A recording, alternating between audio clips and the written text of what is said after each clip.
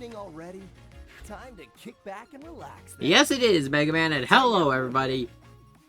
Last time we finally beat Battle Number 5 Team Colonel. And with that, that brings us to the final game for this entire saga. Mega Man Battle Network 6, Beast Greiger.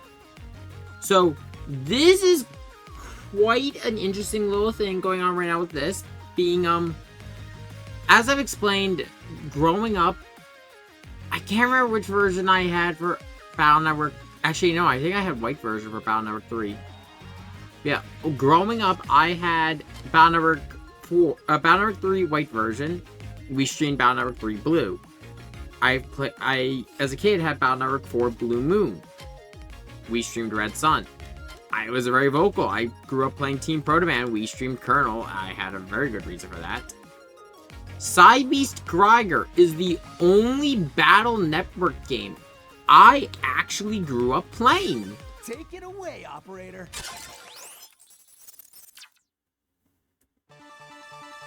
And it honestly is my favorite. Beast Greiger is probably one of my favorite games in this franchise. It's a shame it's its last. But we'll talk about my favorite mechanics as we go. With that, got an introduction from Lan Hikari.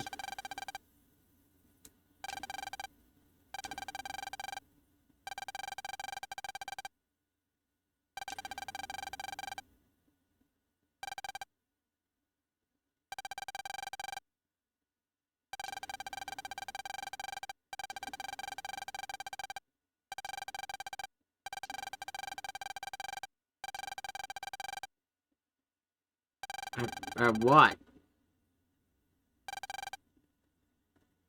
Lan, what do you have to say?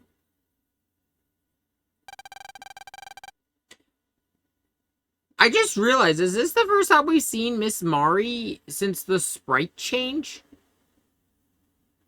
She's not in Battle Network 5 because school gets canceled due to the Nebula incidents.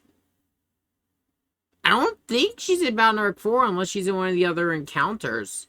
Yeah, no, fuck it. This is the first time I think we've seen her.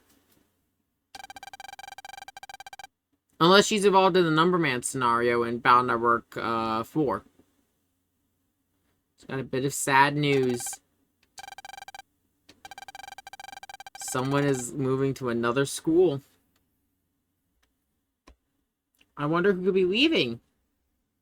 Is it Dex again?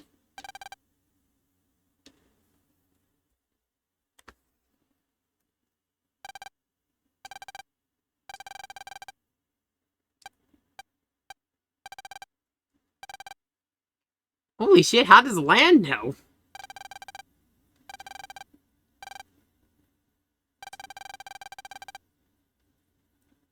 Yep. The one who is leaving is Lan Hikari.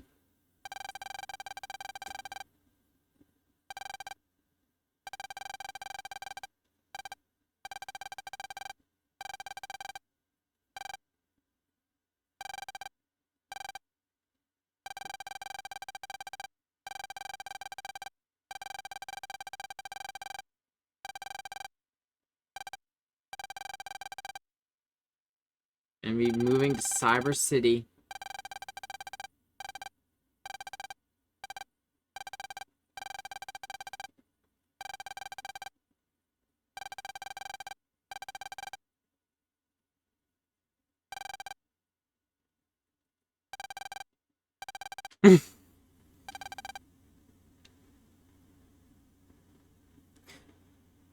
So yeah, unlike every other game,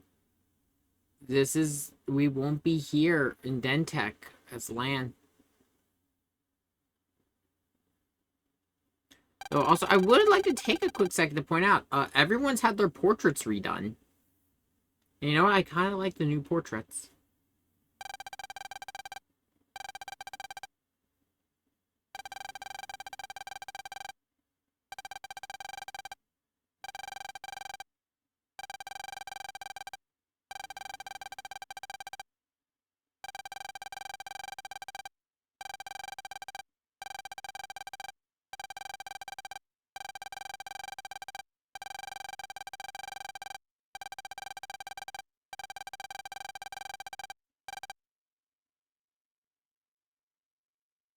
So there's no Land's family has no plans to come back.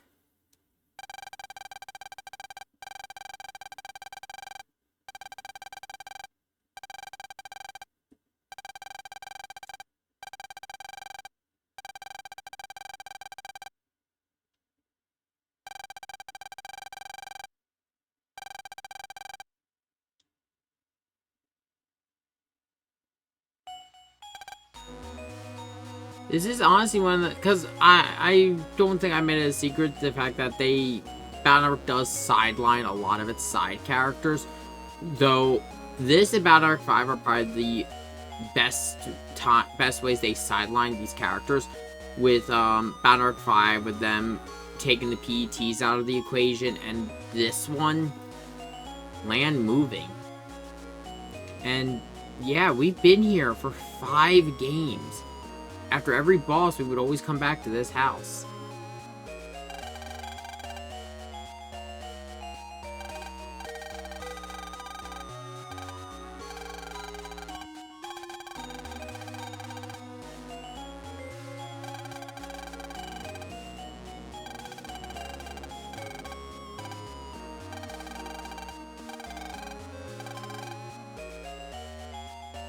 Oh.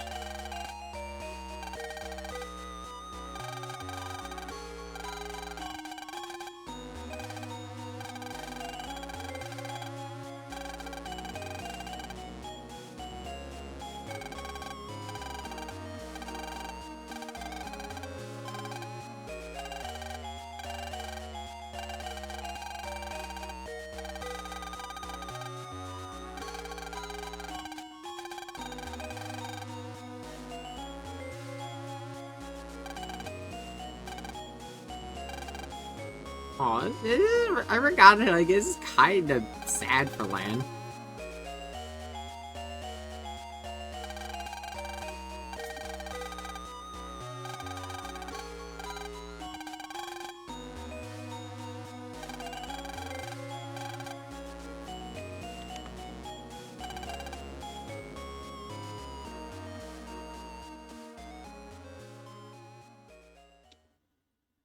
Well, Yai, Dex, and Melu haven't been really story relevant in a while. They're still Lan's friends. We still spend a lot of time with them. We're in Central Town, the heart of Cyber City.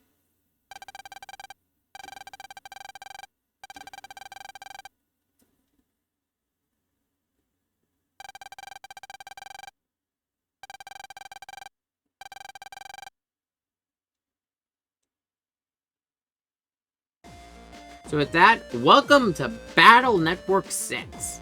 So first things first, we got Lan's new room.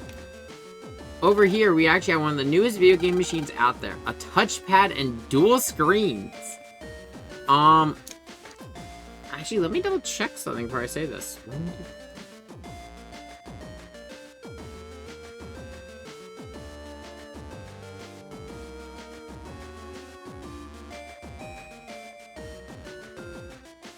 I want to double check the my time frames on this.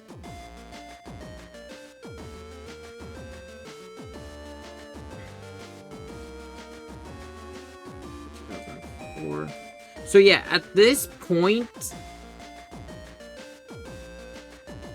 the DS was already a thing. It had existed for a year. Battle Network 6, if I'm correct, was in development beforehand, and you know what?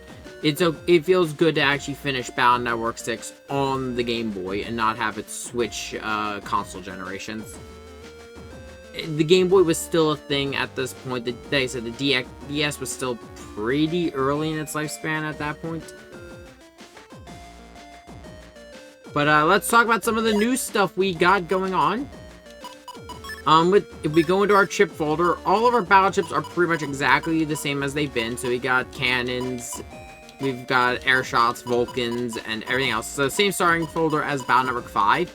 But there's a couple differences though. Instead of having panel outs, which just remove panels, we now have crack shots. I'll talk about how they work later.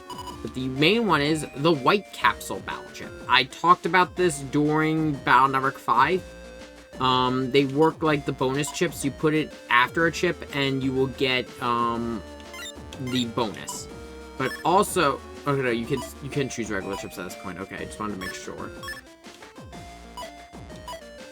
The other thing is, as per usual, let's check out the patch cards.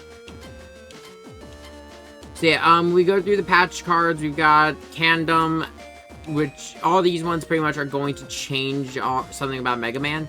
So like for this one, we'll cut Megaman's HP by 40, but he'll naturally have attack +1, so you'll always deal 2 damage. And your charge shot will become Mega Cannon. So yeah, these are... You can go through all of them and see if any catch your interest, if you're going to run any. I, of course, am not, but hey, we even got Numberman, Iceman, Skullman, Shadowman, Cutman, Nightman, Toadman, Magnetman. I didn't get to talk about Planet Man. He's one of the secret bosses. Beastman, Desert Man, Japan Man. I believe he's also known as Yamato Man. But I might be getting my navies mixed up. Video Man, Burn Man. A couple of these are from... These two are from Battle Network 4. That's... I know, we met Burn Man. We just never met Video Man. Starman, who's actually from Network Transmission. Though I believe also makes an appearance in Real Operation 4.5. We got Blizzard Man, Larkman, and we got some new navies. We'll talk about later. And this is just the second set of those. Also includes, let's see here. We got Mistman and Bowlman. Darkman, Topman, Kendo Man. The man who tried to freeze the entire planet.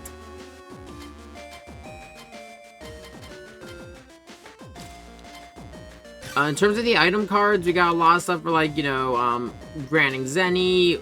Meilu's card actually got a really good improvement compared to its Battle Network 5 counterpart. You get all the roll battle chips. Gutsman, Dex gives you a 500, an HP plus 500 green. 4 full energy sub chips from Chaozu. From Yai, you get Meteor, Guardian, and Full Cust. So there's a couple really good ones this go around. These I actually will be acting because we do need... These will be important later.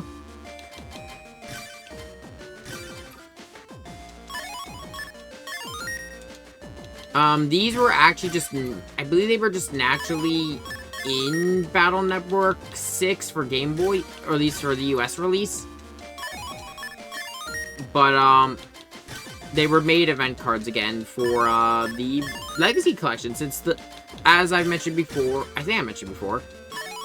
But, yeah, Battle Network Legacy Collection does use the Japanese versions of these games. So that's why these are back to being patch cards.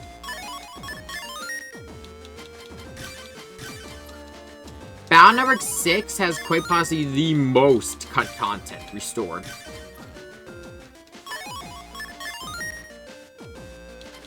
We go into the download chips. We got 2 special chips. Well, I won't be using them. I just figured I'd mention them.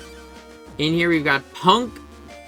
These are special cards. They will, change Mega Man in some way, shape, or form. So we got Punk, who is the special navi from Battle Network 3. Dark Mega Man. That gives an attack plus 3. The Swamp Buster. His charge shot becomes Dark Saber. But you will have an HP bug and an emotion window bug. Soul Battler. I really don't know what the fuck's going on here. Mr. Famous. Base. Django. The Count.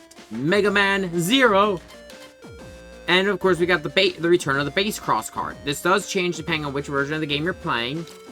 But you do not get Base Cross. Like, you don't get the full appearance change.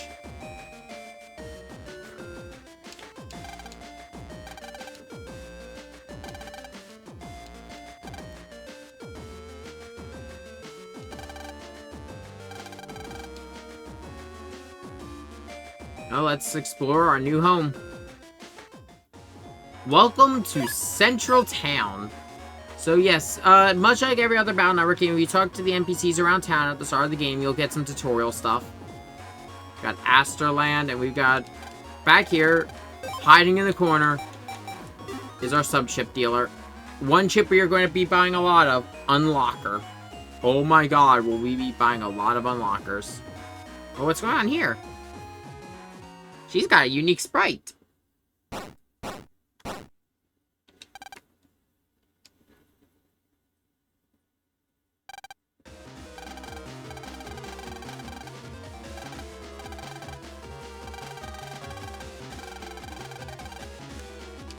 But for the first time in this game, let's say it.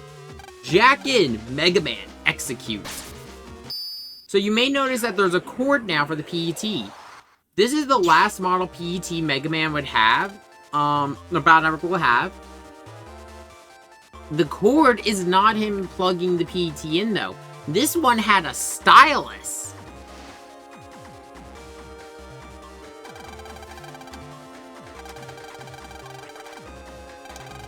Here we go.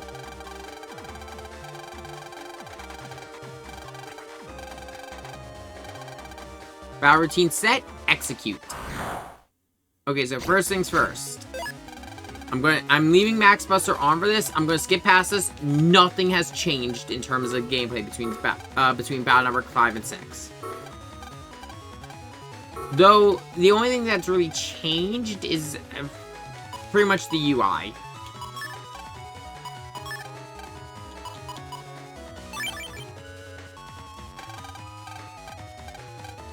Yeah, everything else behaves exactly the same. Counterattacks, you know, you could choose multiples of the same type of chip or matching up the letters.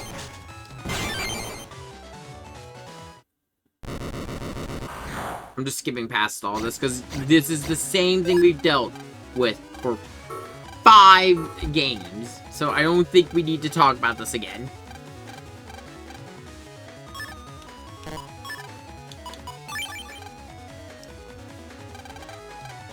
I think Mega Man sprites, like, a couple of the sprites have been redone for this game.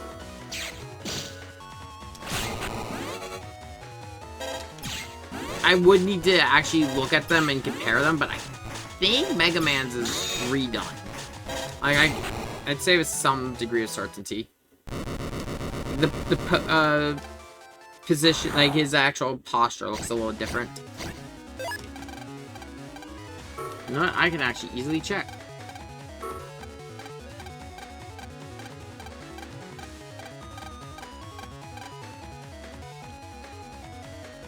Let me see. I'm just loading up the Battle Network 5 stream on my phone.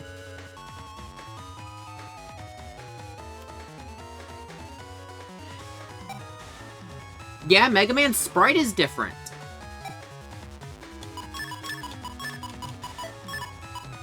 For one thing, his one arm is in a different position than it was in Battle Network 4 and 5.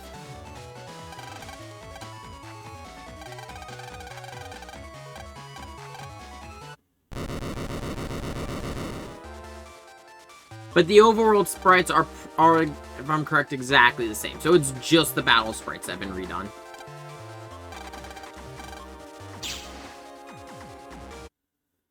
Let's see.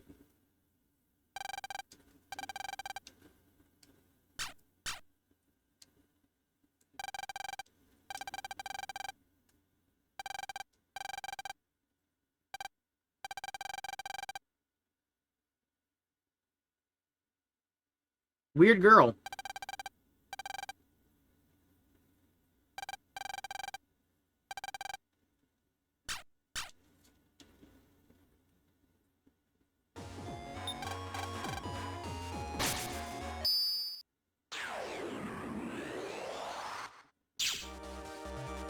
I want to double check that there's no mystery data here.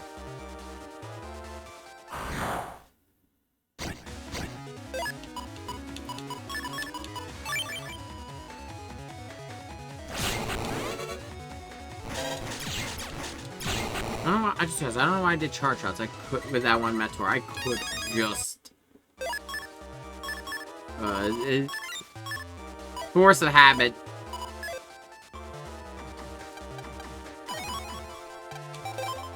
Okay, there's some good starting cash. Oh, right, we do have to... I guess we do have to talk to everyone.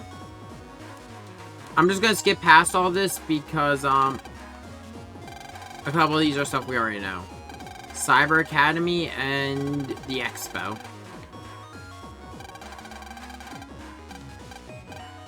A lot of these I can just skip by, but some of them give you some information about the town.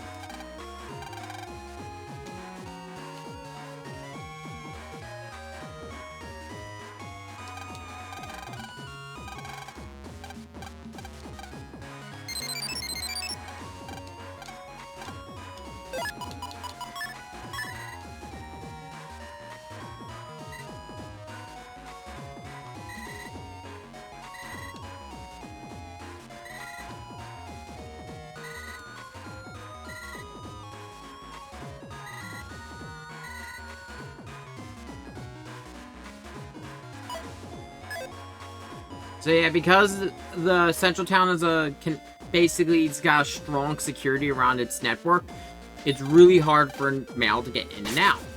So if we're getting, if it's someone in central town, that's easy. That's how we got mail from Lan's father. But if it's, say, from Meilu, Dex, Yai, we're gonna have to check this mailbox. There's no mail right now, but we'll check it later. As you can see, there's also 4 indents for something that will come up later. Welcome to Central Area 1.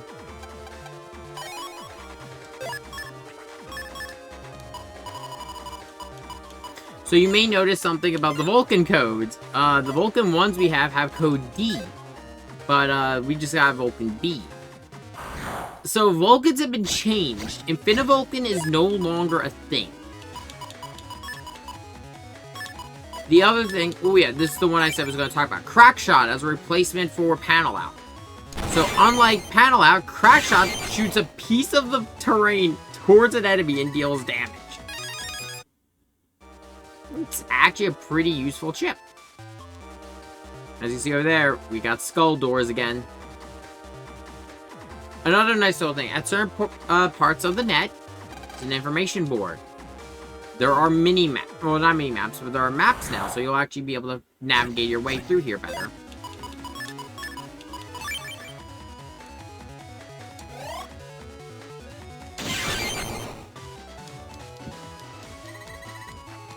There's a lot of new stuff to go over. We also have net cafes, which will always have a sub-chip merchant, and you can buy some coffee.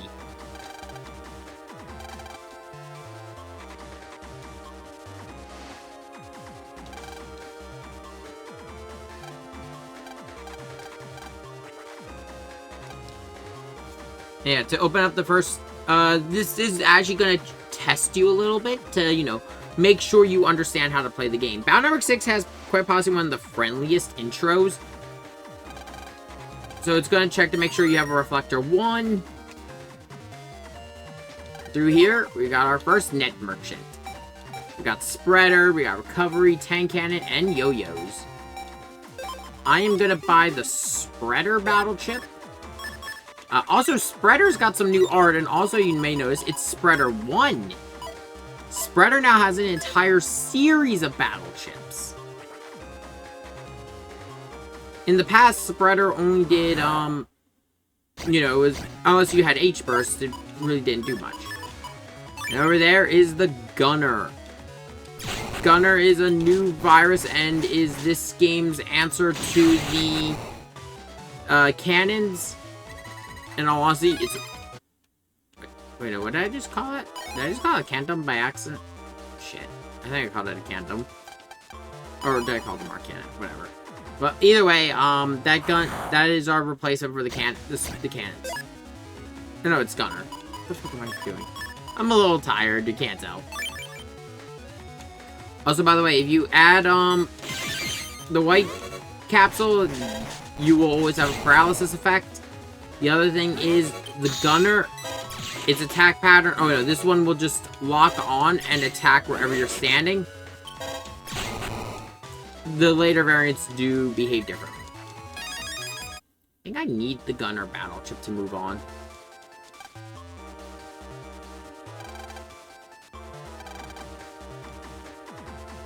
So yeah, there's a lot of stuff here that's going to require, like, we're going to need to find a lot of items, meet a lot of requirements, all to move on to the next area.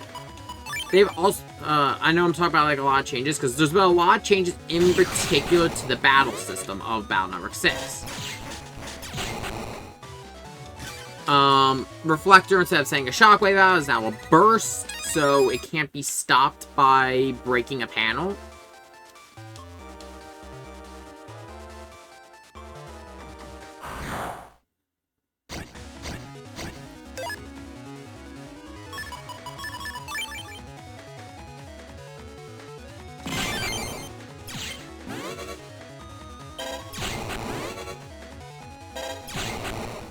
Come on, give me your battle chip. God damn it. I'm probably going to end up using all of the Zenny patch cards just because I am going to be spending a lot of money on unlockers.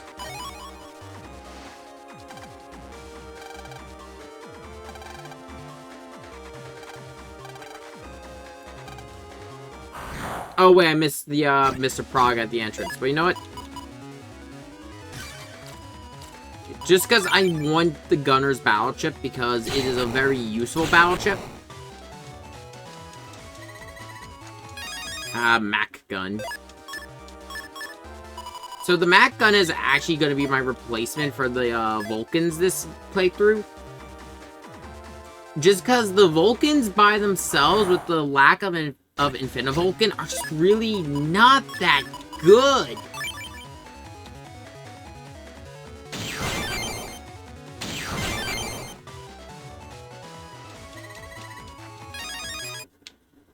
There's some also, like I said, there are some other changes that have happened, but we'll talk about them as they come up.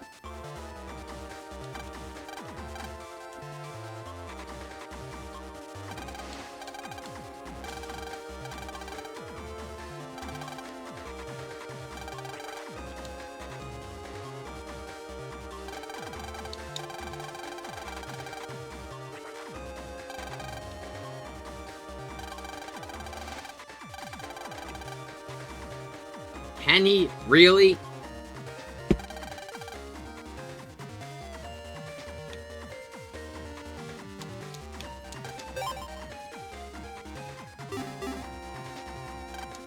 Let me see, actually. Get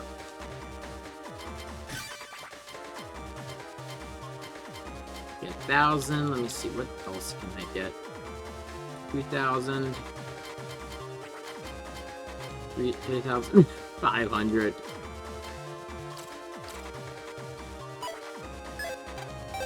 Now I'll hold off on those for now.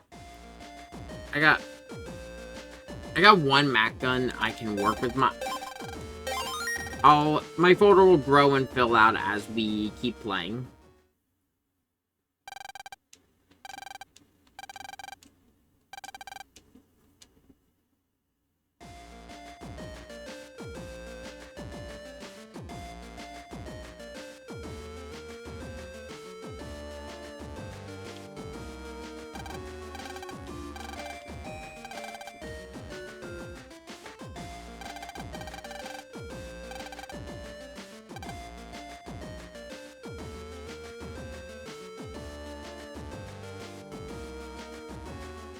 Let's go check out our new school.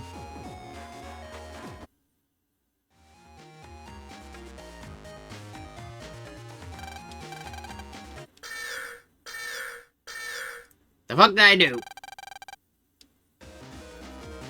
Hey, there's an intruder? Who do I have to net bat? Wait. Oh, wait, am I the intruder?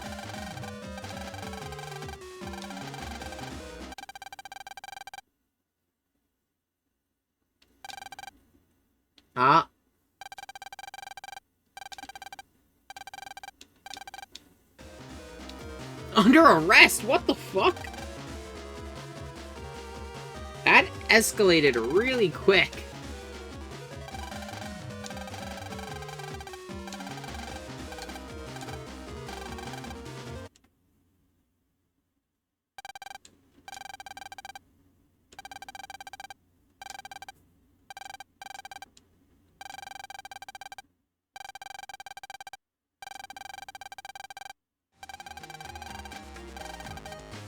The fuck?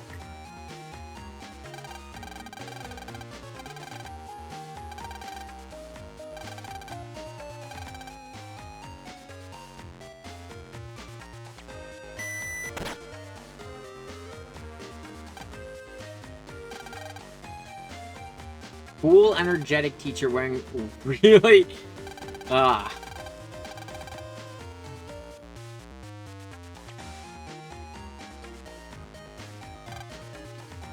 Yep, what a school.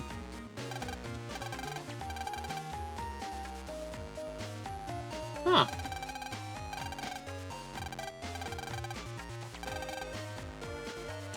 Even Megaman doesn't know what it is. But Megaman, you're supposed to be our exposition dump. How do you not know what it is?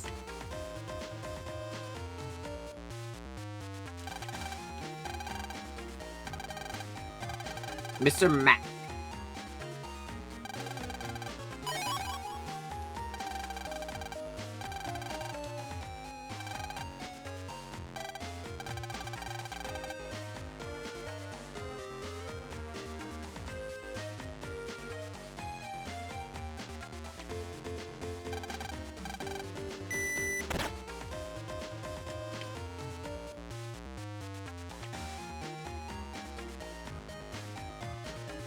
Huh.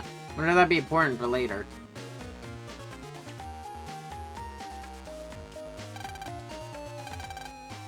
Oh, really?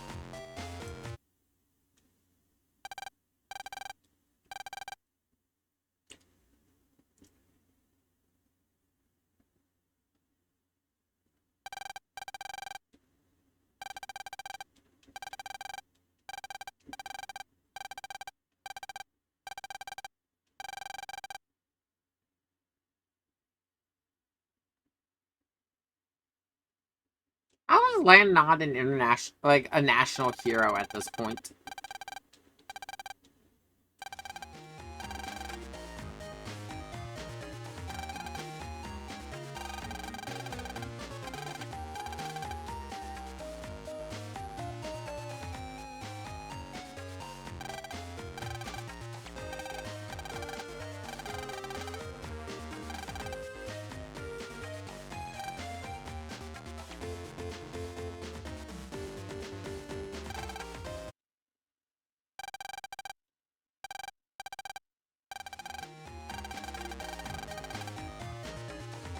Lan, you've been through enough shit to know that's... It could just be him being a smartass. Or just being a... Like you say, he's a grumpy guy.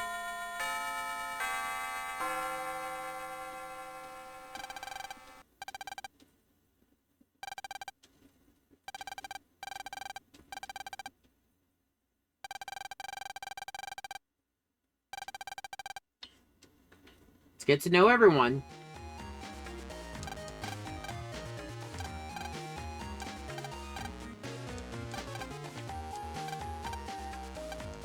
I'm just checking everything to see, because sometimes you could find battle chips.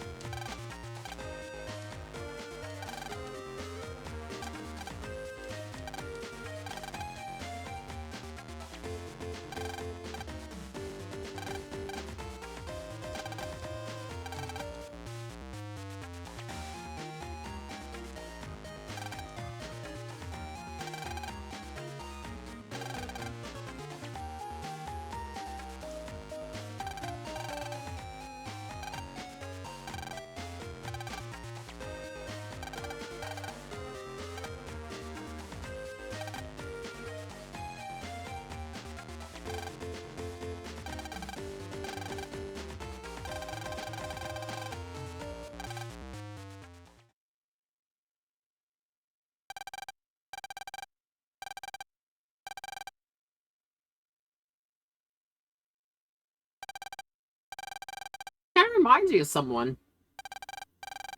I just don't know who.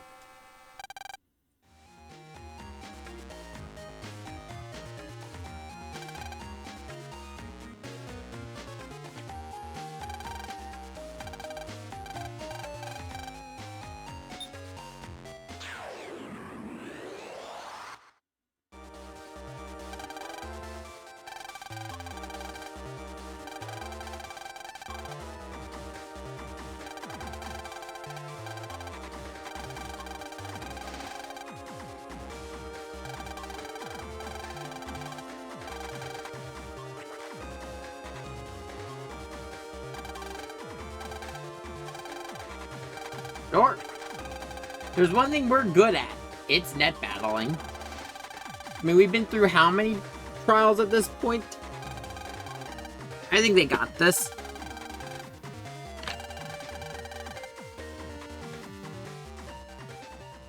If it's a virus at my level, shouldn't it be something on par with Nebula Gray? That's not a Mentor.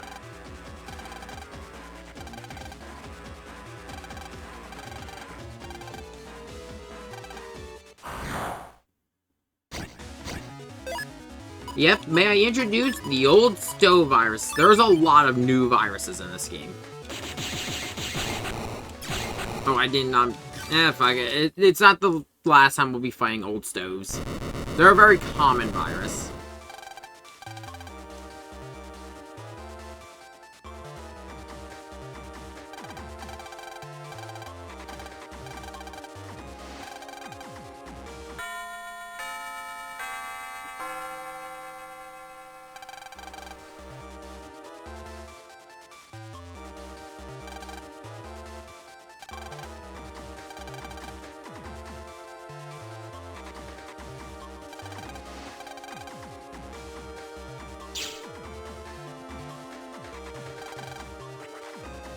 So, yep.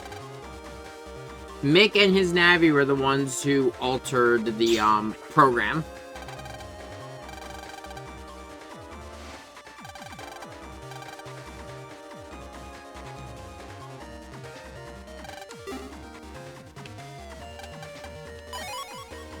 Ooh, a free... You know what? That's not a bad chip to have, in the, especially as an asterisk chip in this version. It's not as useful in Cyber Beast Falzar, but it is very useful in Greiger.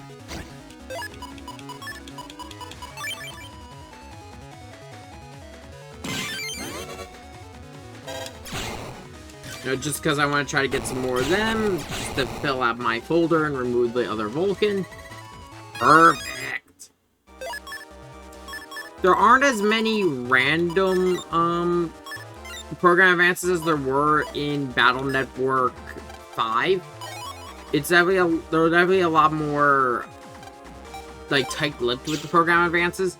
There's still your standards. I believe there's still High Burst. There is definitely Giga Cannon, and there's also Life Sword. Giga Cannon has actually gone through a change.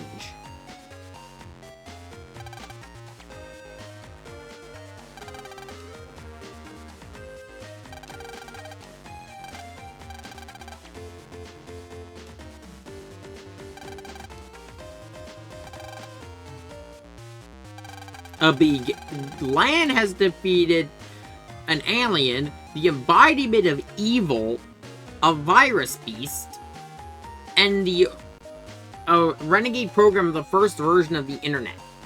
I don't think he's a beginner.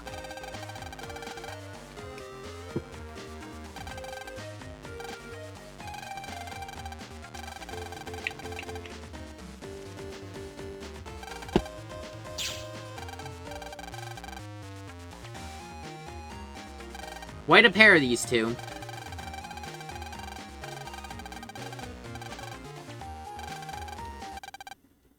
Uh-oh.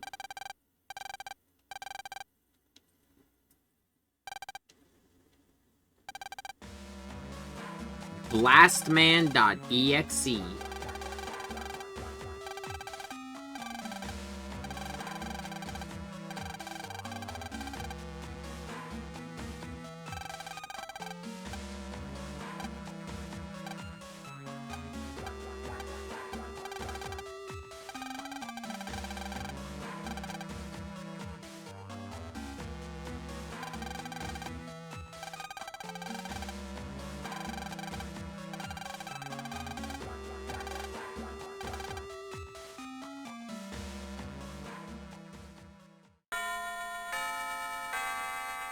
Day 1, and we already have our first problem.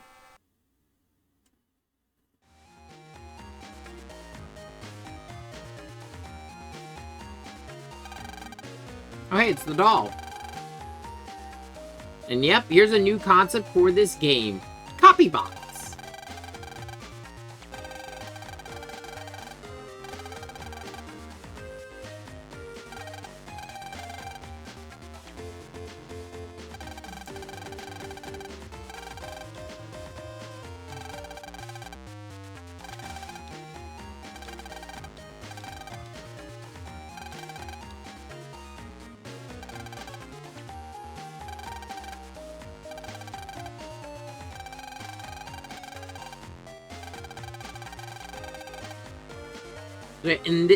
So yeah, as he said, each area of this area is doing different research. This one's the central town is next-gen net society, including how to better integrate dead navies into society. Hence, copy bots.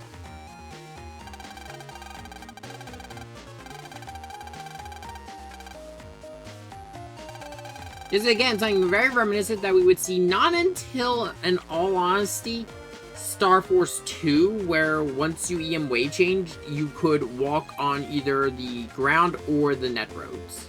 Well, the EM roads. I will go more into that if we do get a Legacy Collection for Star Force. Understandably, after Battle Network 6, we're going to be taking a... I might do more Mega Man content, but I'm going to take a step back.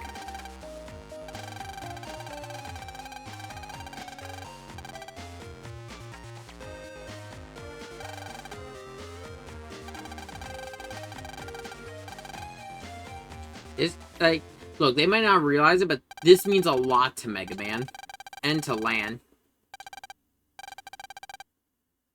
The closest Mega Man has ever been to the real world was the Vision Burst.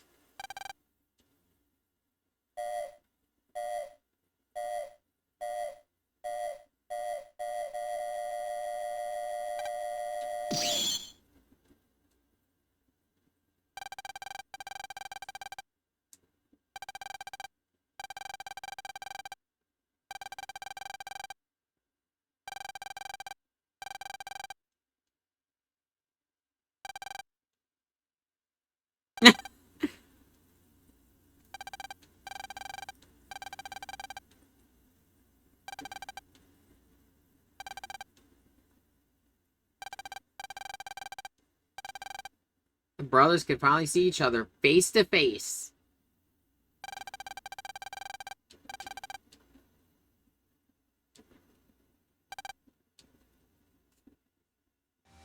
Yeah, it's kind of crazy, but Mega Man now finally able to walk around in the real world.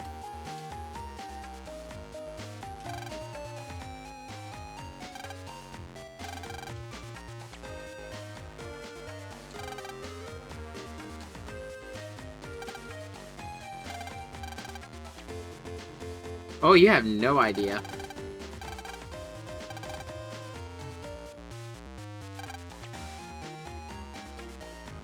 Girl, you have no idea! Reminder to people, Mega Man is Lan's twin. And yeah, this is a lot for Mega Man.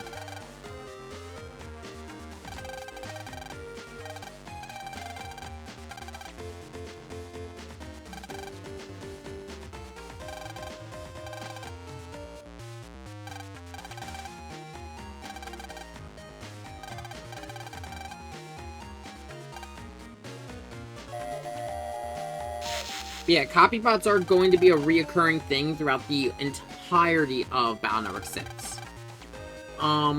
They actually serve a different role in the Battle Network anime.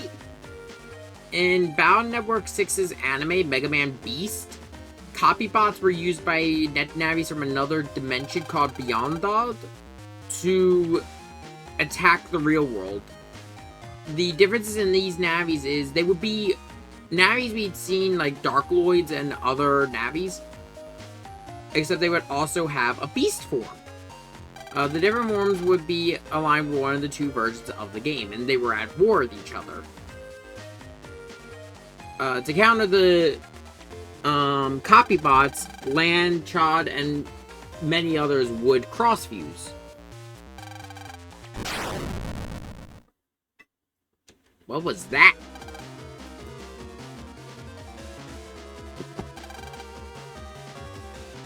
That security bot?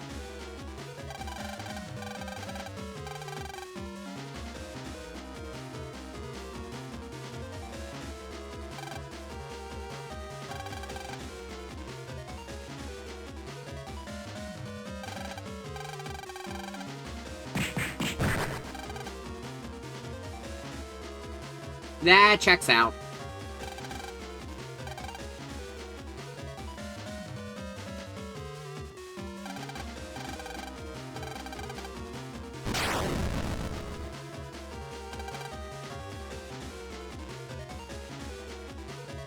I mean, okay, we just gotta move quickly.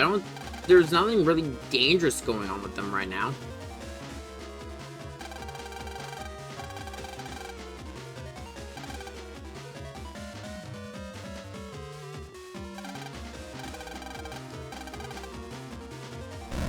And of course, we're starting with fire.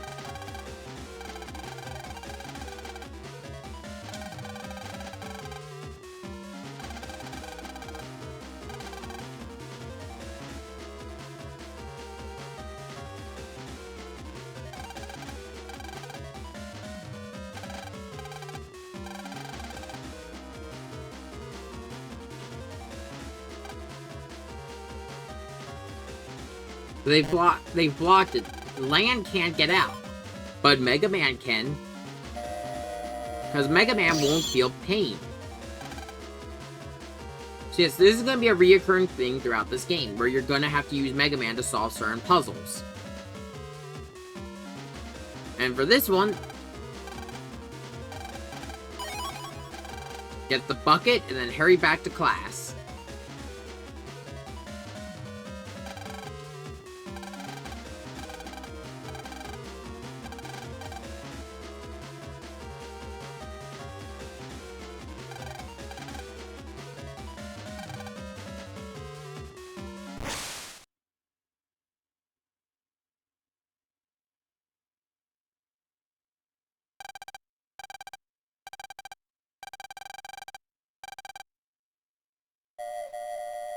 Well, Mega Man can't be much help in the real world anymore, but still.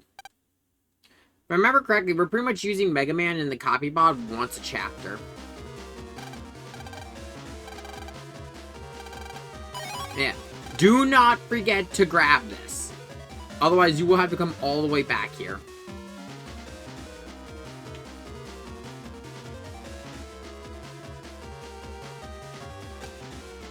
Yeah, none of the security bots are gonna fight Lan or try to stop them.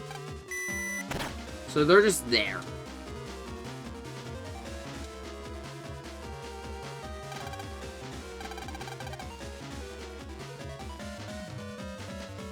Uh-oh.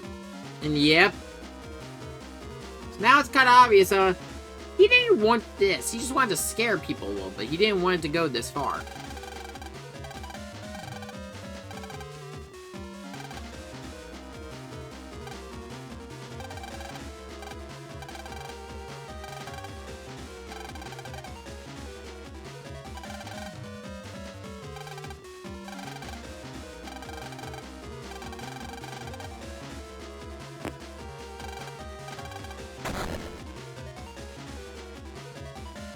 Well, great.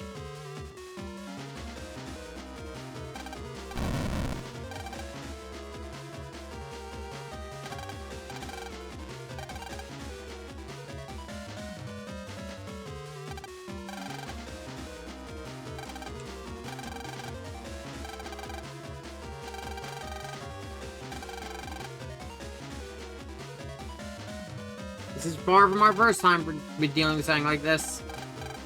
It's very reminiscent of Mr. Match back in the day.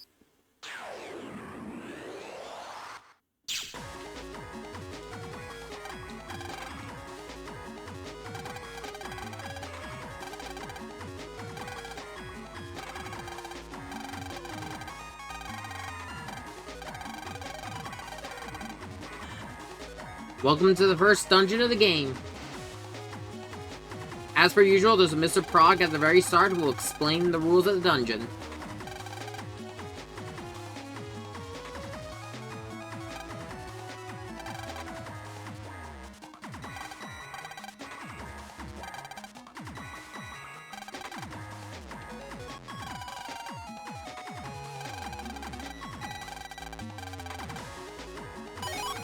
Now we got the water data.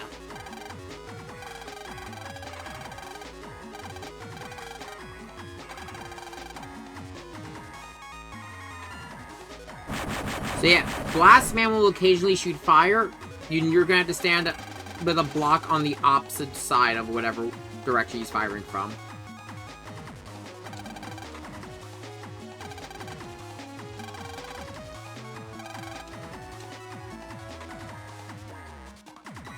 Pretty simple first dungeon, as per usual.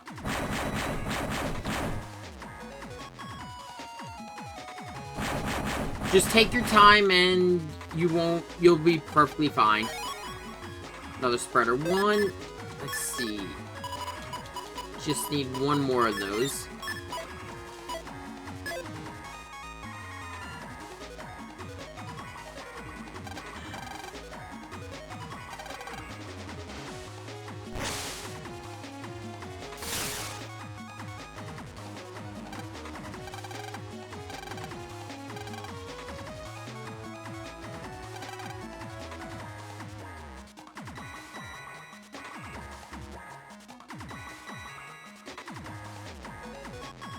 So just keep an eye on the fire.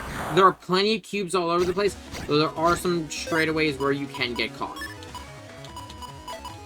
Also, yes, the return of Champy viruses. They work exactly like they did in Battle and every other previous Battle Network title. I do recommend grinding some fire chips, though. You're going to want a lot of them. Grant, this is a disclaimer only for Greiger. If you are a Falzar player, only grind them if you want them. I'm gonna pause really quick to talk about some of the more important, like in terms of the elements, the ones I would recommend grinding for each version. For Greiger players, I'd recommend fire, electricity, cursor, and sword. Falzar is water, wind, break, and I'm trying to remember here. Wind. Oh, and wood. I'll talk about why at a later point.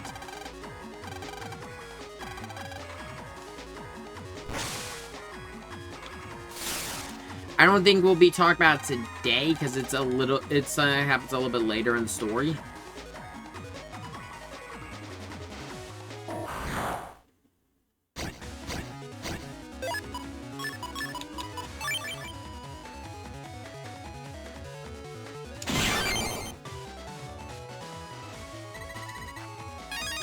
Ah, yes, fire hit. A chip I really did not use in the last one, but we'll be seeing a lot of use in this one.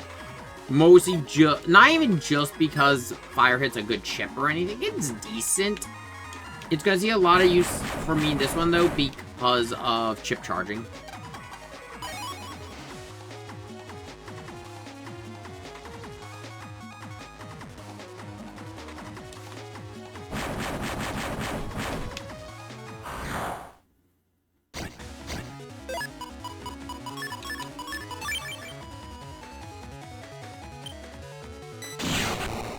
I lost my, full synchro, but that doesn't matter. Another fire hit.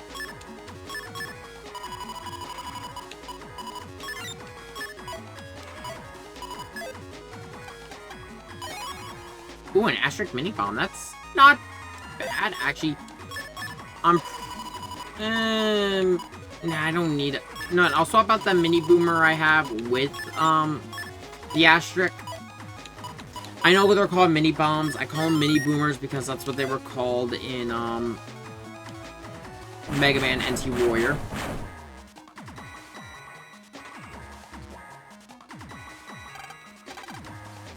Burn! Burn! Burn to the ground! Burn to the ground! Anyone who doesn't get that one. Who knows? Maybe I'll cover the full X series. I had that Legacy collection. I bought it multiple times for every console I owned. For those unaware, I have the Mega Man X Legacy Collection on my Xbox, my Switch, and my PC.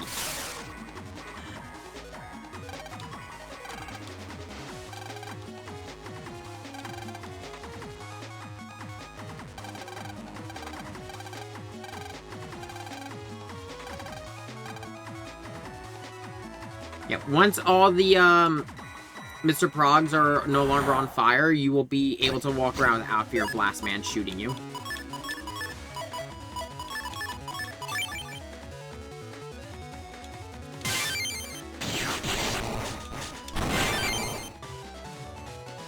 I could have worked that a little bit better.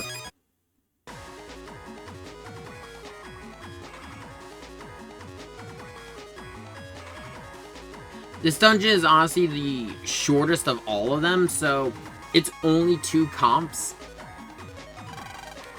I'll be honest, the dungeons of Battle Network 6 are nowhere near as long as the other titles. Though they're a lot more focused on their gimmicks.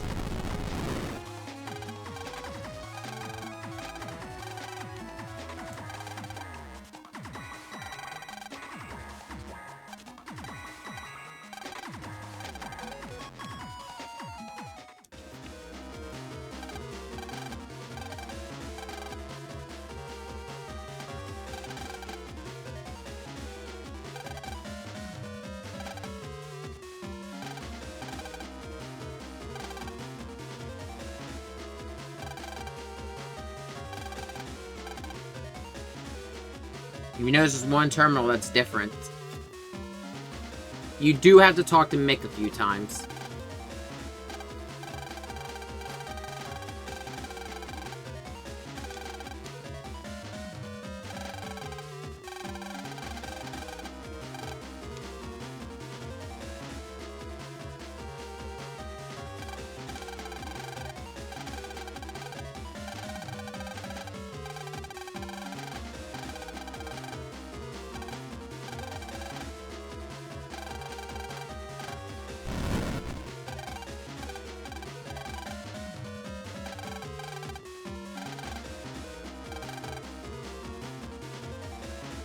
How is it that the terminal caught on fire and his ass got caught on fire?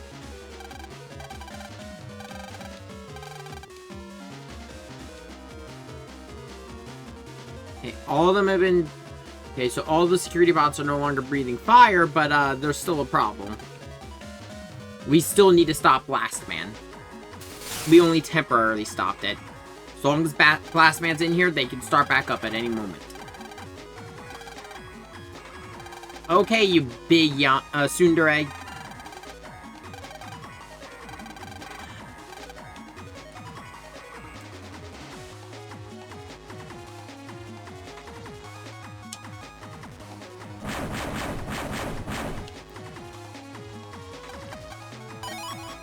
Ooh!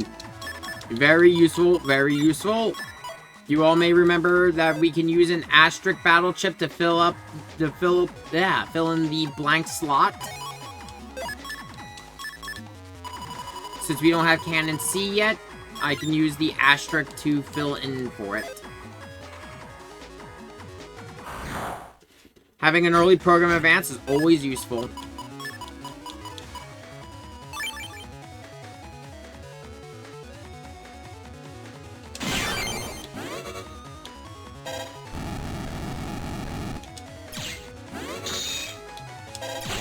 Gonna do one battle with the old stove here without it. Damn, I really want...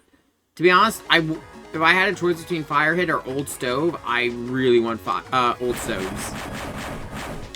Old Stove's battleship is actually really good for fire users. Really is mind over matter.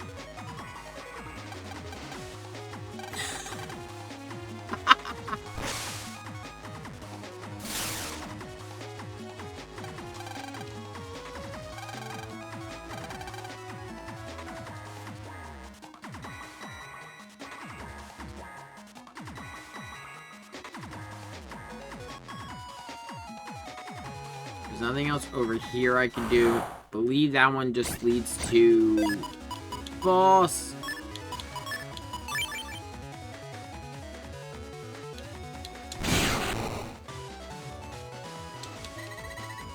Perfect. Fire burn 1.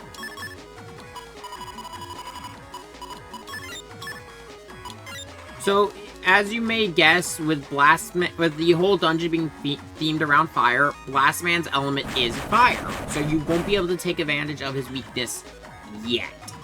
Of course, I say that because it's Megaman. There's going to be rematches. This isn't the last time we're going to be seeing them. Those are the ghost navies and so on and so forth.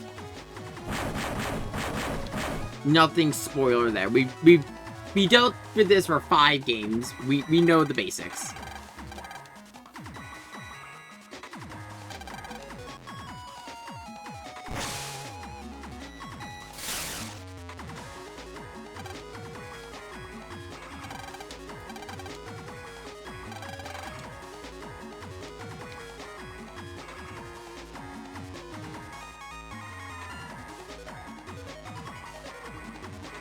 If I'm gonna be honest,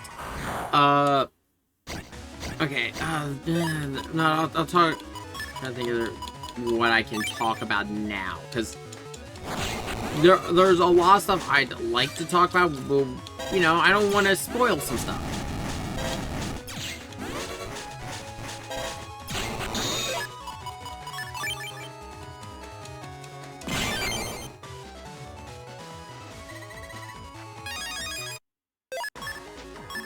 As we go, as we get more, I'm probably going to be swapping out the fire hits with fire burns.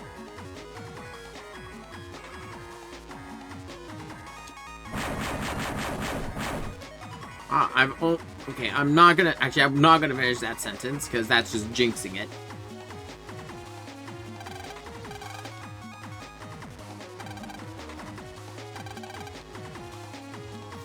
I have a little bit more faith. Mega Man's here. Mega Man will be your new god.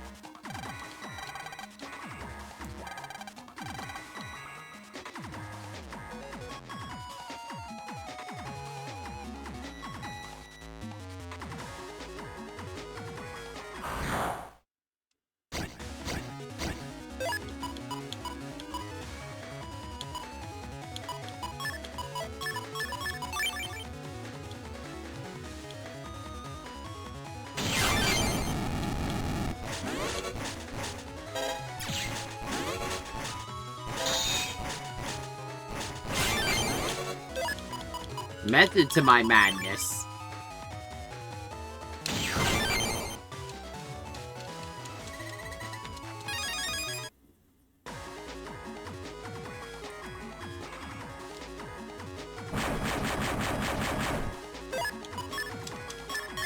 Thing to note, when the embers are on screen, you actually cannot save. Actually, you can't even pause in general. Ooh, regular memory up. Ooh, that was a little close.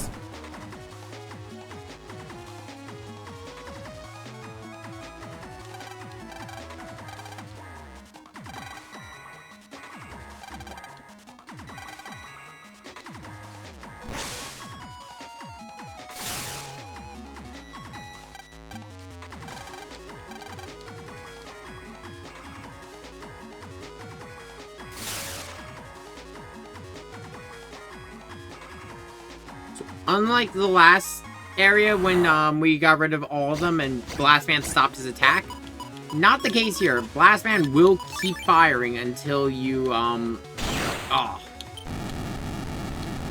You know what? It was worth a try.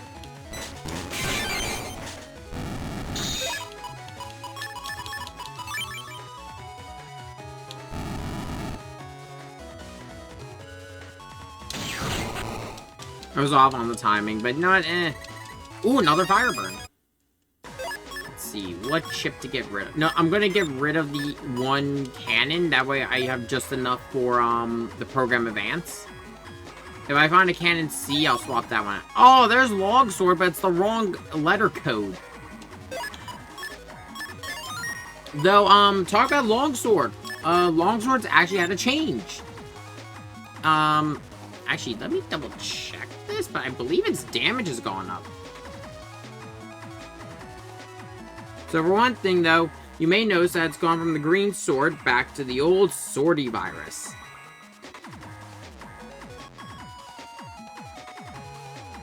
And double checking its damage.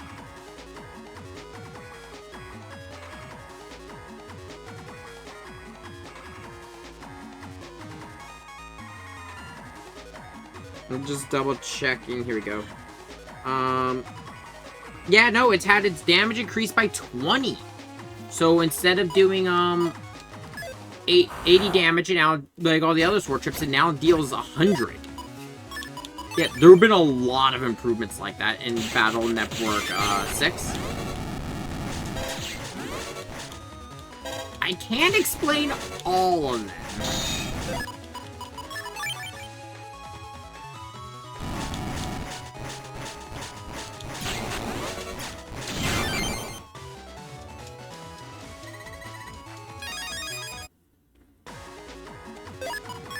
Okay, let's save.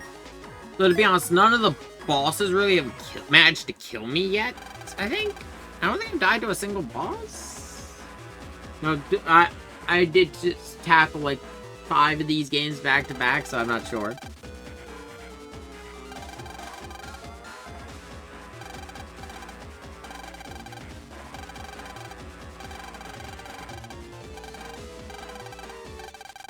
Battle routine set, execute.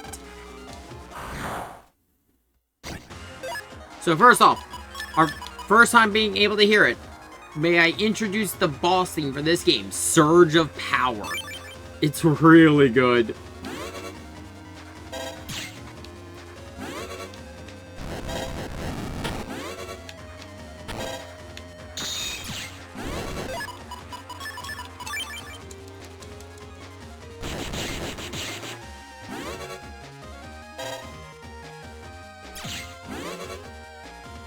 Last man will bounce around the board, send those shots at you, but also if he stops and you see embers coming, hide behind the block in top row.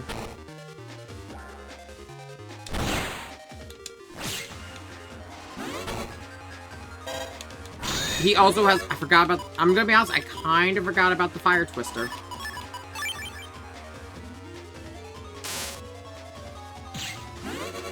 Not the best place to stun him, but...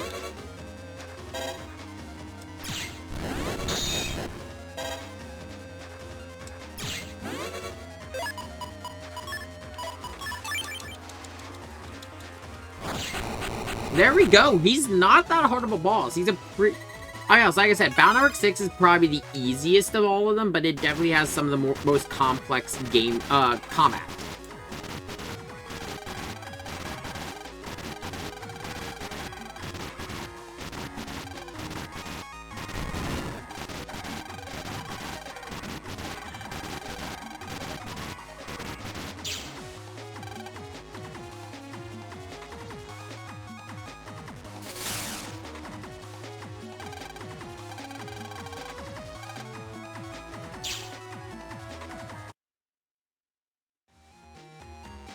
So, first day at school, first incident.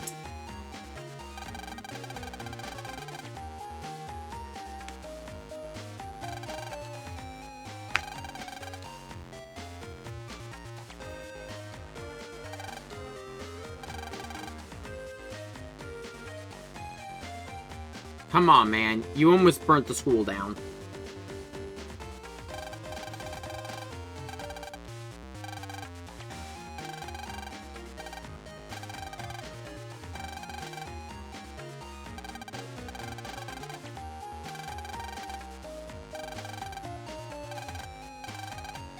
Yep. He's just like Dex.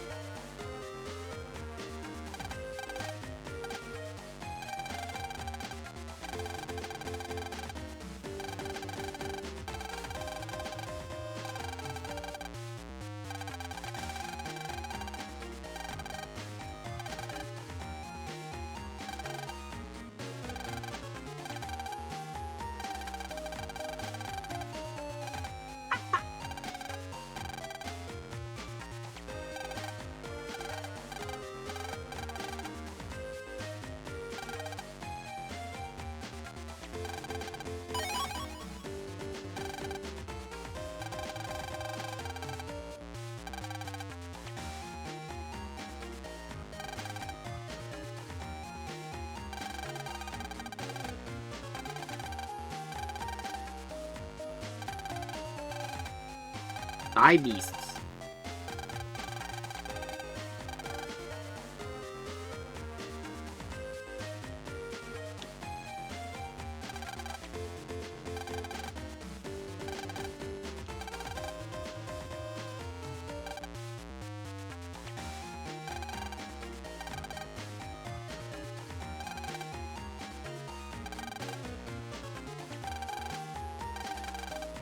So, yep, Tab here actually runs the new replacement for Higsby's Chip Shop, since we don't have AC/DC Town or Dentech City. I always call it Dentech because that's what they call it in the anime. Now let's go check out these statues. Yeah, you can look. If this is a first time playthrough, I do recommend checking it out in your inventory. I know exactly where this is.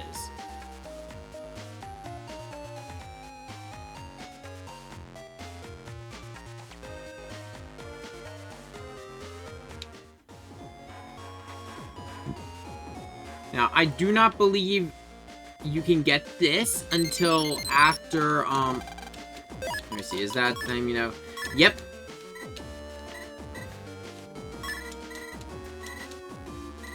Yeah, this is the only thing we will ever, email we will ever get confirming we got mail. Check this one. It is very important. Whenever you walk by the Mr. Prog, it will have new if you have mail. I suggest checking this every time you start a new chapter.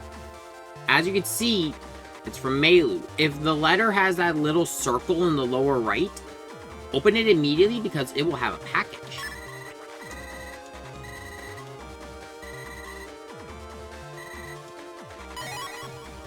Yep, our first Mega Chip.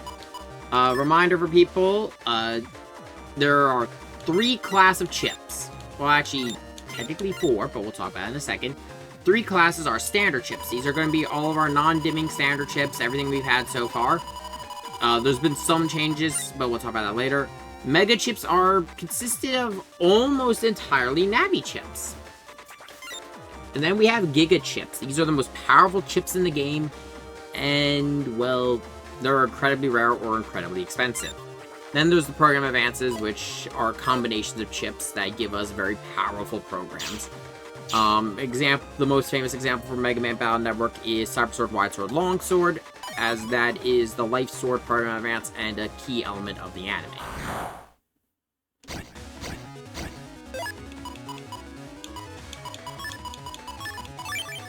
Ooh, mystery data. It's just Mentors. I will just draw Max Buster. Let's see. Ooh, some good Zenny. I think I know him there. Yeah, that's exactly what I thought it was. Because there are 2 things like this, and I kind of just didn't want to mix it up.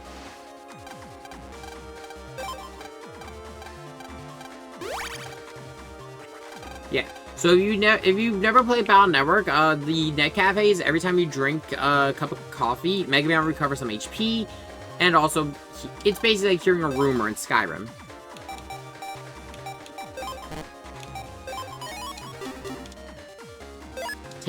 Tank Cannon, to be honest, having Tank Cannon this early is a bit weird. For now, I'm going to drop one of my sword. Ooh, wait, no, I gotta remember to put roll in the folder. I am going to give up one of my recoveries for roll.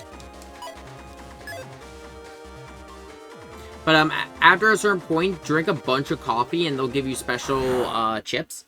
There's one in, I believe, I would like to say it is the 3rd area. You want to do this because the chip he gives you is part of one of the most powerful program advances. It's basically it could basically give you a souped up anti-damage.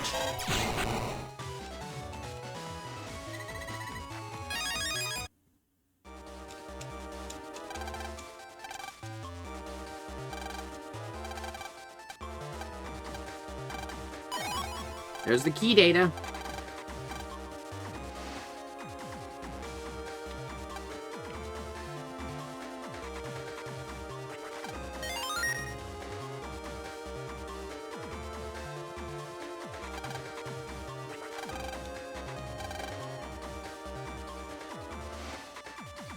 So we have a giant hole. We've not seen anything like this on most areas of the net. This honestly feels like something we'd see on the undernet, but it's just a massive hole.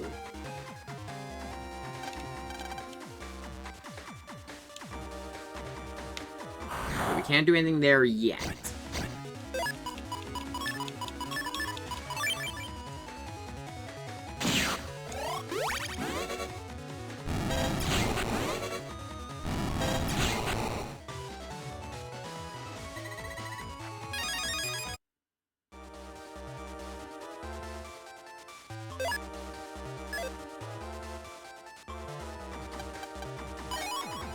Ooh, a height cannon.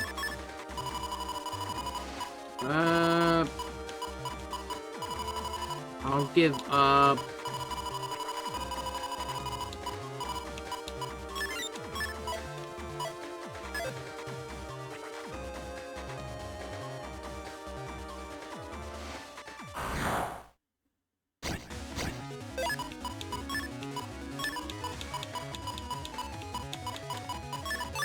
Yeah.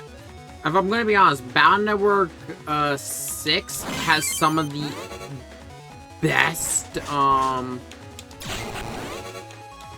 battle chips, or at least for damage in the series.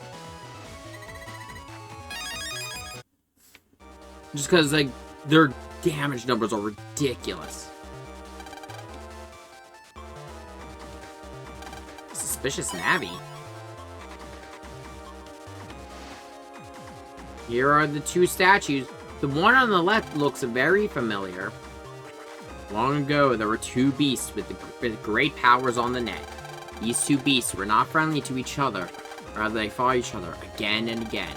They fought fiercely and greatly, changed the face of the net. People feared these two beasts and called them side beasts. One of the side beasts was shaped like a great wolf, Side Beast Greiger. Its roar was enough to cause the whole net to shake, and it devoured many navies with its sharp fangs. The other, Side Beast, was a giant bird, like a beast, Side Beast Falzar. With its huge wings, it scattered objects all over the net, and with its razor-sharp claws, it shredded many programs. This is where the two Side Beasts' reign of terror ended, where they fought each other to the end. A chasm in the area was born from their clash, and the bottom of this pit is known as the Underground. It said that even now, the Side Beasts are sleeping there.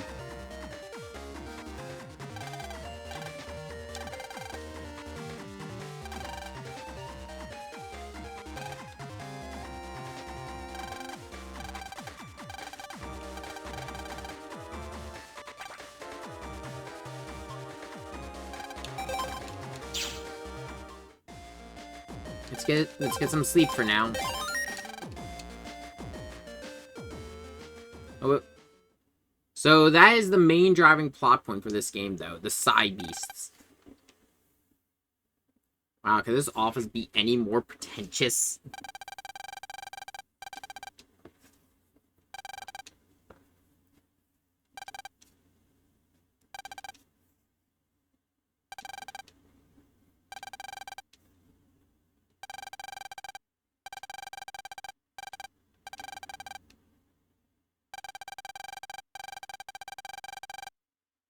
Oh?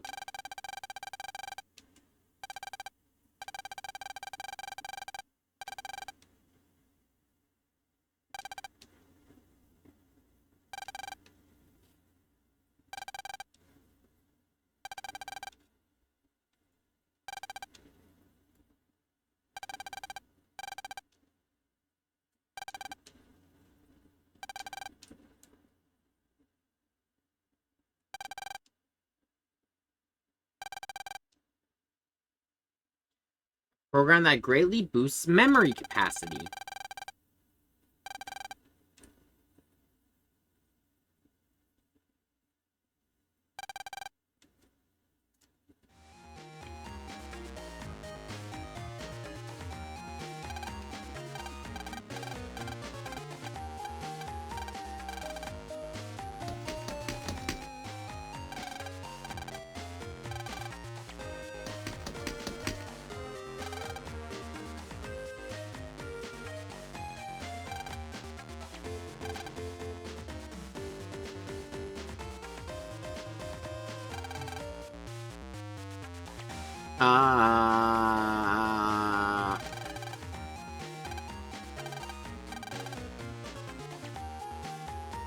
Mick? Does he not know?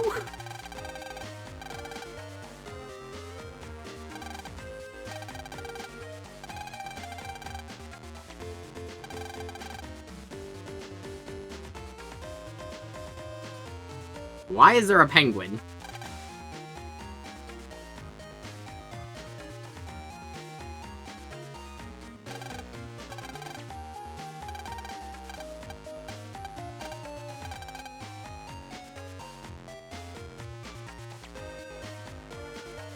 I'm sorry, a what?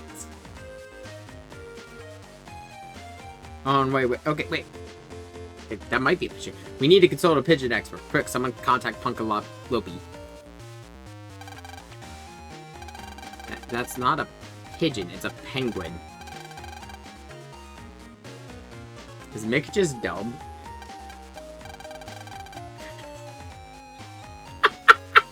I like how he's just like, nope, we're done. We're giving up. Also, I just realized we never changed the border for this game. Let's go with the Greiger border. Actually, no, let's go with the dual side beast border. I like this one.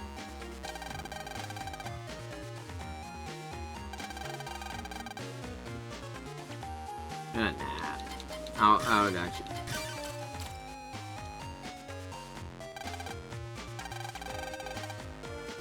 This one's more themed around Greiger.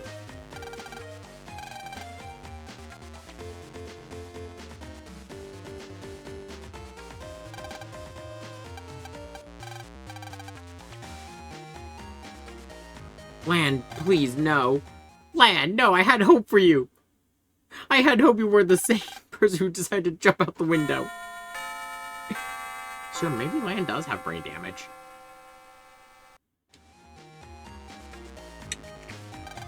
He's done enough acts that I wouldn't be surprised if Lan has some damage.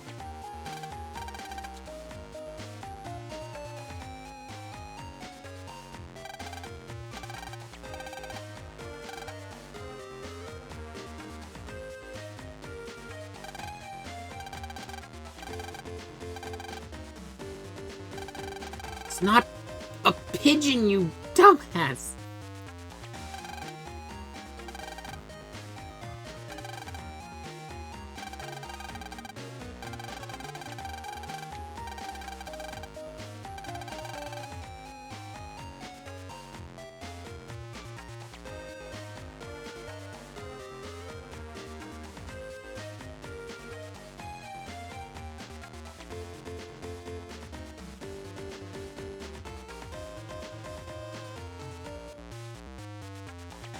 Let's check the teacher's lounge.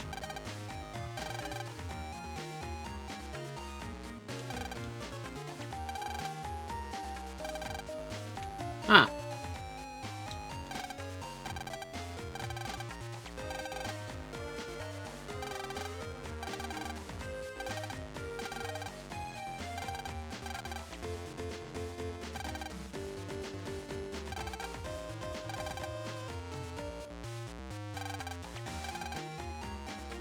Biology teacher's aide.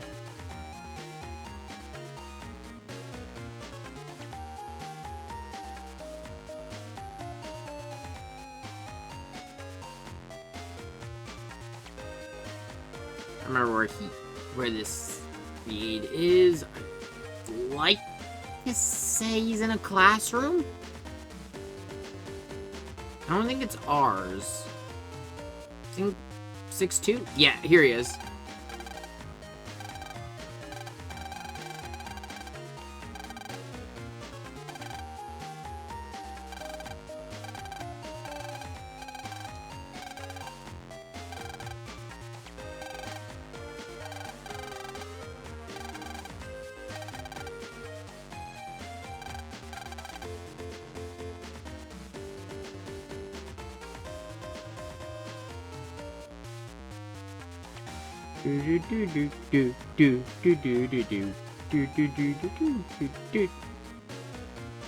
Actually, so fun the whole thing with the song.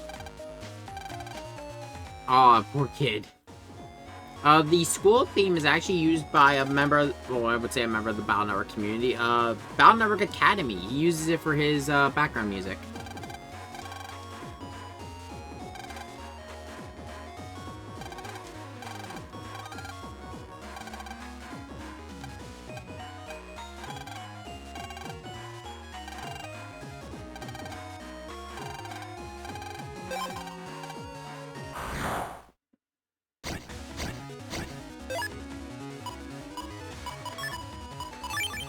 Yep, we got some very familiar viruses here, as well as some new ones.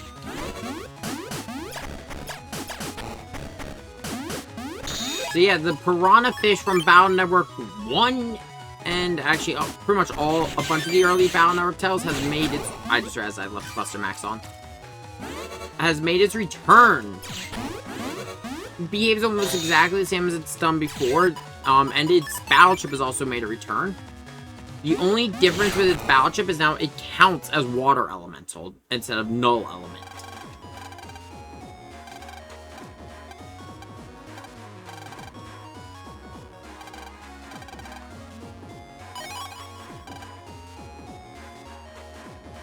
How the hell did you... someone could have sent an email.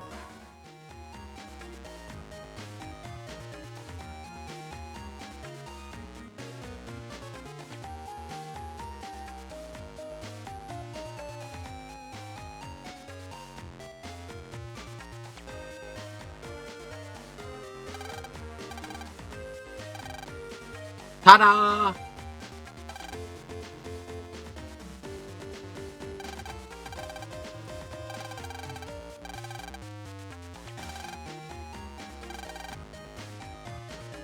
That is true.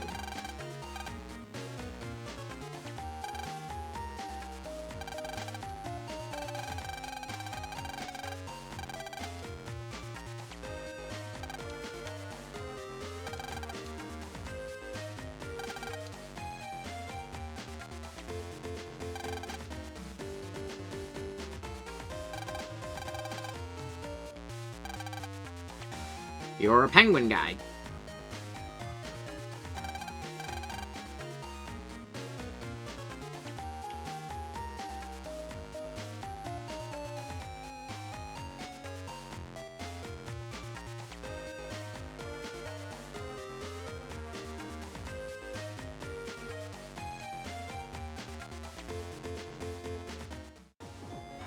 We're going to be doing a little bit of running around this time.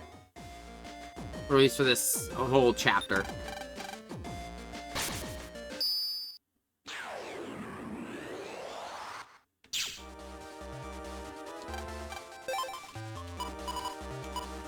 Yeah, we got a lot of messages. So from Miss Mari.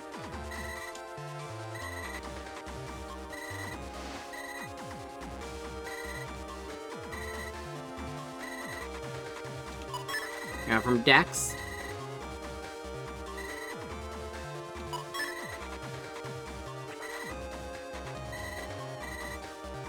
Yes, we have been. Well, we haven't used it yet, but we will be. Roll is always a good ship.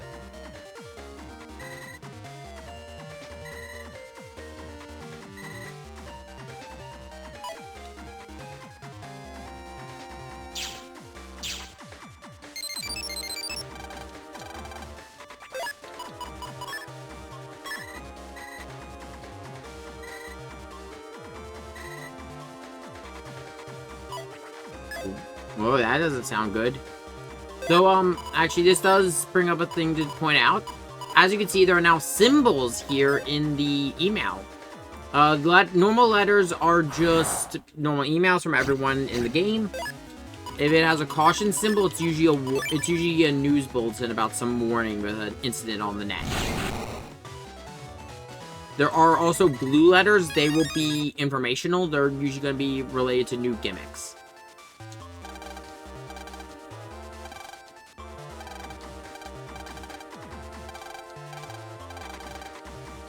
Yeah, he seems to be panicking, but you know what? He won't tell us. You do need to talk to him before you can move on. Take note of that Navi. He's going to be a source of a headache. Also, over there, as you can see, there's a new type of Navi. That is this game's versions of heal Navis. Though, because of Megaman Battle Network Chrono X, I tend to call them Punk Navis now. Actually, that's a good question. Don't worry. We'll cover that later.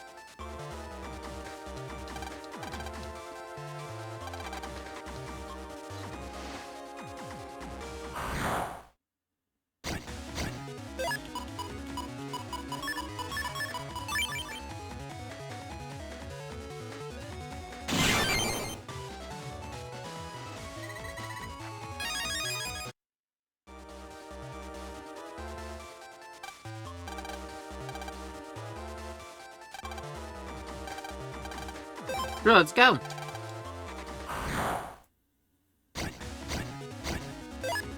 Also, okay, so I gotta talk about them. So you notice we got the Shooter and a Meteor 2. Not a Meteor EX. Meteor 2. Unlike the previous games, level 2 battle chips are available from the get-go without beating the game.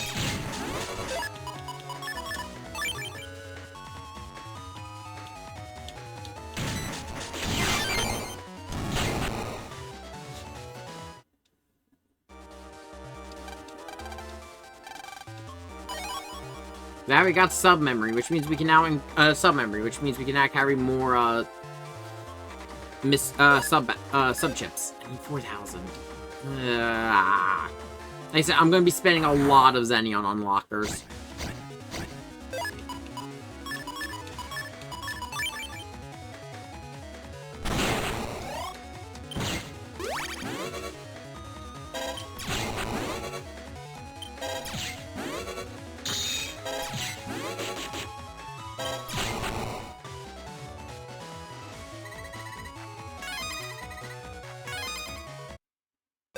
Actually, you know what? Let's see.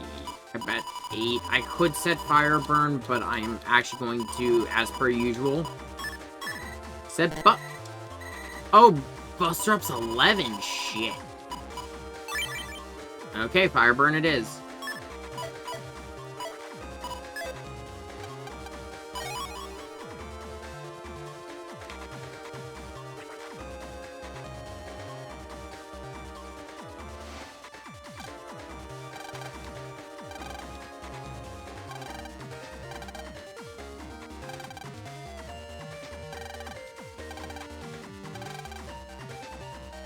Well, we're gonna have to.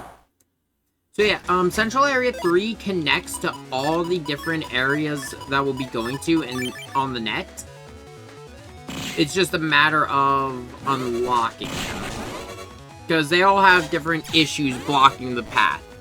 As you saw, the one I almost went by, when we first came to Central Area, requires an area pass. There's a cloud blocking one, and earlier we saw one that's blocked by a tree. These are all going to be things that we're going to be able to get around. There's also different, you don't see them in Central Area, but in all the other areas there's some paths blocked off. So we're going to need to find ways to get around them as we play. There's one other really interesting gimmick of Battle Network 6, but we can't do it yet. It won't be a thing until next chapter.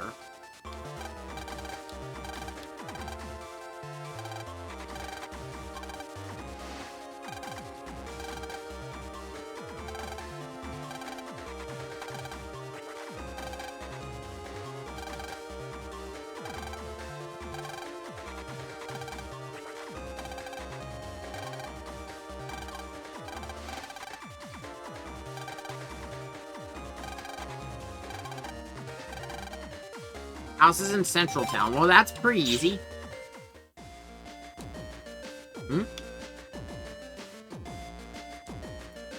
Yep.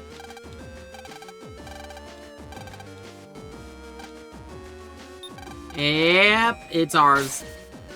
I mean, it makes sense. This is the only house in Central Town land could go into. And yep, it's just a mentor with a plunger on its head.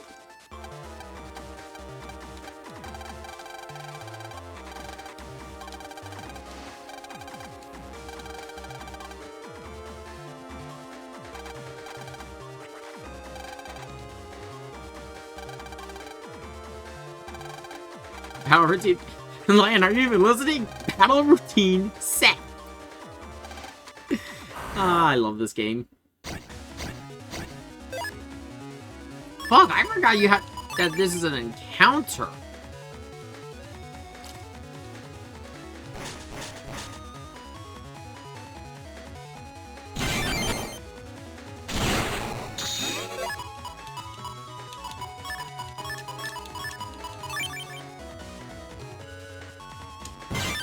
So yeah, this is our first encounter with all three types of Metors. Meteor 1, the yellow Metors will drop Reflector 1, reds will drop Reflector 2, and blues will drop Reflector 3. Due to the...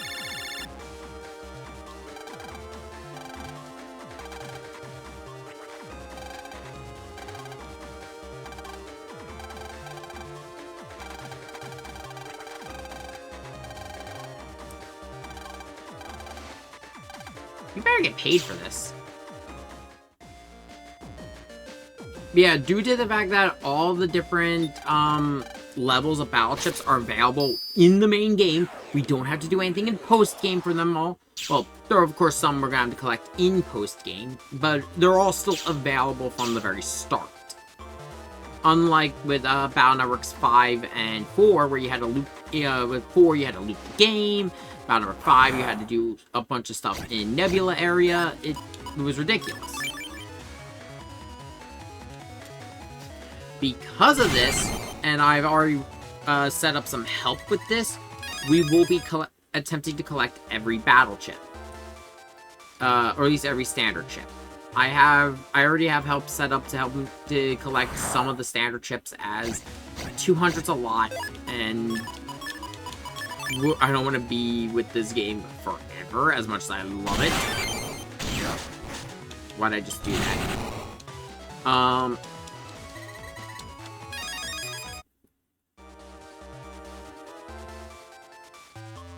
trying to think here. I probably won't be doing the post-game, though, until we...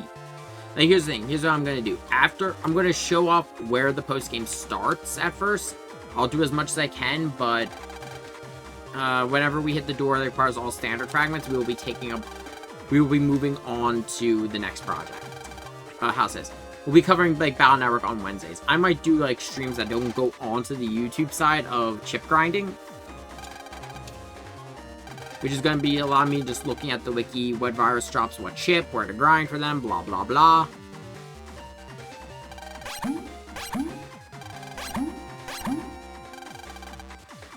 Finish! Finito! The end! Away! Wait, the net gets earthquakes? Since when? I'm gonna wait. Last time I think the net had earthquakes, like, there were, like, things like Alpha Awakening.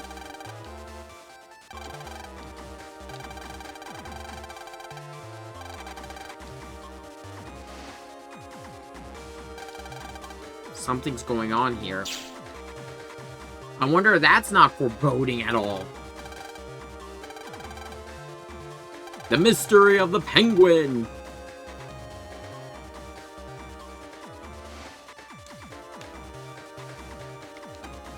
Welcome to Seaside Area 1.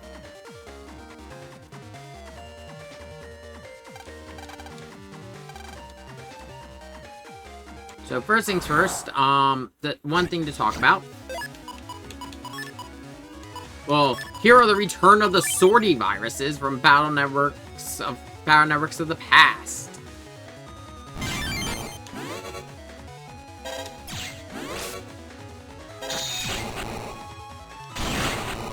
They behave just like they did in the previous titles, and their drop is exactly the same, so I'm actually going to be turning on Max Buster. And seeing as this is the Japanese version of the game, of course, the Django's Solar Boy crossover has returned. If you play on online and you do net battles, you're going to be able to collect points, and you can turn them in for, I believe, different rewards.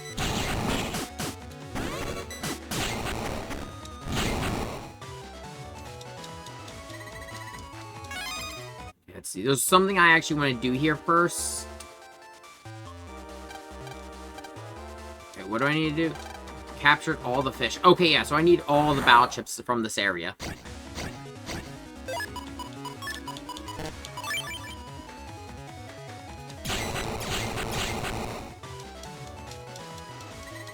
Oh, come on. So, I'll be right back in terms of the YouTube side. You know, while I'm chip grinding, I might as well explore the rest of this area. I'm not going to do what I need to do for the story yet, because I believe if I do that, I will be kicked. I will automatically be jacked out. And I don't want that. There we go. Aqua Needle. If you're playing on Falzar version, I do recommend collecting a lot of these chips. You're gonna actually benefit from having the water chips.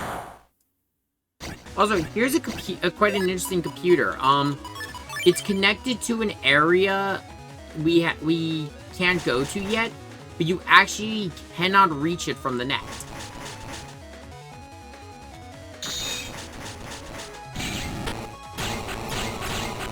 I just wanted to be able to hit all those Metors with that. Ooh, Reflector 2! Already able to replace a battle chip with its level 2 variant. Actually, oh, I don't have Reflector in the folder anymore. I removed it. I'll get rid of it. Double Shot. Double Shot is... So, Double Shot's actually an upgrade for Crack Shot. So, instead of firing 1 panel, we now fire 2.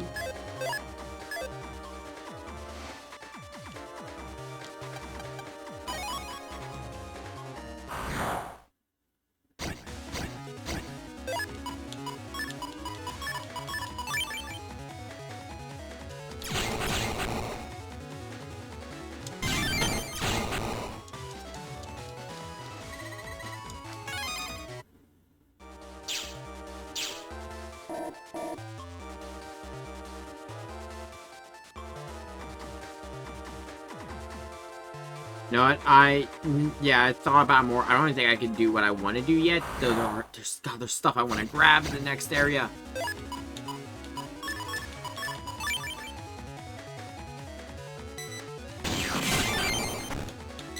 Yeah, having Reflector 2 already is great, because we have a battle chip that deals 120 damage in Chapter 2.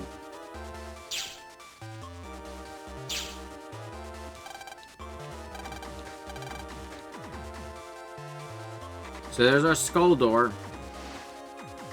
Also, we have cyber water flowing, so we can't get through that yet. Before we do anything with the bulletin board, though. The bulletin board's right here, but I actually want to keep going on some chip grinding for a little bit, just because I want to get the sorties to respawn, because, spoiler, their chip is Longsword S, and we need that for the program Advance.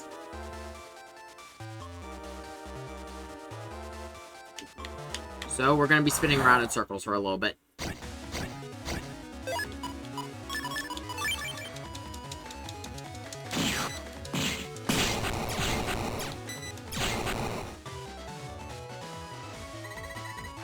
Ooh, I think that's all the fish in this area. So might as well move. I might as well open that door.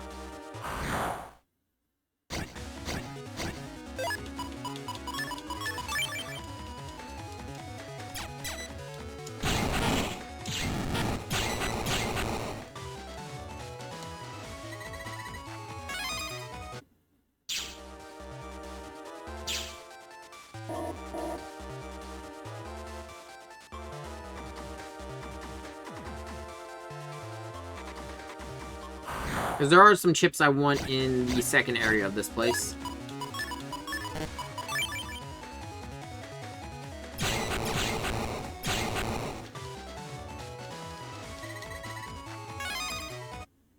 There's actually some chips I want in this area, but we didn't get them, and I need... Oh, okay, so I just need Trident Arrow 1. Okay. So interesting thing about Seaside Area 2, there's this cube in the center. Normally these require a code. This one's a whole cube. You need to pay 100 zenny every time you jack in. That cube will reset.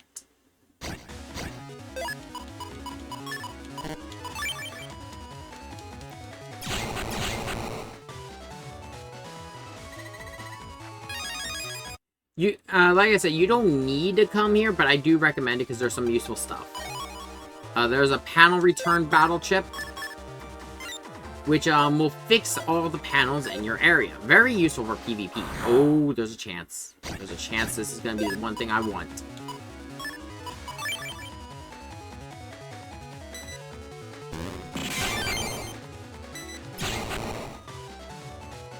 Oh, there's a chance this could be something that I want.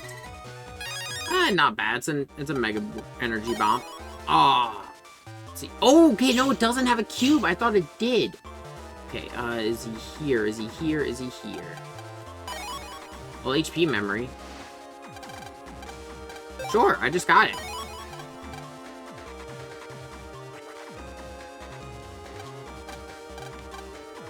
Okay, he's not here yet. I was trying to see if I could set up the banners. I don't need anything from these viruses, so might as well.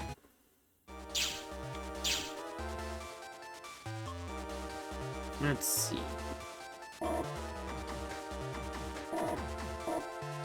Oh no, I was wrong. It's not every time you jack out. It's every time you leave. Fuck. Oh, okay. There's one thing I also want to do here. Ooh. Come on.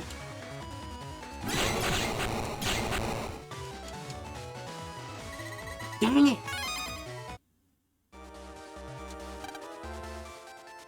A whirlwind we can't get through yet.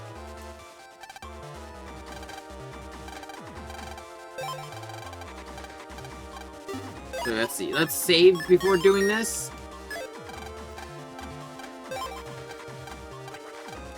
I do recommend opening up Seaside Area 3 as early as you can. Like I said, none of this is required, but it will come in handy to have it open.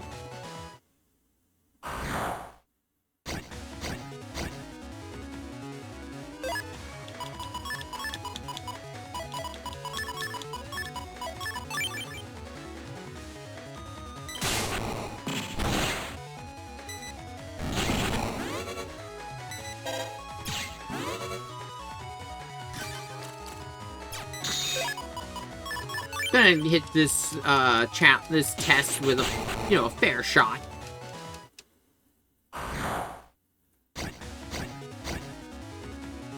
Is that an invis chip on a Meteor? Bye-bye.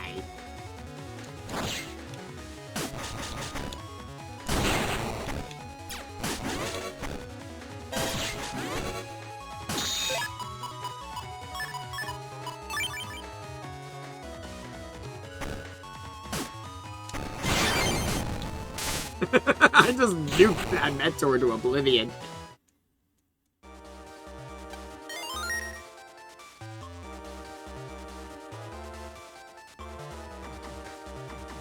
There isn't really much to do here yet.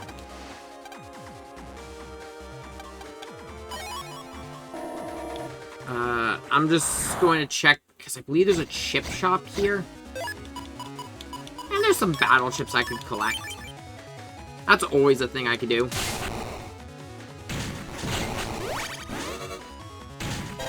Like I said, at this point, you can just move on. You do not have to do any of this. This is just me wanting to collect some chips and some more Zenny. Ooh, that went a lot further than I thought. I need the Seaside key. I can't do anything with this yet.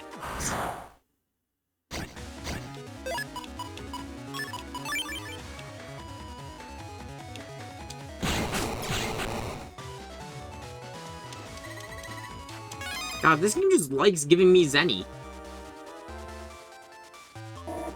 I won't complain, money is money, but still. Okay, there he is.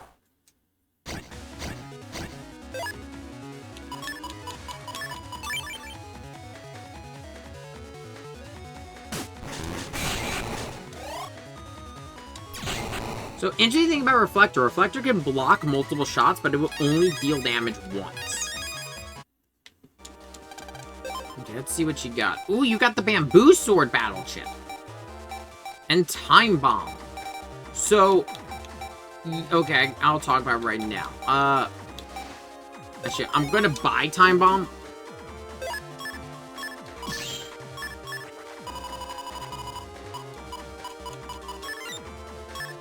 So, talk about a change about a virus that's missing from Battle Network 6. The hand viruses that drop the bombs, they're just not a thing anymore.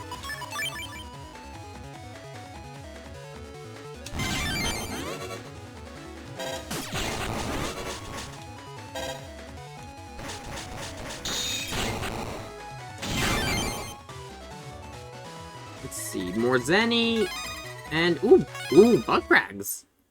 Useful because I'm gonna need a lot of them.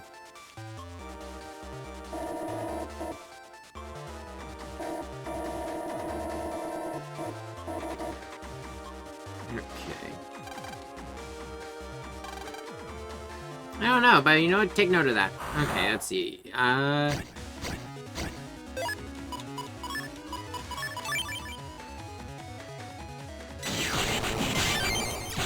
There isn't really much else to do, so I'm gonna head back over to Seaside Area 1 and hopefully be able to encounter some more sortie viruses on my way. Finally! Oh my god.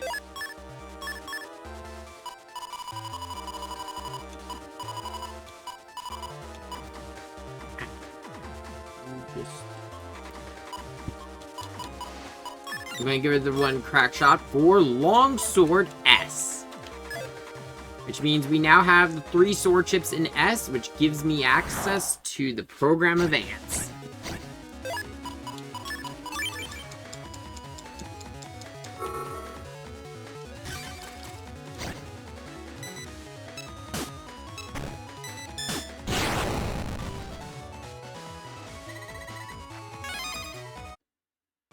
That is, Time Bomb's gonna be a somewhat useful chip consistently throughout the game.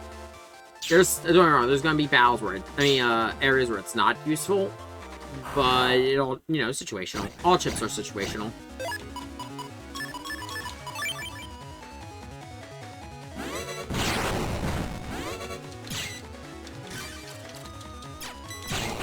I wouldn't mind having another Longsword S.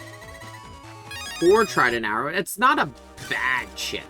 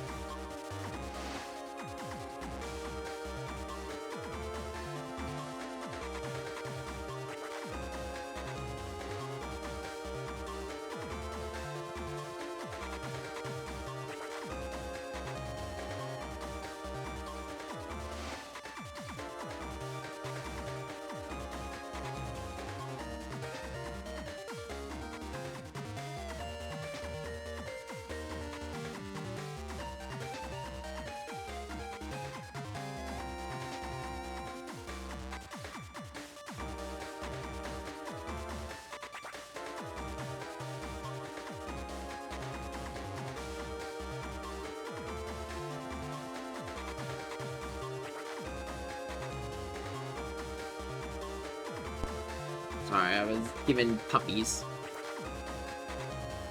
Okay, I think we ignored the penguin long enough.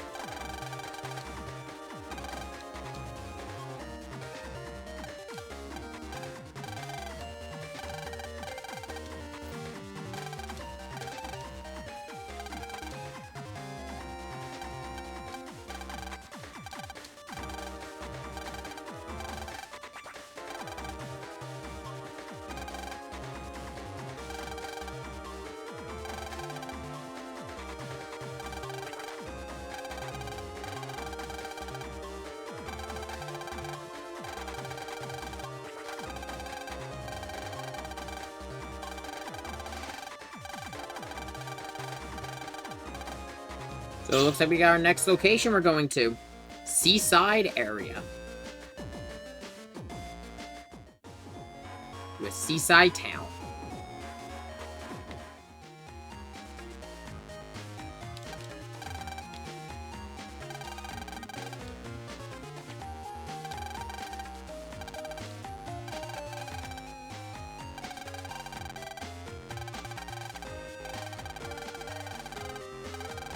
Yes, no, we've been hearing that. Yes, we've already know.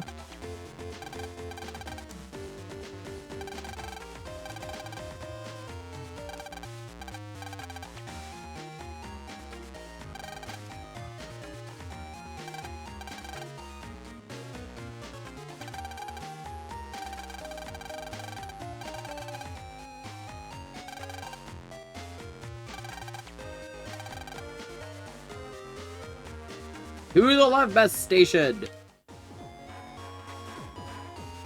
So the left bus is going to be our way of getting around to the different areas of this Cyber City.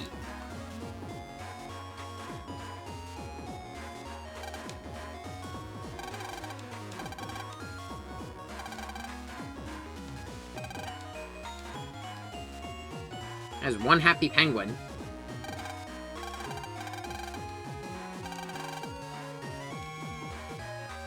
Dude, just admit you like the penguin. It's a penguin!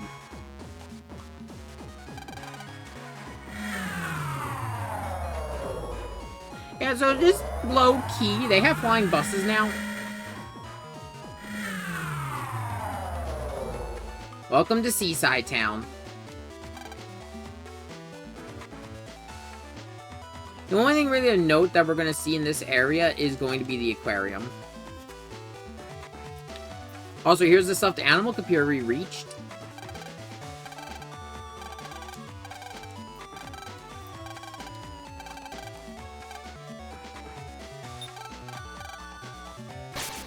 See what's going on here? There's one thing I'd like to get today before I end stream.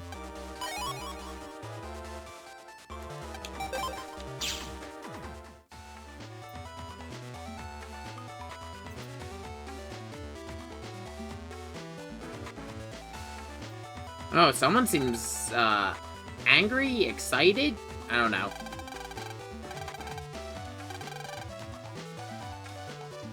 He's your boss. I'm pretty sure he's got the right.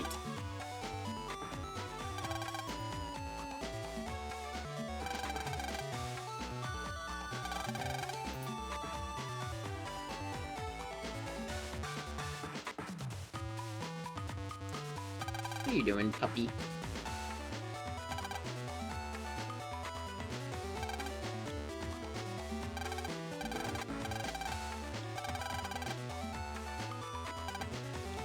Penguin does not seem happy.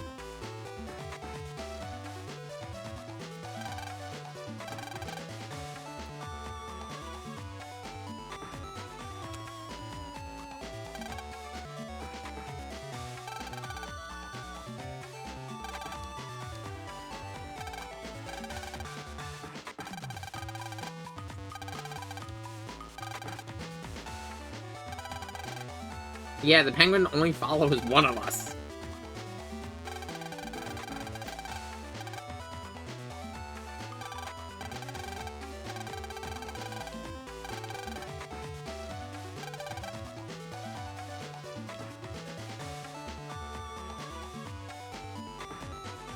Puppy, calm yourself. Don't gotta be so needy. Got your sister with you.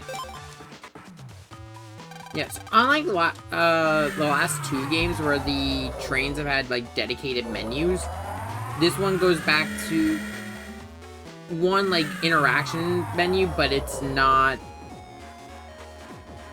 as cumbersome as Battle Networks 1 to 3's, but it isn't, like, got its own unique map and everything.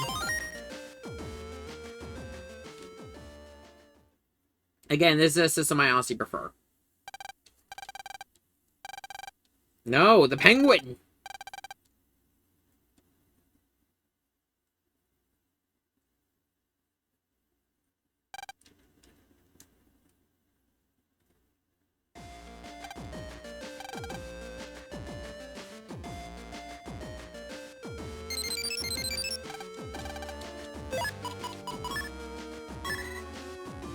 Ah!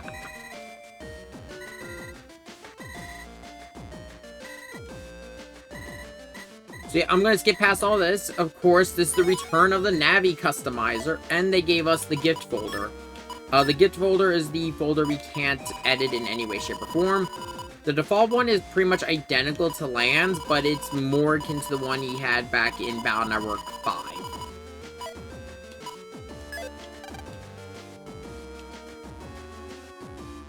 I'm going to skip past all this because this is going to be exactly the same as it's been in every other Battle Network game since it's been introduced. Though there is one change, that is, if you press left, because in the previous games, we only could work within the Navi customizer. But if you press left at the end, you can now place things outside the frame.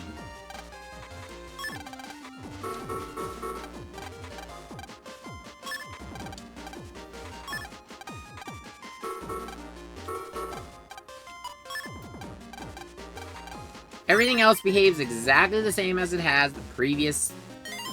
God, like, what, 4 titles? I think it's... No, 3, 4, 5, yeah. The last 3 titles, so it's, yeah, no, 4 titles that's been in.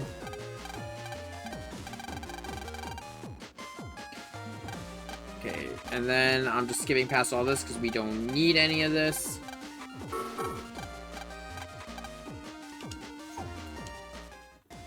Don't start crying.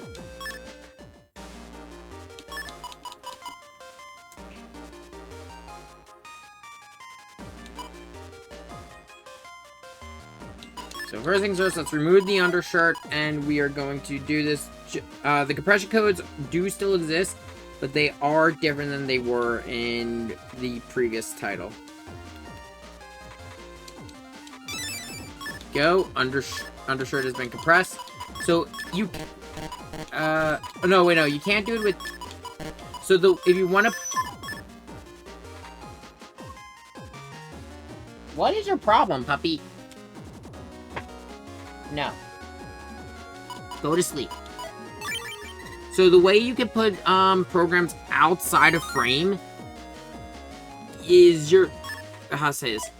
A piece of it still needs to be visible. So a good example would be like the square programs we had. Actually, you know what? I might be able to show this off. I'm not gonna... Calm yourself, dog. Okay, let's receive then I don't mind receiving this because I'm not actually gonna be... Okay, oh my god, that's a lot bigger than I thought it was. Okay, I'm gonna remove this just so I can show this. So as you can see, a piece of the HP 500 goes off the board. But if I press A, it still works, and you notice that there's the shadow over here. This will trigger a bug, but you're able to use your Navi Cust to its full potential. This is used more so in a PvP sense. I will not be using it just because I don't like having bugs.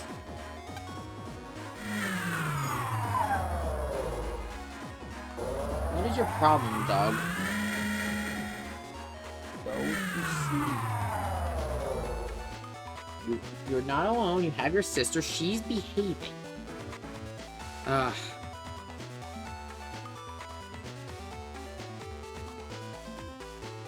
Now he's trying to look all miserable and dejected.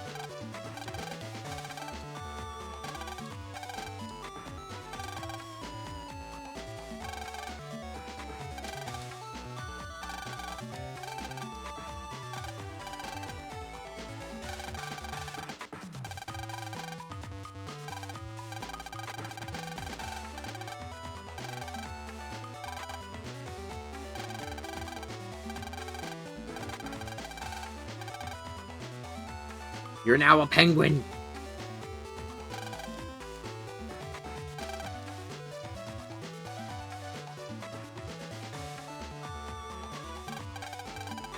Plata? Wait, the penguin has a name?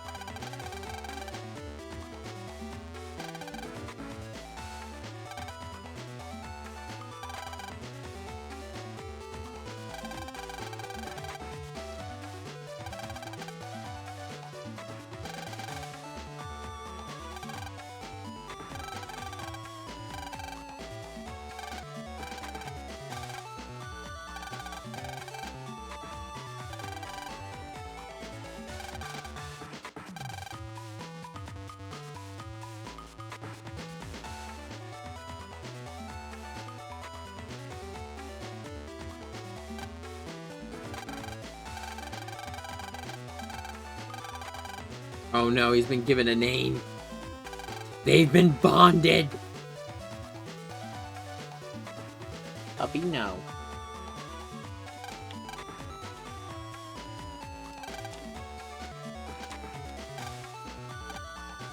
So yeah, we got a bunch of things. This is actually kind of a little bit of an educational area because, yeah, you'll be learning about the different animals, and believe it or not, this is going to be very important.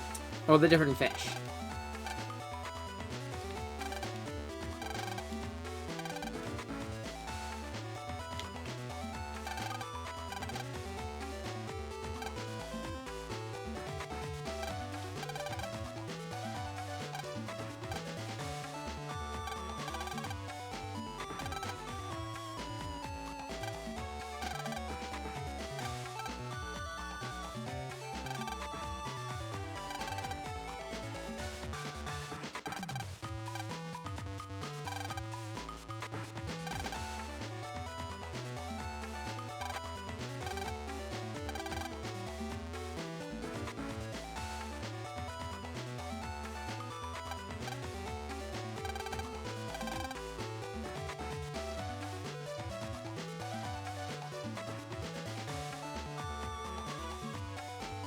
One of these vending machines is different. Don't worry, we'll talk about that later.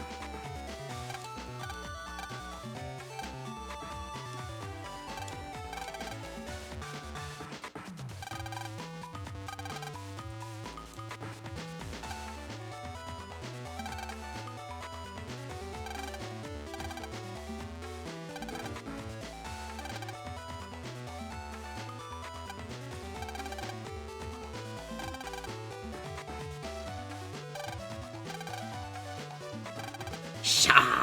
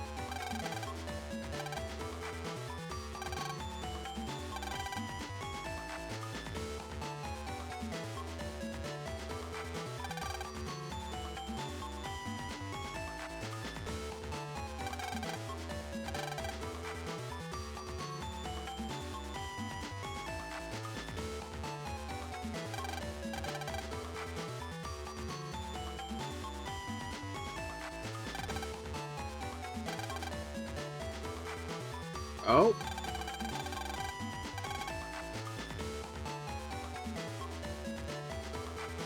Did what? What the fuck?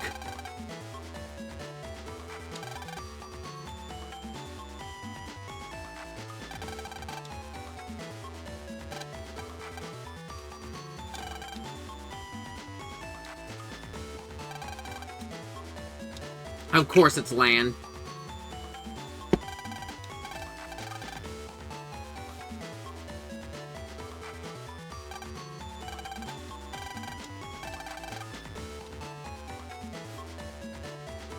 Yeah, and these are times we gotta remember, Lan's still a kid.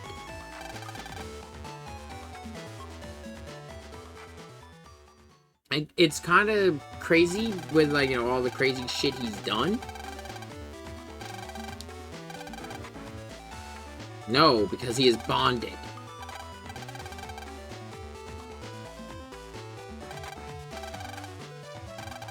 He's trying to act tough.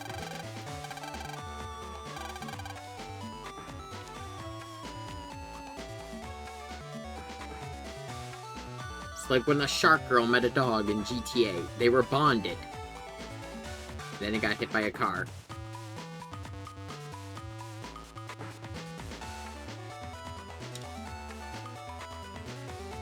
Wait, isn't that?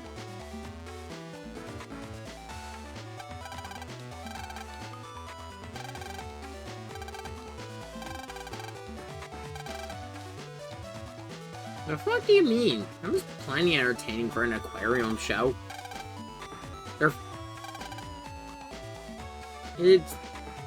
not supposed to be like anything. So yeah, no, if you can't tell, he's our villain. He's got the unique sprite.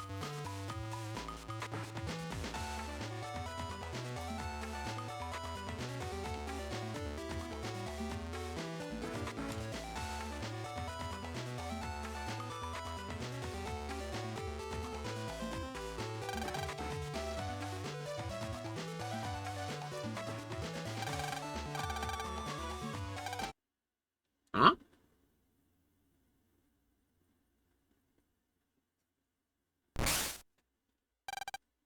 Oh.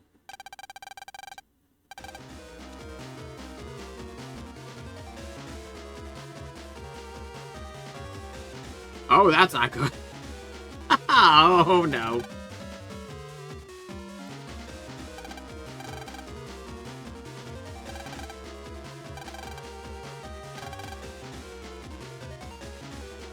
Of course it's connected to the water system. Why wouldn't it be?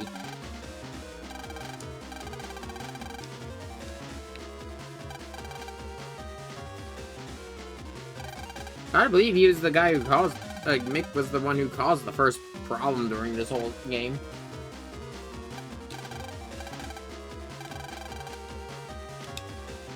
Yeah, as Megaman said, this wasn't an accident. Someone had to have done this. At the very least, it was a virus. But for it to be this coordinated, no way it was just a virus.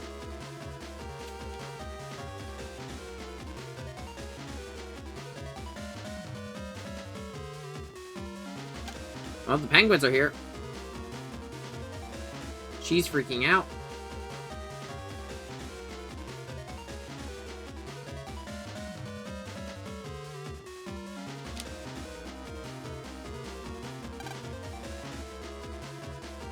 Mick, defender of penguins.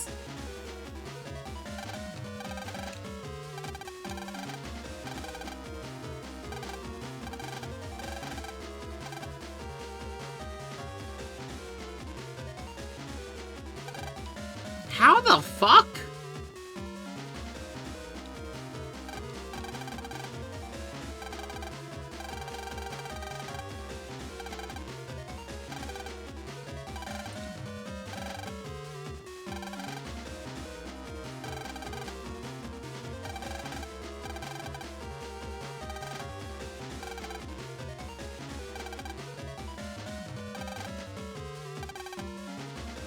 You know, this makes a little bit more sense than what was going on in battle number 3 with the animals going out of control.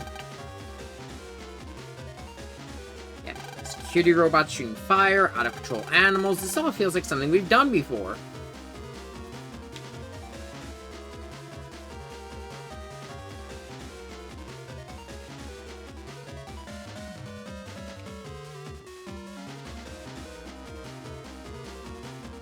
Well, the lady's gone, so now we can go into the back of the aquarium.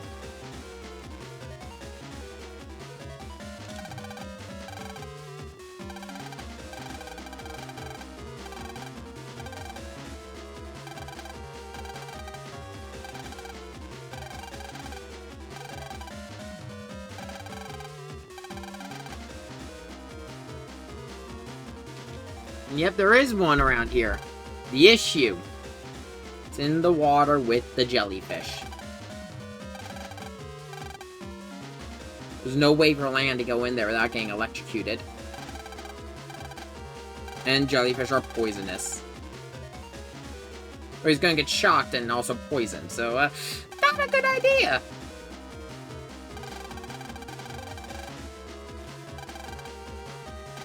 Well, actually, I don't know if you get shocked by jellyfish. Like, I've always heard it's stung, and, like, my experience with jellyfish has always been through, like, Finding Nemo, and it always looked like a bit of, like, an electric shock. So, I don't know. I am not, an animal expert. I'm just a, just a jackass streaming a video game he likes. If anyone is more familiar with them, correct me. I actually would like to be. It's gonna help me learn something new. We need to find something around here to help us get down there.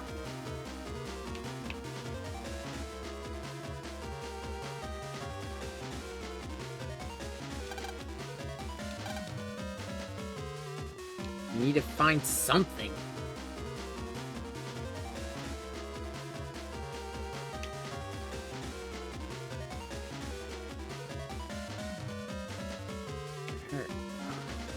I know what I need, I just haven't got the steps to do it.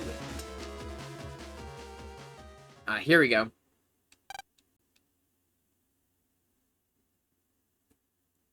There is a crisis going on, and this girl is just calmly staring at the exhibits. Or at least at the king crab. I'm sorry, but how?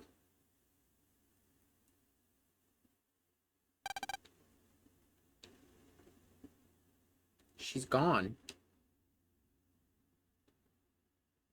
And there she is up there. Do we even know her name yet?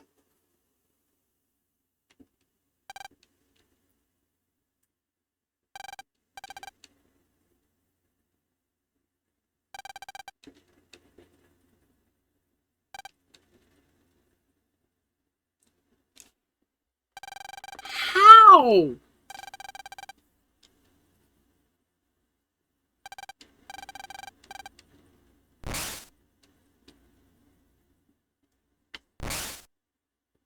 Oh, great, more piranhas. And she's gone. Strange girl. And, possibly superhuman?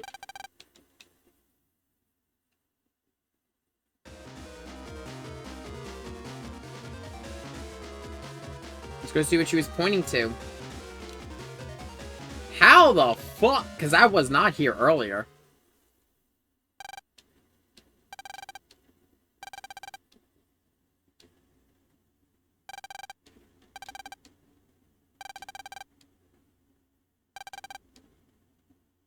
Yeah, because again, Mega Man's not able to be affected by this. He's can't be poisoned. He's just inside a robot. Yeah, who was she?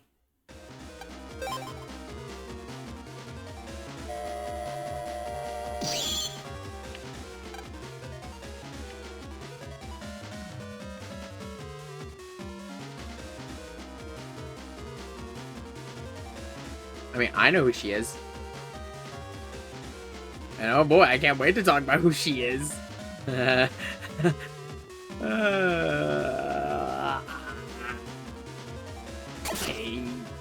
Also, yes, this reuses the... I think this reuses the... Well, definitely the sounds, but I think reuses the same code as, the ship comp from Battle Network 5. And yes, they move land all the way over here. So nice.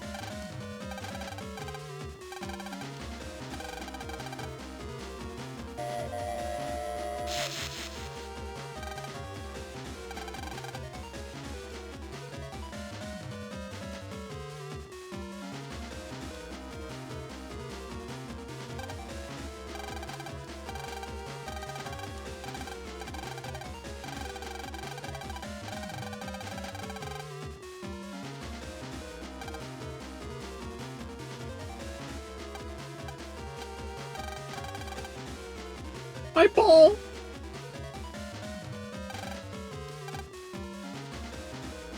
Look at Vanny. So happy.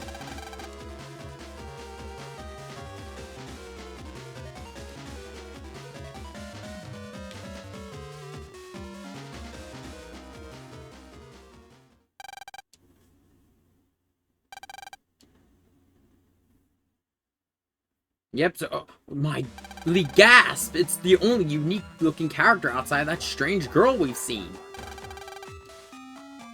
And yes, it's Captain Blackbeard's show of wild mayhem.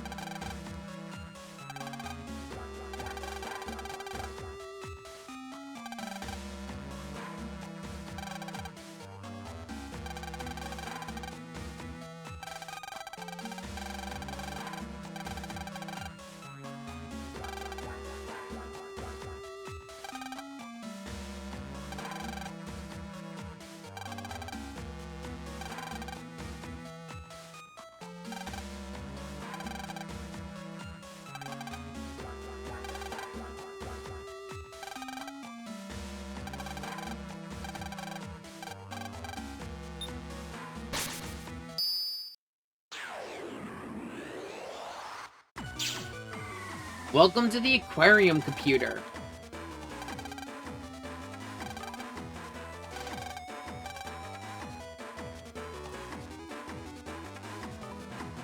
So to get through the aquarium computer, we're gonna have to...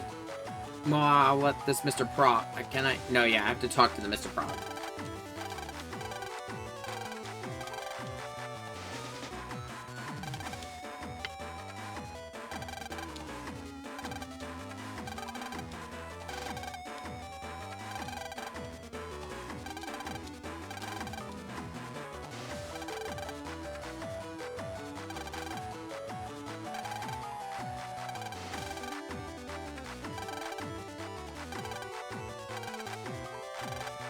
Yeah.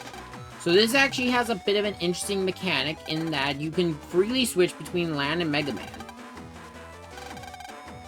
And you can do this to go check the different aquarium podiums around the, you know, the different fish and everything. You're going to need it. You might need to do this, especially if it's your first time playing and you're not familiar with fish.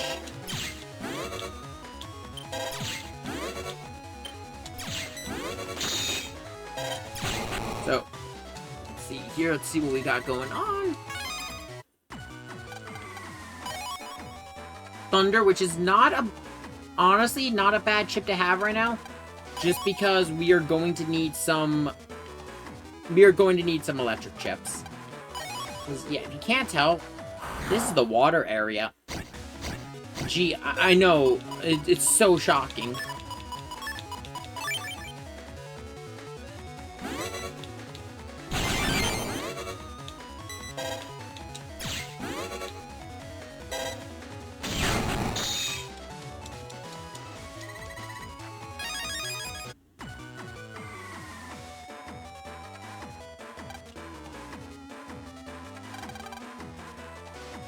Eating a whole cow. Yeah, after you grab a program, a bunch of shark programs are going to spawn.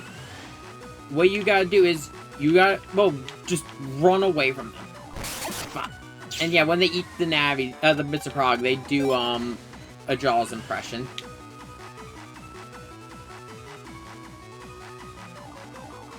The blue ones will move at normal speed, but if I remember correctly, the red ones are really fast. I believe this one is a piranha.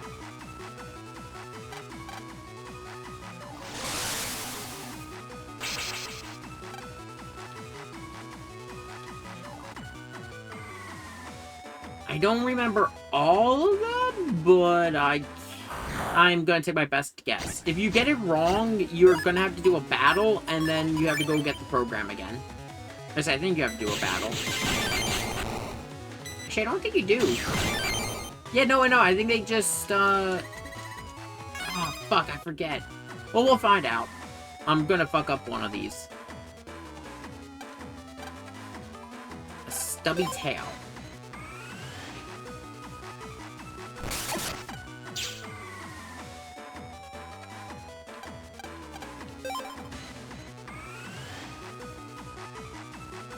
Yeah, no, oh, fuck. Okay, I'm gonna loop this differently.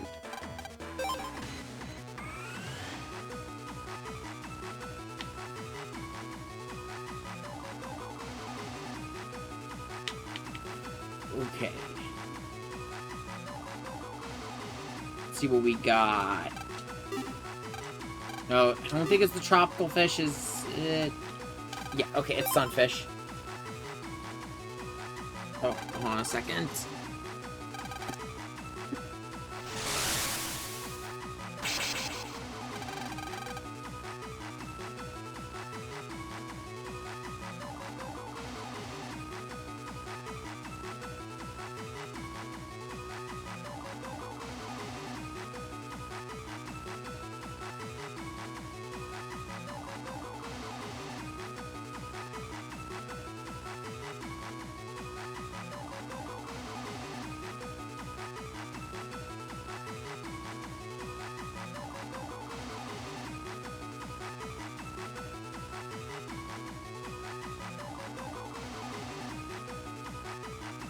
Sorry, dog stuff.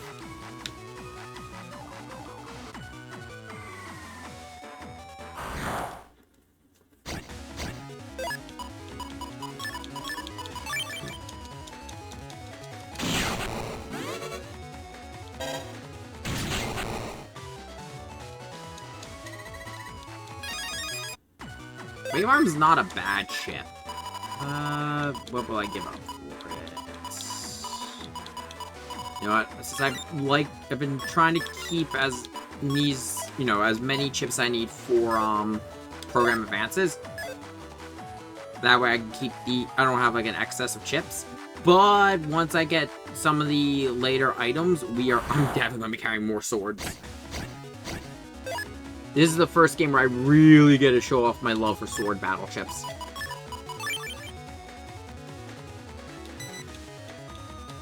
I want to get a couple of you lined up.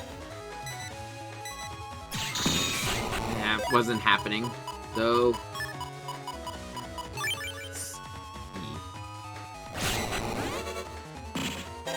oh, so thing to talk about, since the tridents have been made to be water element, if you're on an ice panel and a trident hits you, Mega Man will be frozen. If Mega Man is frozen, the next hit will deal, if I remember correctly, double damage? So, yeah, it's really nasty. I think whenever I get them, the music resets.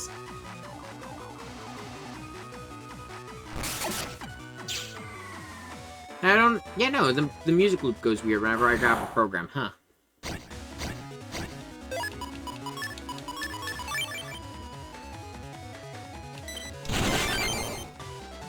So Wave Arm does have a movement where it can move actually diagonally.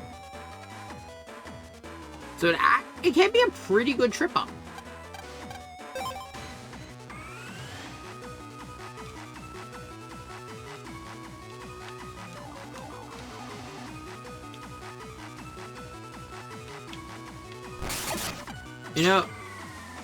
Okay, I don't know if this is, because I don't believe there's anything, because there are the two types of sharks. I think red also goes on, like, a set pattern, where, the blue sharks will chase after you.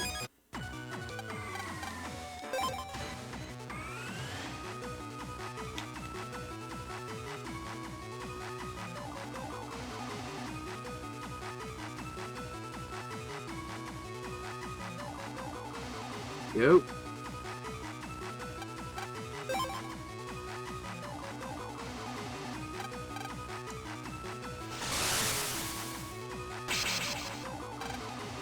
Bloop, bloop.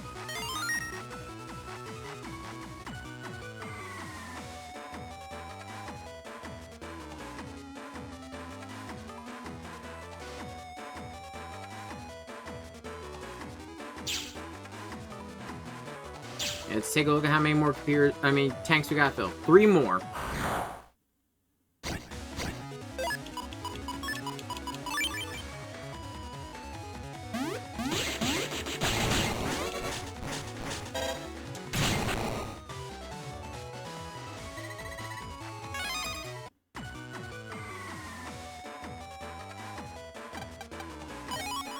Another regular memory up.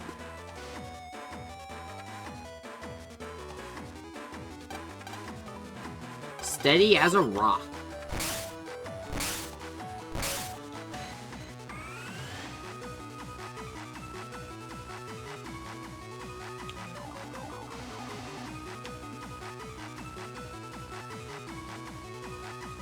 See, we got King Crab. I think it's King Crab.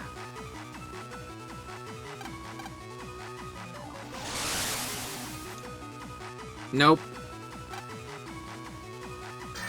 Yeah, okay, so there is a battle. Yeah, begin deletion. It's like, what the fuck? Ooh. This worked out. But no, I'll be honest, this kind of worked in my favor.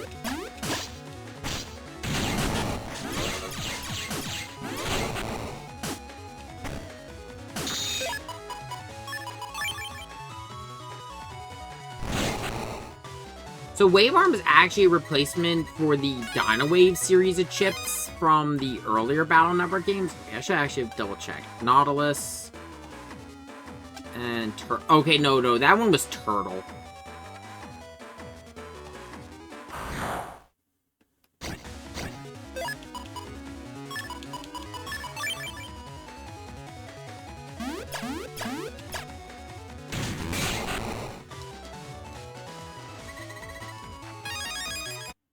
I won't turn down more wave arm chips, but I could use some of the other viruses.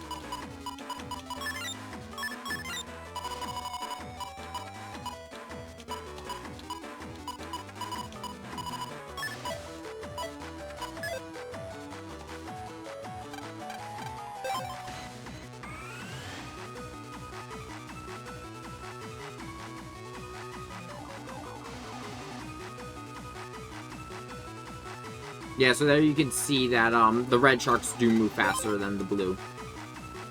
Because the red ones go faster!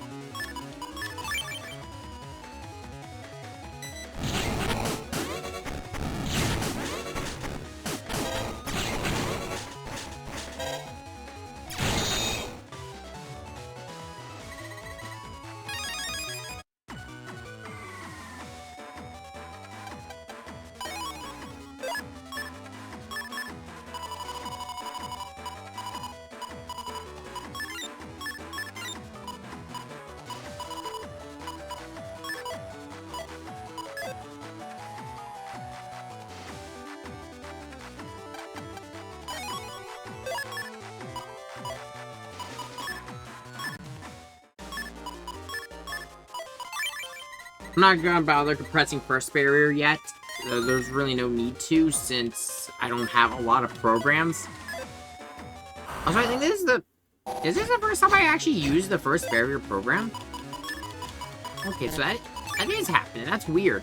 Because, on my end... Okay, to explain why I said that's weird, is on my end... The barrier flashes, but I just looked on stream, and it's like a steady blink. Is this game not at 60 FPS? Or, actually, I think that just might be because I'm capturing at 60 FPS. A bit snobby. I know what it is.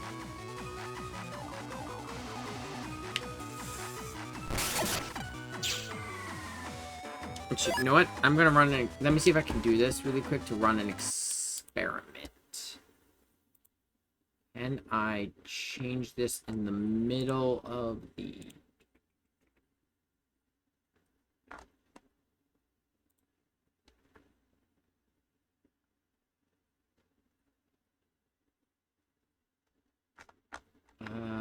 see video? No, I can't change it. So what I was going to do was I was going to... Oh! Okay, I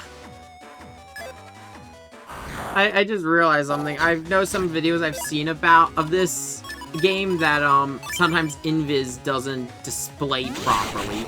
I wonder if that's the cause.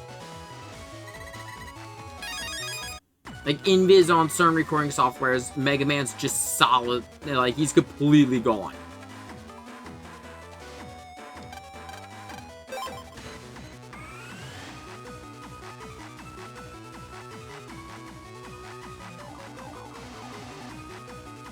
Okay, that was a little close. You're a bit snobby, so you're the king crab. Because you're a king. Now take your crown.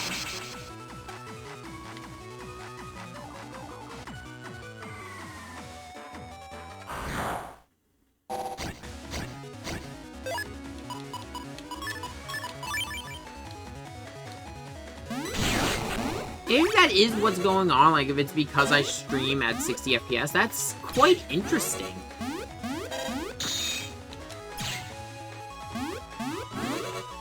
Okay, it's still flashing as I look over on it. It's just that it doesn't flash as...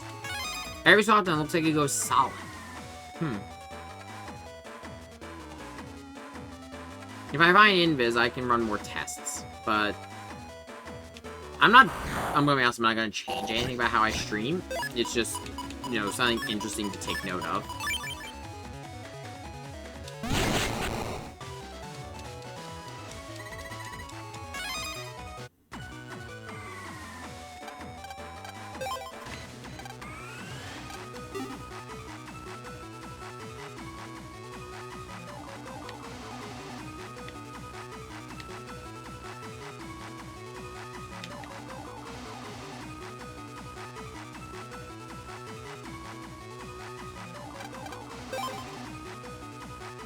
There we go. That's another one down. I'm just gonna skip this.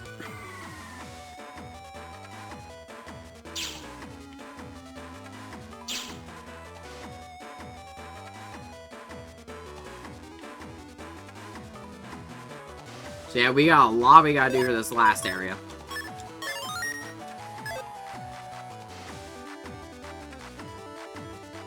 Blue mystery data, blue mystery data, blue mystery data!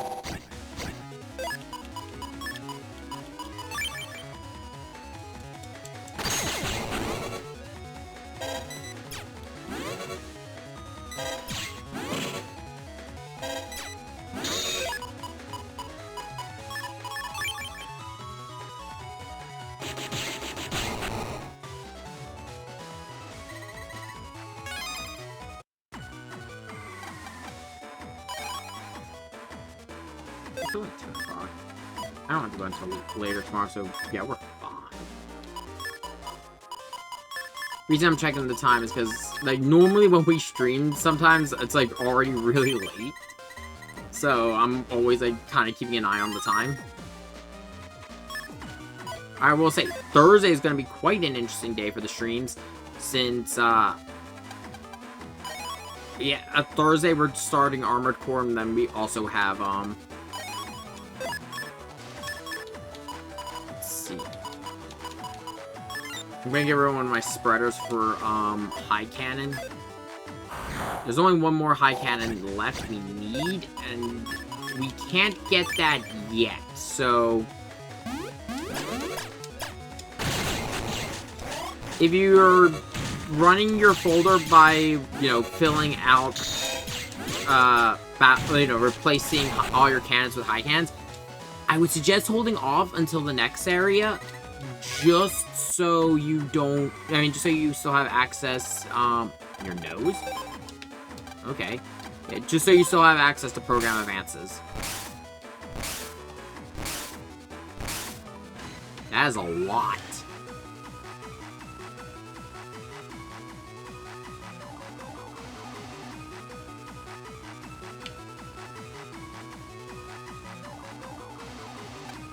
We got an alligator, dolphin, elephant, and penguin. Is it the elephant seal? Let's see. Oh, okay. Actually, that was a blind guess. I don't remember a lot of these. Like, I grew up playing this, but it's been a while, and this isn't my area of expertise.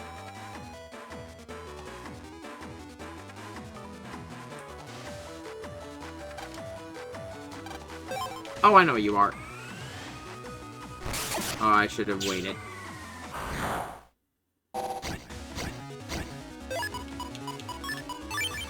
Has a lot of ice panels.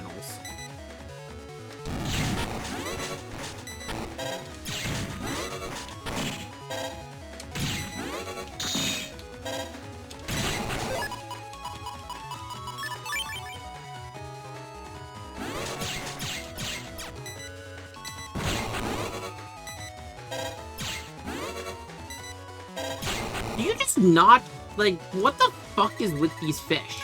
Like, do they just not move into the row I'm standing in? Like, that's not just me, right? Like, I'm not insane. Also, you can fly. No, you can't. Because you're a penguin.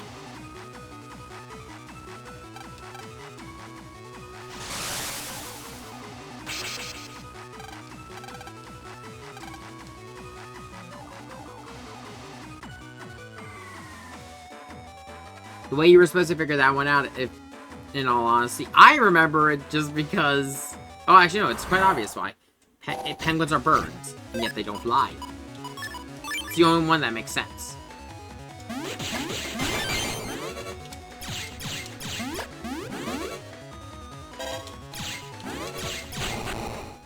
Come on, give me the starfish. Ah, damn it. You know, I'm going to turn on Buster Max just so I can try to clear out any of the other battle chips I'm missing from this area.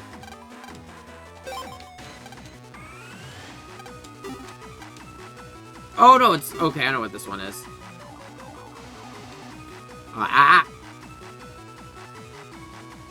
Okay, so, this is obviously the alligator.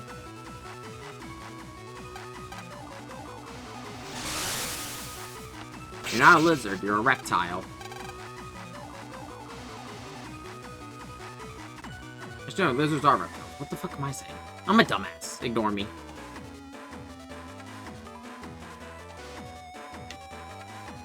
You're either watching this because you need help with Battle Network 6 or the pure entertainment value of me being an idiot.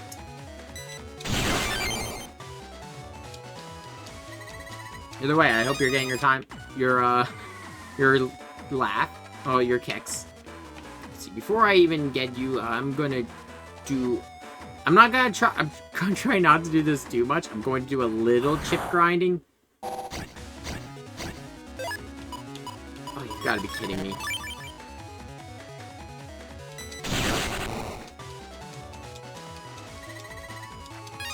Give me the damn starfish. I guess while I'm still trying to get this starfish to spawn, I'm going to talk about something. Because if I remember correctly, for the post-game area, we do need to have all the Mega Chips. I think you could get Mega Chip complete through just patch cards. We'll find out if I'm wrong on that. I will not use any of the patch cards for the Mega Chips until we are done the main story.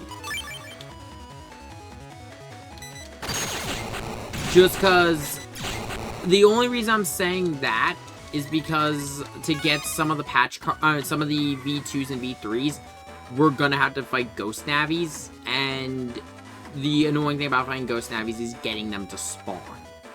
Like, as I've said before, Ghost Navis work exactly the same as they've done in the previous 5 titles. They appear once in a set area, and then afterwards it is completely random where they'll be. They'll be in the area, but they're random encounters, and I just don't feel like running around for what could end up being hours waiting for them to spawn. Like, we could have what happened in Battle Network 4, where I have to run around all over to get Roll to spawn, and then she spawns twice in a row.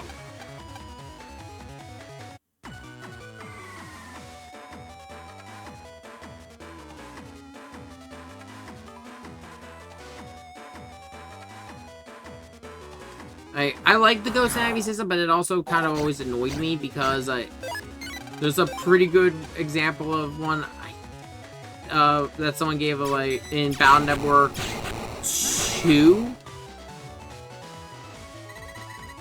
Yeah, Battle Network 2, right after when you get into the they had like Quickman V3 spawn and they weren't healed up.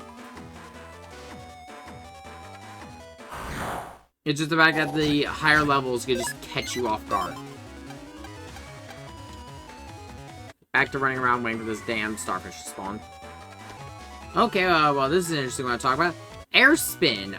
So Air Spin does make a return from Battle Network, from previous Battle Network titles, but it has gone through a change, and it's not one that I'm particularly fond of. There are 3 Air Spins in the game. The issue is that they can only be obtained from mystery datas. They do not have a virus.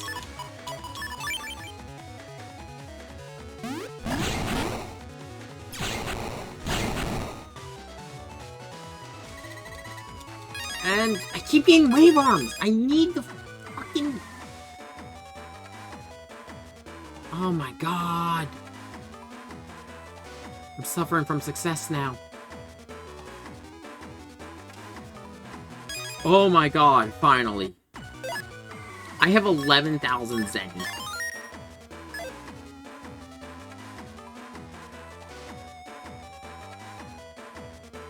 There's at least an 11-minute gap between when I paused the recording and the current timestamp on the stream. That was ridiculous.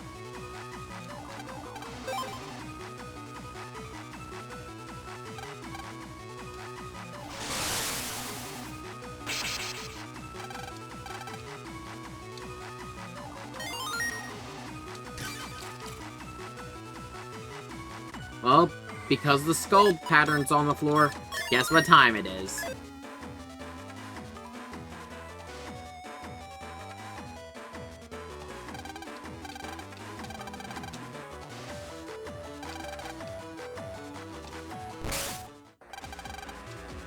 Welcome diveman.exe.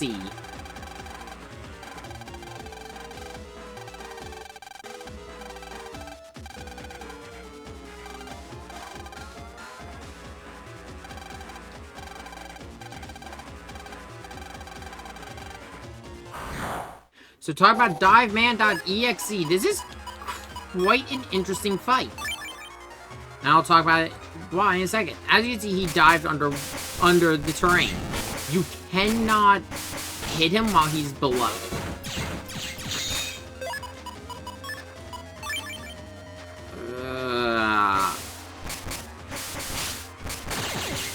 And as time goes on, whoa shit! Those missiles are gonna spawn as he moves, and of course, as you just saw, he has that tidal wave attack.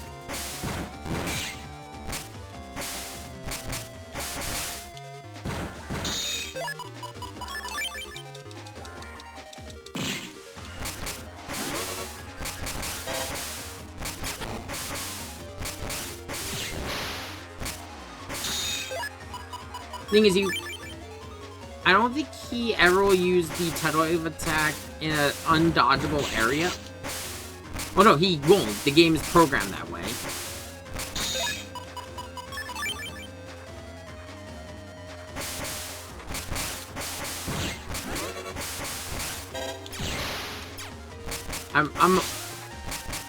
I just have not had a chance to use any of these program advances I have. Yep. And there we go, Diveman is down, and with that, there's our 2000 Zenny reward. Reminder, first time encounters with them always drop Zenny, they can never drop battle chips. That's our first Navi deleted. Blastman ran away, Diveman is gone.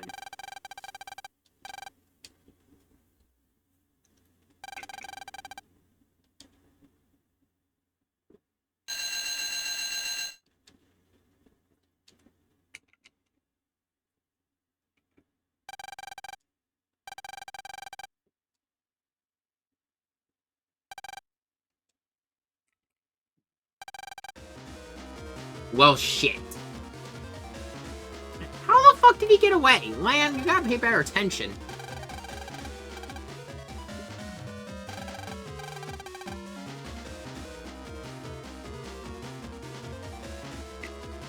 Ugh.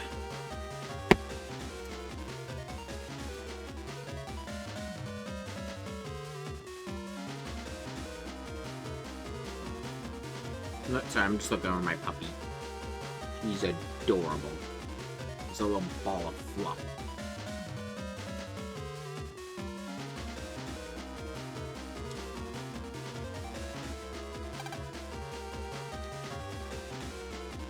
Quick, Lan, throw the PET!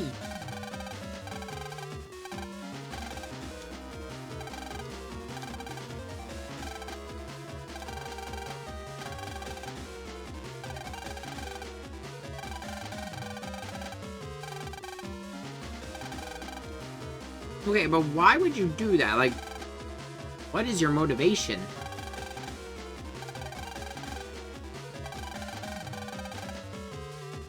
Organization?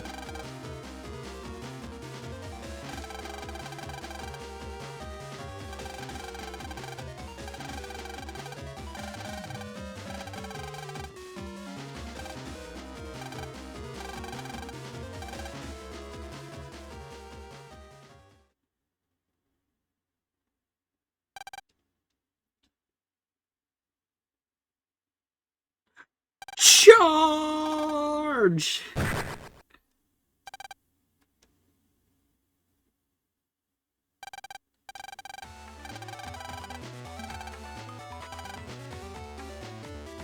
You're an honorary penguin.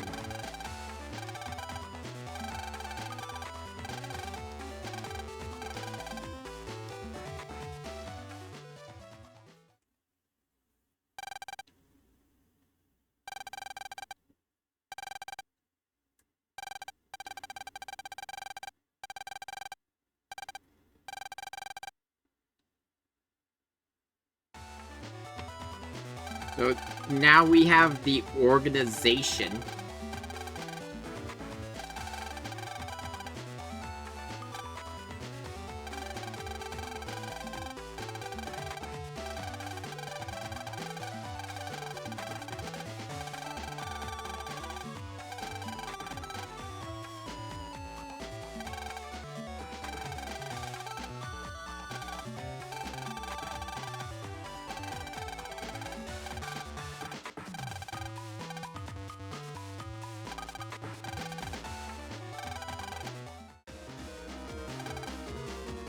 Penguin!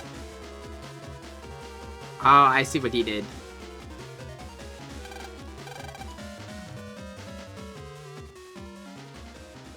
Smart move.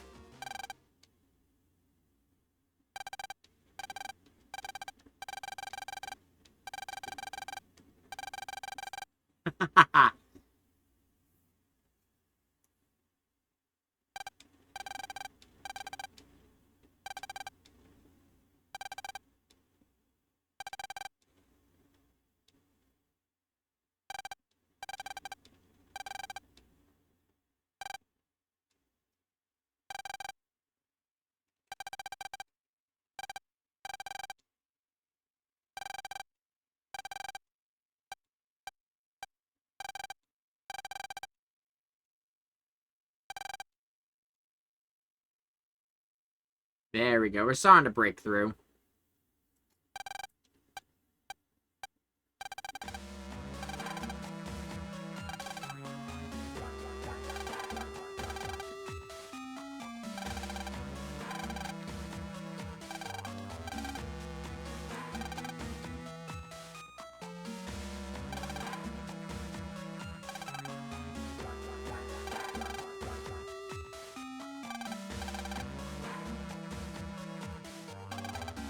Good doctor.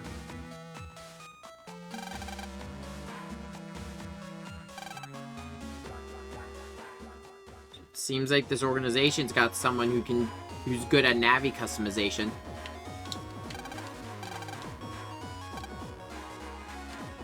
So they're not open yet. I think they open next chapter.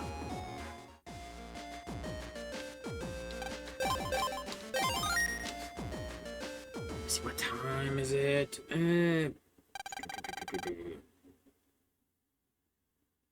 I'm gonna set a timer when we will call it.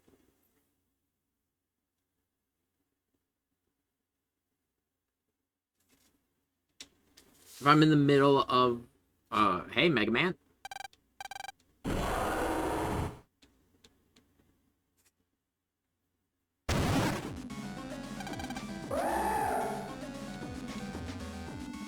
Great wolf, a mighty bird.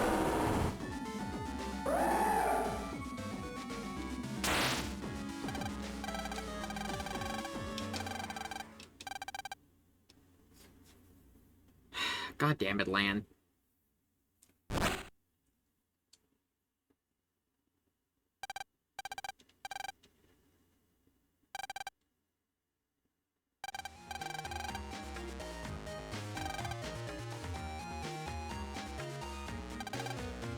Oh, I remember those days.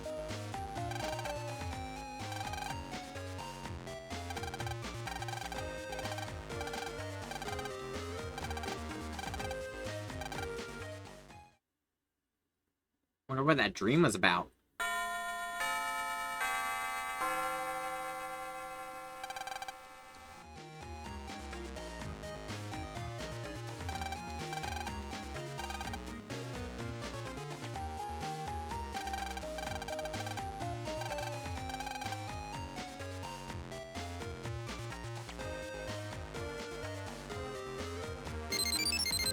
Oh.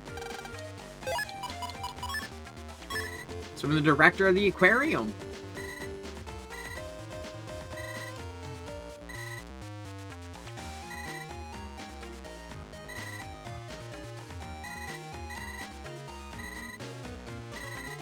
I'm gonna skip this and I'm gonna show it off myself. So we now have the tag chip system. So there's limits to the tag chip system. You can only tag 2 chips that are up to 6, well, not totaled, but they cannot go above 60 megabytes. So everything in our folder we can use on a tag. Nothing we have access to right now is that big. But what you can use it for, and this is honestly what I mostly use this for. Actually, let me see. Long sword's 25, I only have 9. So what I do is I make sword a regular, and then I tag wide sword and long sword. So as it said, regular chips will always appear first in the folder. I mean in the hand. Tag chips will appear together, but there is an exception. as you know, we draw 5 chips at a time. So if we draw 5 chips and the last chip is wide sword, long sword will be the next chip we draw. But it won't appear together.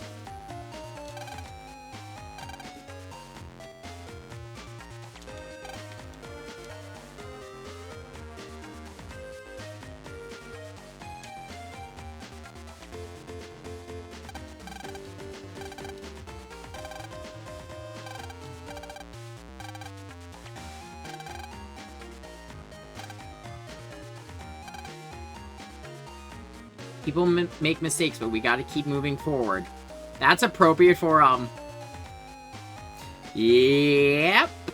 This makes, let me think, battle 1, battle 2, battle 3, and battle 4. This makes his 5th appearance in the franchise. He is the most consistent character outside of Lan.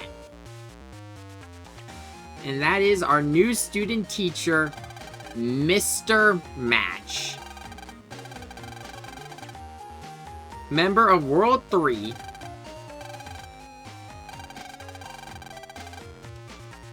Lan Hikari. Oh yeah, no, he was a criminal. We defeated him twice as a criminal.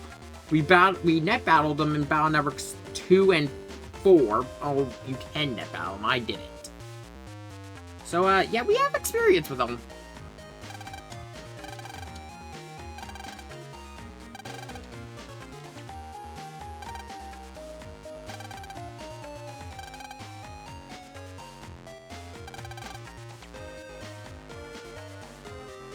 Really?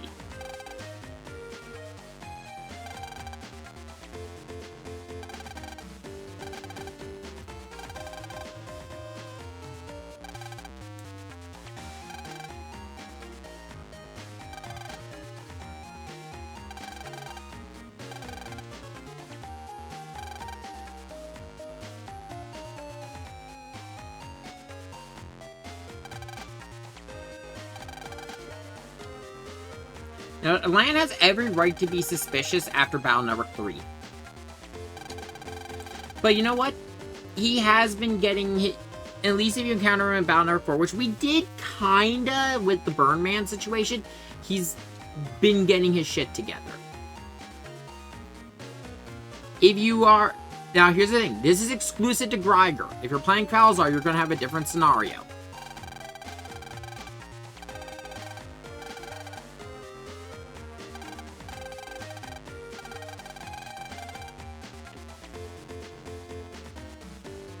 If you are playing Falzar, you're actually going to be learning how to use water. So, as we are going back to class to get our stuff, let me talk about pros and cons for something.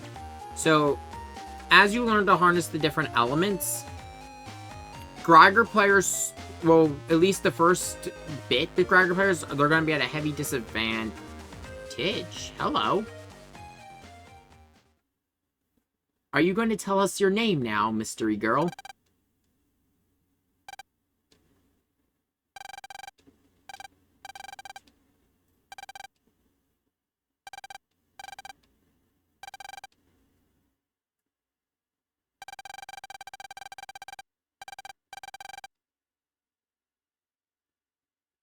Wonder what this is about.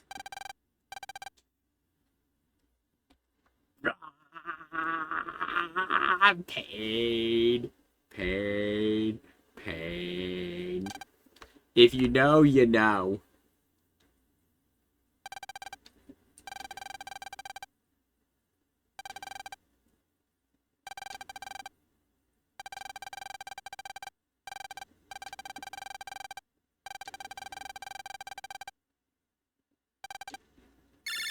Also, the fish thing kind of reminds me of, her fish statements there kind of remind me of, Ray in, yeah, it's Ray in, Ava 3.0.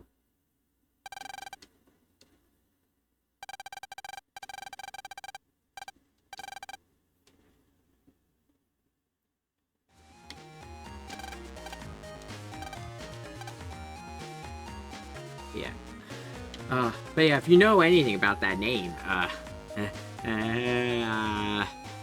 that name is very important to Megaman. Or at least it's very important to the X series. I'm sure it's just a coincidence, right? Right. Don't worry, we'll talk about it later. But, oh yeah, so Greiger players have a little bit of a disadvantage at first with, harnessing the power of fire, where Falzar gets water. But if I remember correctly, it's, when it comes to, like, the pairings here, there's kind of like a little bit of a back and forth at first. Like, Falzar gets an advantage over Greiger, but then Greiger gets an advantage over Falzar. Then there's one's kind of neutral. It's kind of weird, but like every time after the first one, I think it's the first two, it's always going to be a counter to something on the opposite side. Like, every element mastery Mega Man can learn in this game will have a counter in Falzar. And Greiger counters one of theirs. You know, you got this good little back and forth going on.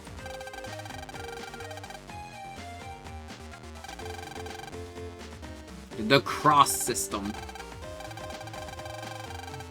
Yep, it's a... So talk about the cross system. The cross system is the replacement for Double Soul.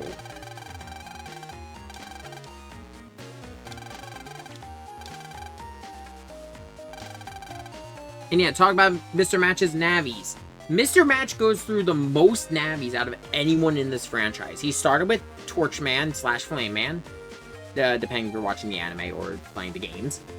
But then he went to Heatman.exe, and from Heatman.exe, he went to Flameman, and then from Flameman, he went back to Torchman, and now he's back to Heatman.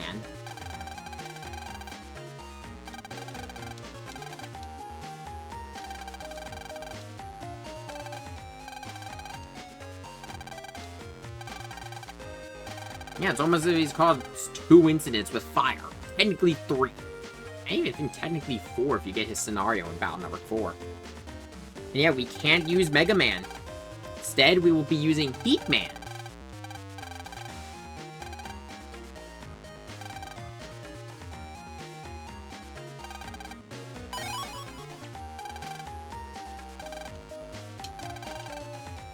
So yes, this is actually the interesting thing about Battle Network 6. To get across, you're going to have to use the Navi for a little bit. This is unlike Battle Network 5, where Battle Network 5 had land control Navis besides Mega Man during side scenarios. So, for example, actually only during Liberation missions and the one time with Colonel Swap. This is actually a thing you can do at any point in time in this game. And they actually do make use of it later.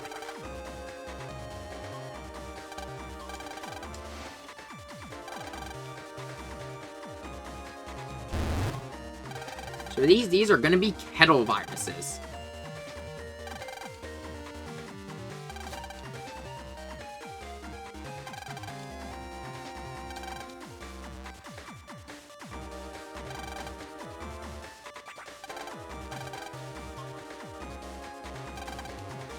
There's going to be 1 in Central Area 1, 1 in Central Area 2, 2 in Central Area 3.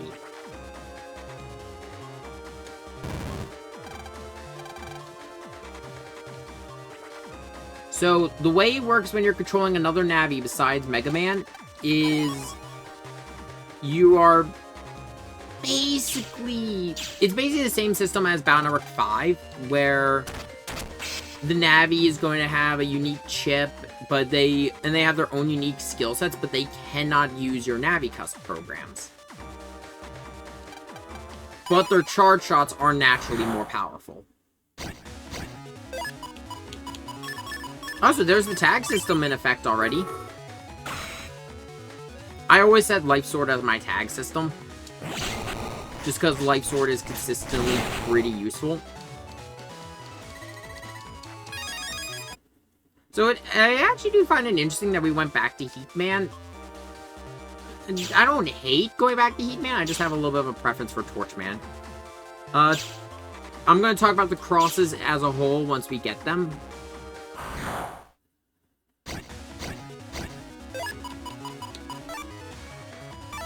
So talk about the unique chip for Heatman.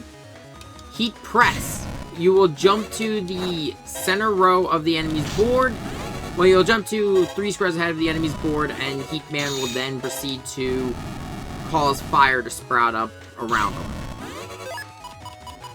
Actually, a pretty good chip. It's nothing insane, but yeah. It deals some pretty consistent damage. The other thing about Heatman, though, is, as you can see, his charge shot does not hit back row. And these motherfuckers are why I said to go grab, fire chips.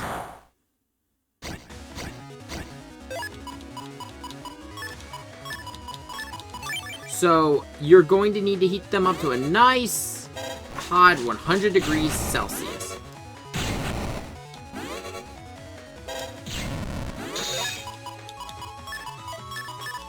Just, even though this won't actually help heat up the kettle, it is going to help clear my folder a little bit.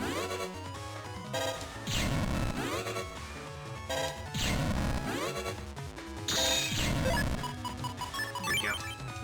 The damage you deal is going to be how much heat they generate.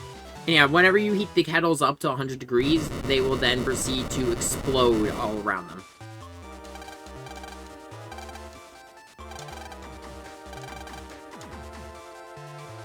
So the other thing about using these navies is you can use your,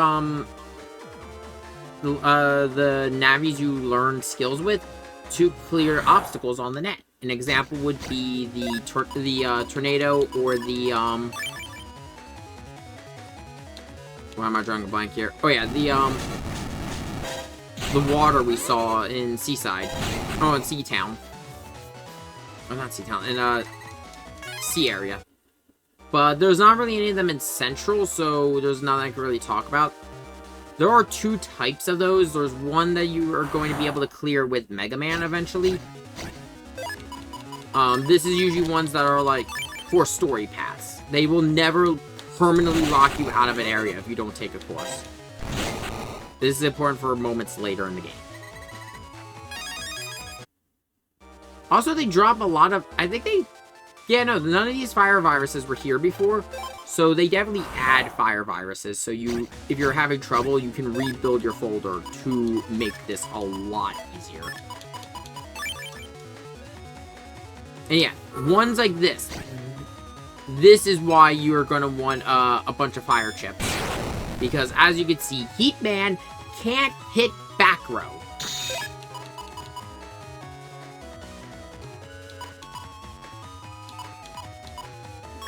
Okay, so I'm gonna have to time this just right. Well, not just right. I'm just gonna have to wait until the custom screen's filled, and then I can just switch to that to the fire chip, to fire burn. There we go. That worked out.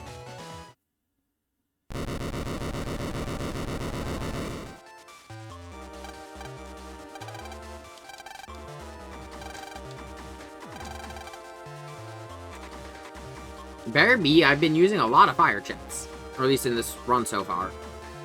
To be honest, I haven't really been taking elemental advantage as much as I used to.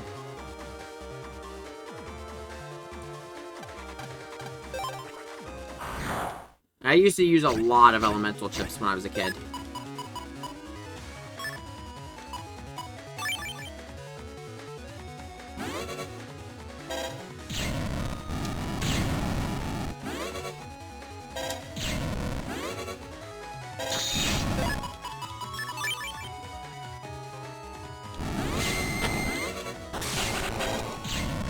Just keep heated up.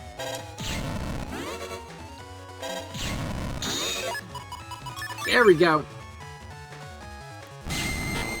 I just had to keep it above 70. I mean, above, actually, above, like, 30.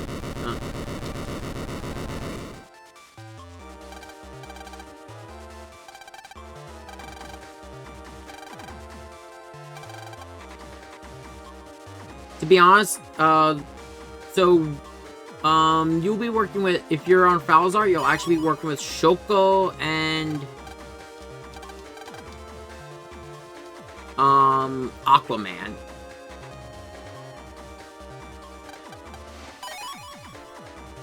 Ooh, wait. I just realized that.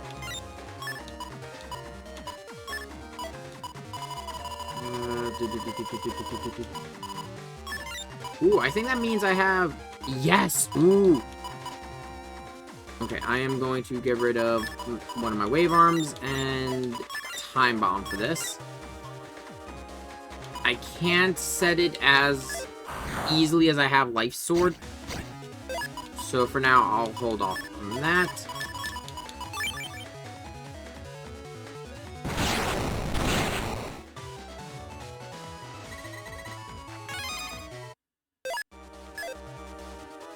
I do recommend investing in a good number of unlockers because, oh boy, there are some really good battle chips you could get with unlockers. I'm just gonna do this just to free up space in the folder.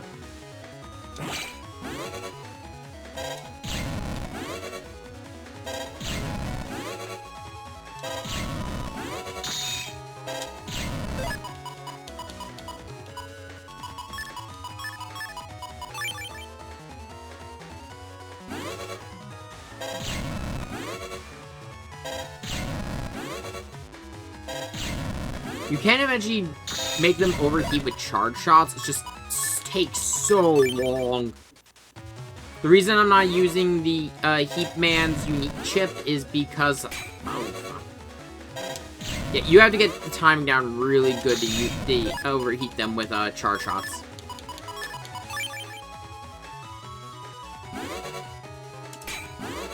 Because as you can see, if you're off by a little bit, you're not going to be able to do it.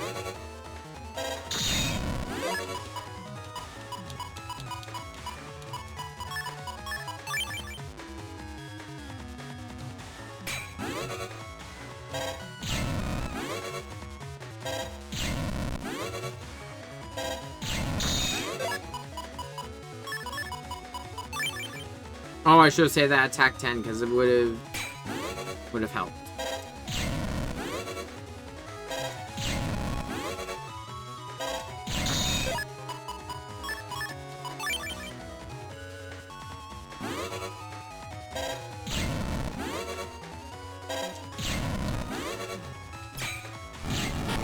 So I'm gonna use.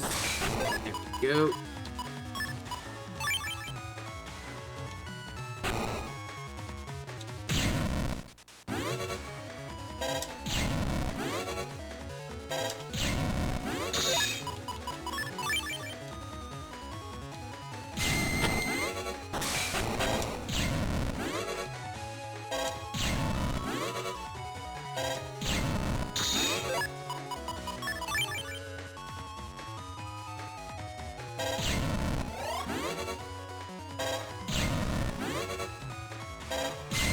Okay, good. That was only really possible because I had the Buster Up boost Heap Man's charge shot.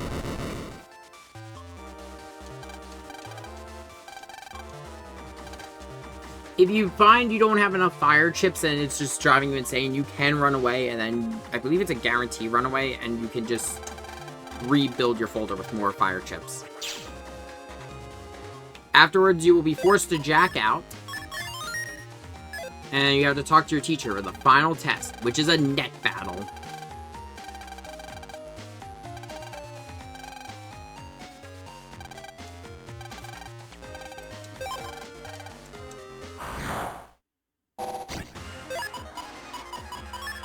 Oh, Heat Man, my buddy.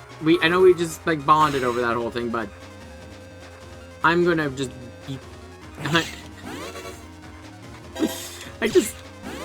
Oh, man.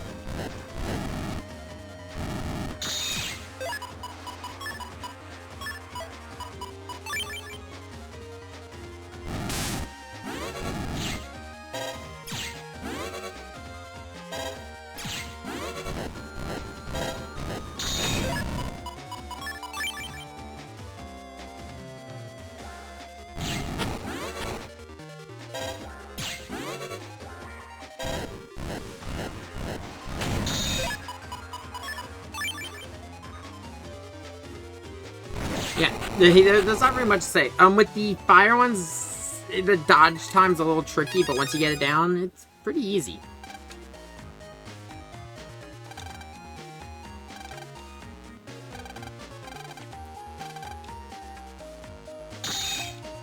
That Heat Man is now on Link Navi.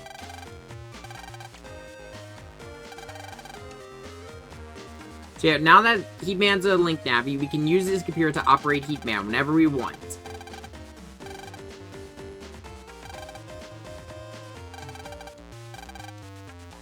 And now that we've, now that we've learned how to properly use fire by operating Heat Man, we can now use Heat Cross.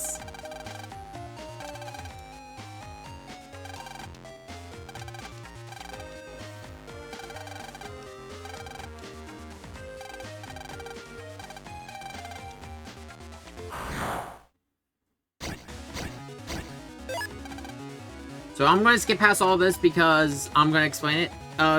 So unlike Double Soul, Double Soul required us to sacrifice battle chips, and then we would get the soul for 3 turns or more if you had Soul Plus Navi Custom program. That is not how crosses work. Crosses at any point in the custom screen, as you can see, we now have cross select. You press up, and a menu will appear. As you can see, there's heat. We press that. Megaman now has changed. When we activate Heat Cross, we now have the Firearm Charge Shot, which is the flamethrower from the old Heat styles. One thing to mention, just like Double Soul and just like Style Change, we now gain a weakness to the opposite element, so we will now take double damage from water. The other thing to say though, crosses don't have a time limit, but they can be cancelled with the opposing element. So if a water virus hits us, we will return to normal Mega Man and take double damage. And also, any fire chip that does not dim, any non-dimming fire chip will now get an attack plus 50. And our Buster will get a +1. So now instead of being Buster level 2, we're Buster level 3. So let's show some of the changes. Yep, this is the cross system. I'm going to pause really quick because I'm going to talk about it. Some of the crosses look perfectly fine, but some of them I don't like. The difference between crosses and Double Souls actually fully changed Mega Man from top to bottom. He had a different helmet, he had different gauntlets, he had the chest armor, and he also had different boots. Crosses will give him chest armor, gauntlets, and helmets, but not change the boots. For some of them, like Heat Cross looks perfectly fine. Some of the other crosses that you guys see by looking at the left hand of the screen look really good. There's one in particular that has a Double Soul that looks better.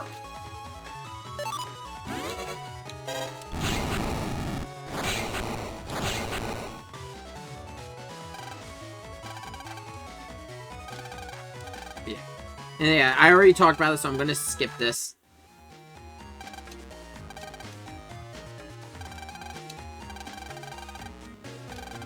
There's a reason we just had all that. And yeah, no. Treating Madge like an actual teacher is really weird, especially after like everything he pulled in Battle Number 3.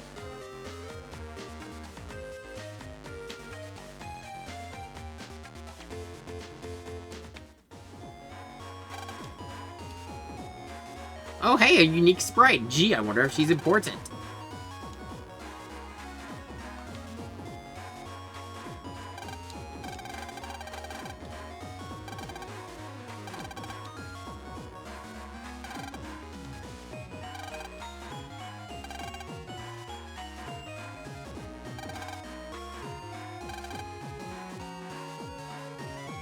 Ooh, I like give some prizes.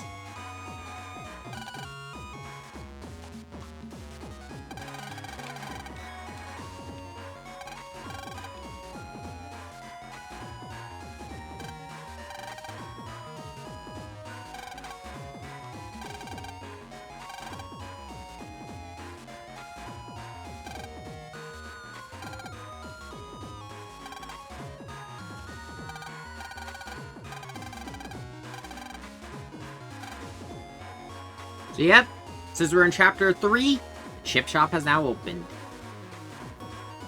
no matter what, I think we're gonna call... I think we might just end up calling... I want to complete this chapter. This chapter is the last brand new thing I need to talk about. Oh, hey, it's Iris. I'm sure Iris isn't a tragic character. I have... nah. Okay, element in the room with Iris.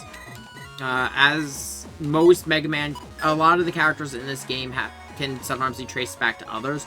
For example, as I said, the Hikaris can be traced back to Dr. Thomas Light. Iris shares her name with a Reploid in Mega Man X. Also, here is our chip store. So talk about it. We got a little Mr. Prog here in a Copybot. So he talks about the chip traders, which over here we have the chip trader and the lotto. I will be using the lotto in a bit. Then we have a request board. We will be doing this later. And we will be tackling all of it because I believe we have to, for one, for an achievement, and two, I believe it's needed for post-game. Also up there at top, those are Mega Man statues, I just realized.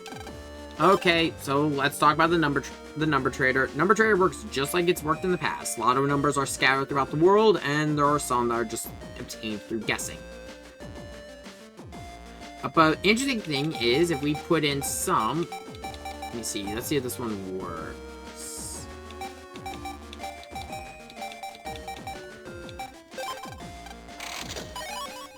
We can get Asterisk Aquaman, which is interesting because Aquaman is...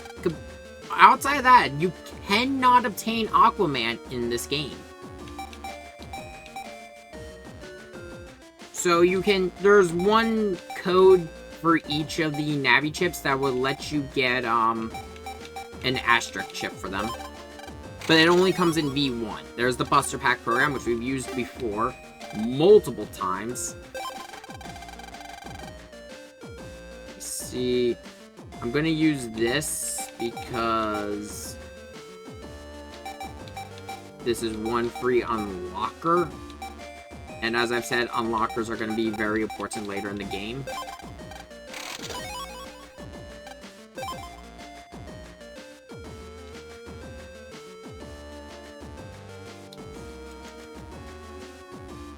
Let's see here.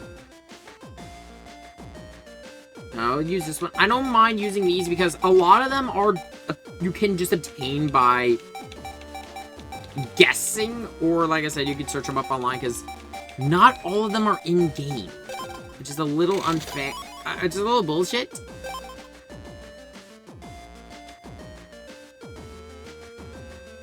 Also, this is where you can find the Charge Max and Rapid Max programs. They are hidden behind codes in this one. See, and then of course, as always, grab the spin programs.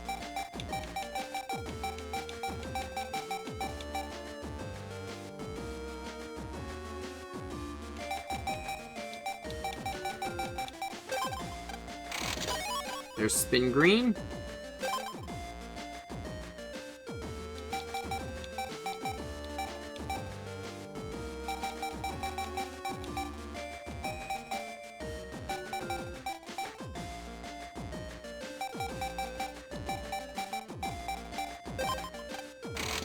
Spin red.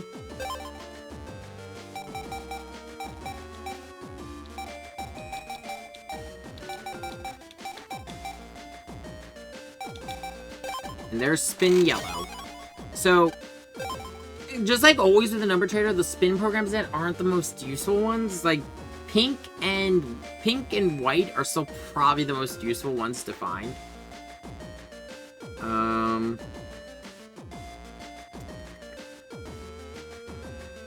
Also, there are some battle chips that you can only obtain from here. I believe this is the only place you can get this battle chip. I won't be using it at all in the game, so yeah. Talk about uninstall. This will attach to non-dim chips, and if you hit an enemy with it, it will completely shut down the Navi cust. This also nullifies, if I remember correctly, a Giga chip for Falzar players. Let's see here.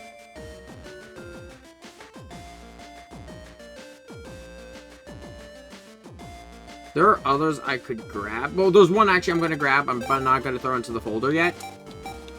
If I ever do. And that is, this is a place to easily obtain. Because I mentioned it in the aquarium comp.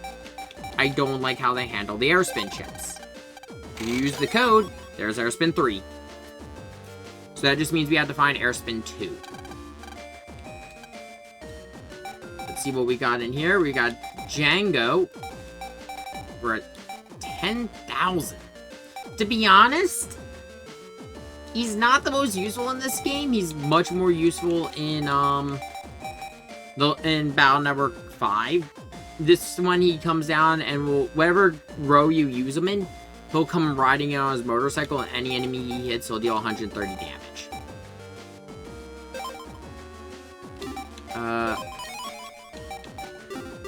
I'm gonna buy that, and I'm gonna save the rest of my money.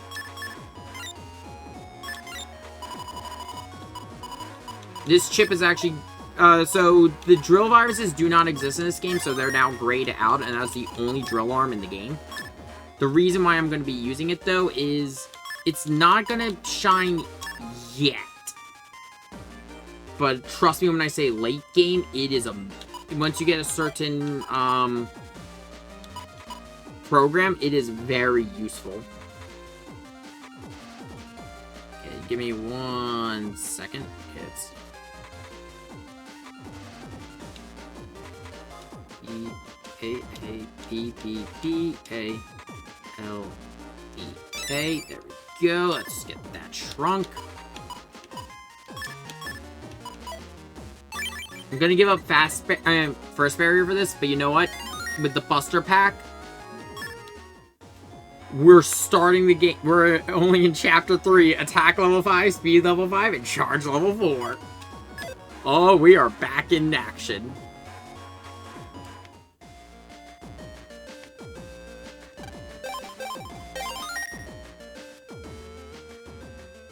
I will say, I do really recommend having an unlocker on hand before the next chapter.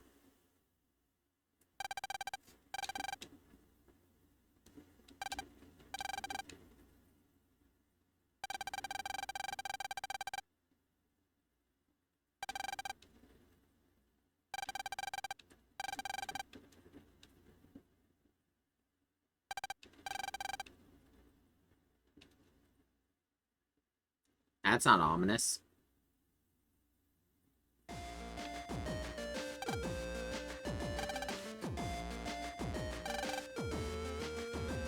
Let's get going. God damn it, Mrs. Hikari. Oh?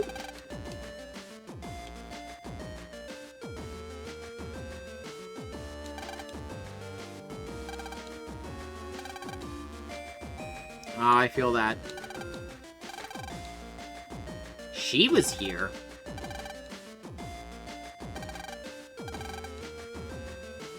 Cute girl with 2 big hair clips. And looks kind of sad. Yep, that sounds like Iris.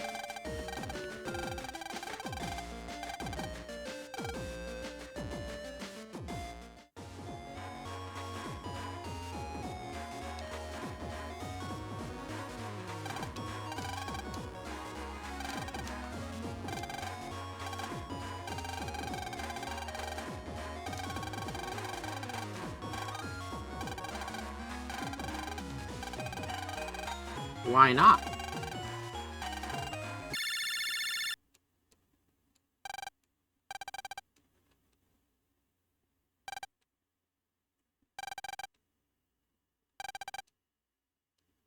Oh?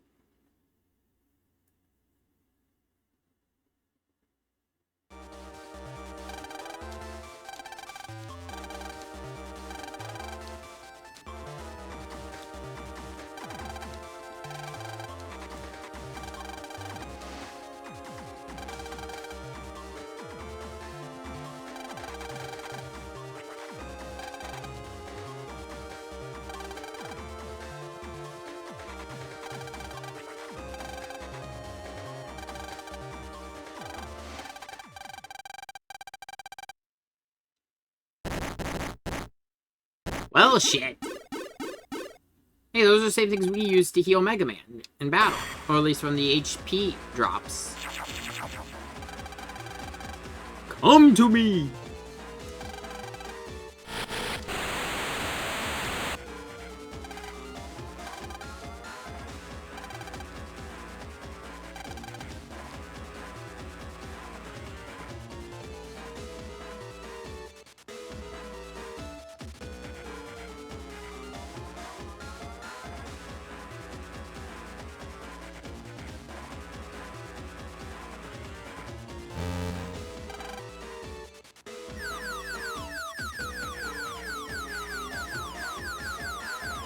Yeah, the incidents that have been going on, if I'm correct, are... Well, based on interpretation, are Circus Man's been going around stealing energy from navvies. All to wake up the side beasts. There they are. Greiger and Falzar.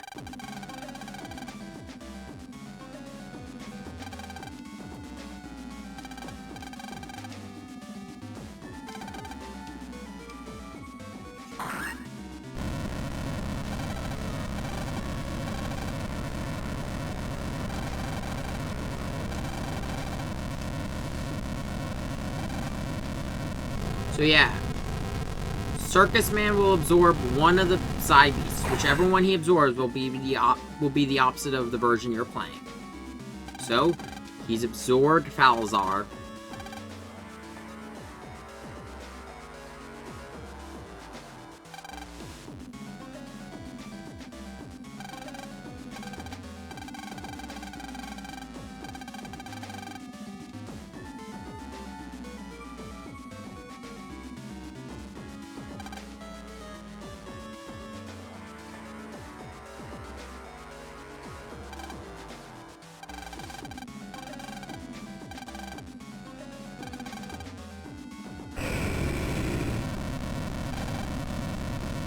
And the other one's getting pissed.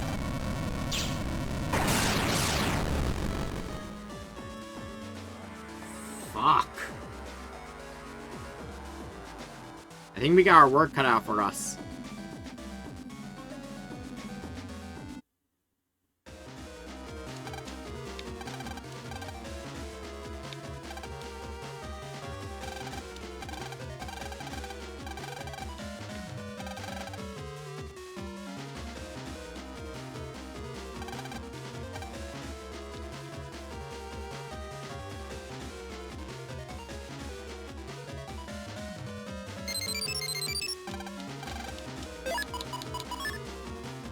There's a letter from the cyber police warning us to be, oh, the net police, to be careful.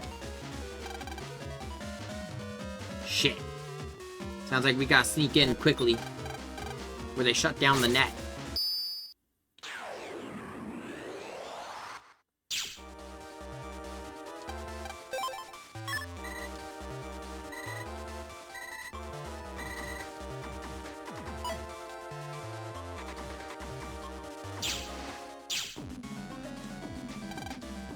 So yeah, the net's become dark and ominous now. Navies are dropping everywhere. This is bad.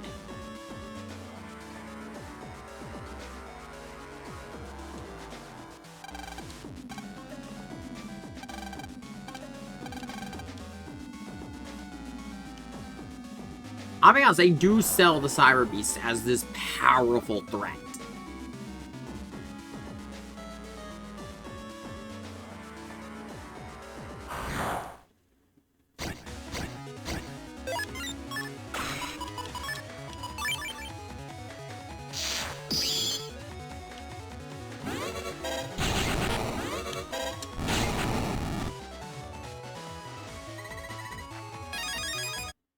And they do a really good job of it. As you're running, you'll occasionally hear the Cyber Beast roar.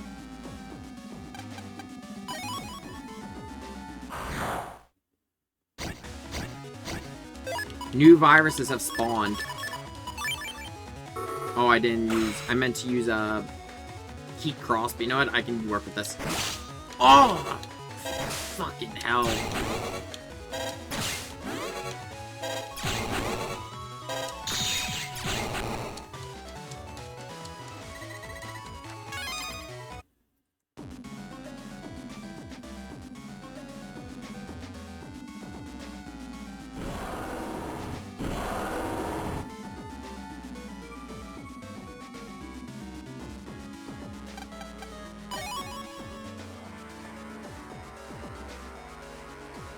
There it is.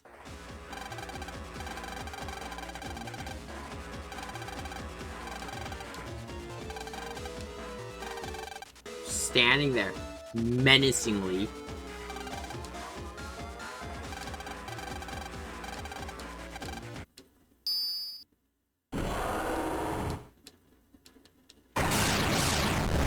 Just glanced at us, and it took Mega Man down.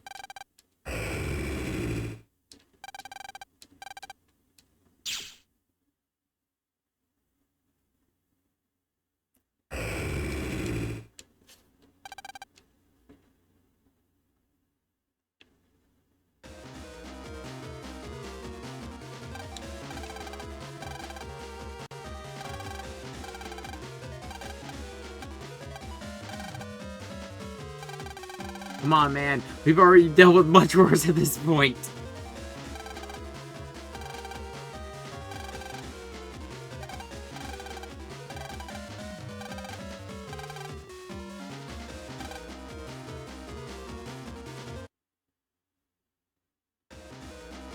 We've dealt with so much worse, though. And they should know, Mega Man and Lan are not going to stay out of this.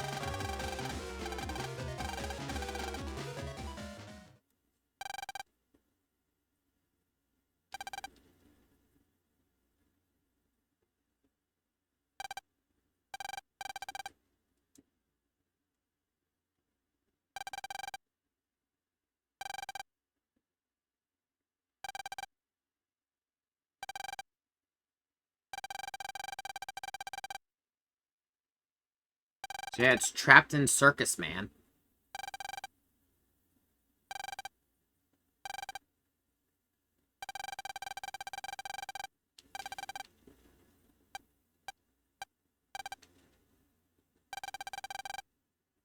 Wait a second. Gee, I wonder how I did it.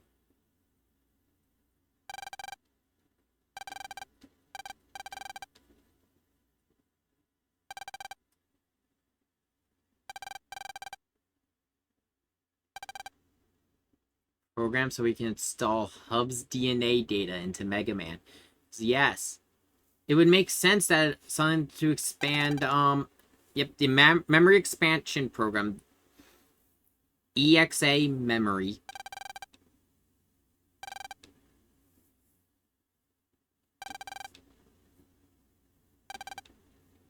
So yeah, it would make sense that he would need an expansion program, though, for Hub's DNA data to be able to be installed into a NetNavi, because the human DNA is would be massive in size. And he changed so it would only run on a net server. No Navi could use it.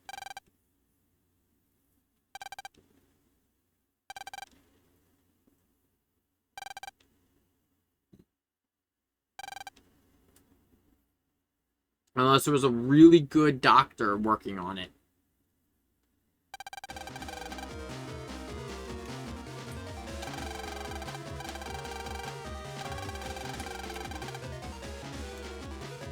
There's only one other existence, or other version of the expansion memory program in existence. It's time to do something crazy.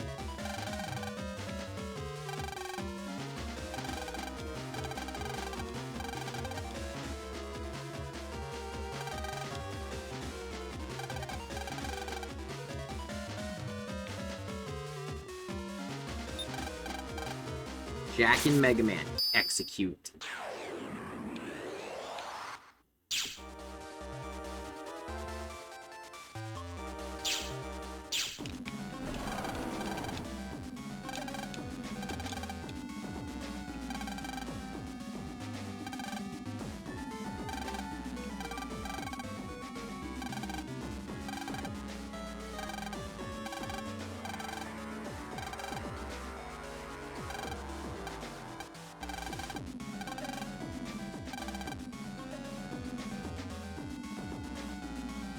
just gonna keep going. After this chapter, we're gonna call it.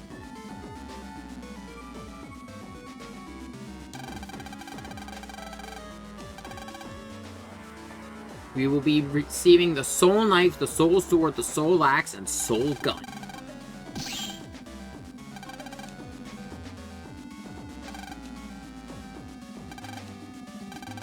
Yeah, okay, I'm gonna skip past all this. And I'll explain it on the road. So, we have these ghosts that have appeared. You're going to need the different soul weapons to take them out. If it is red, you just need to hit it once. Soul Knife is going to hit for 1 square in front of Megaman. Soul Sword hits 2, and Soul Axe hits 3 side in a horizontal pattern. It uses a pretty similar style to the Liberation missions back in Mega Man Battle Network 5. To move on, we're going to have to clear out all of them. You can use the weapons on areas where, well, as you can see here, I'm using it over here despite not having squares. If you hit a ghost from the back, it will instant kill them. So that's actually a pretty good way to save on soul weapons.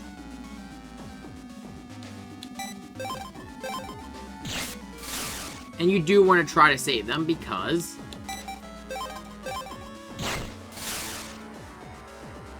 once you clear them all out, darkness that was blocking the way will disappear. And the remaining weapons will turn into bug frags.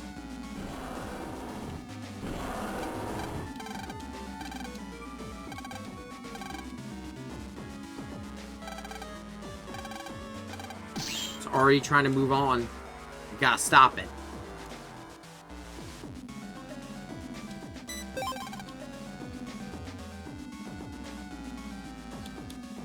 No, I'm gonna use Method to my madness.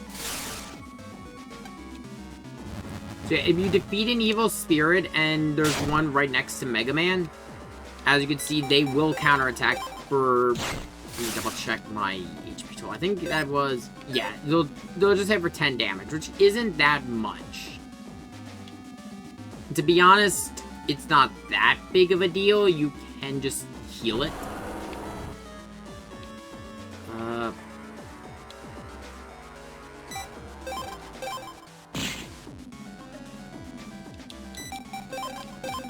Soul Gun is a little bit more of a situational one, just because of the fact that you need a lot of range for it to work.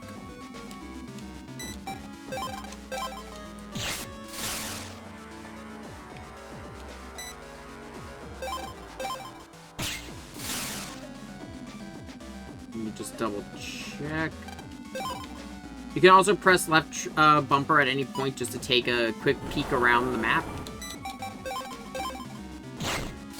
So, and I also have one left over for another bug frag.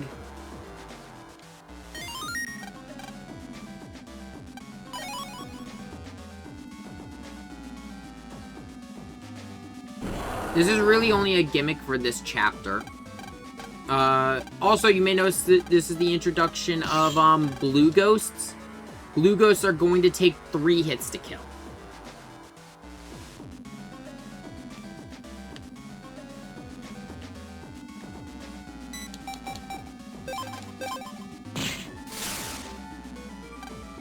If you can, in all honesty, hit the blue ghost with your soul gun and hit them from behind.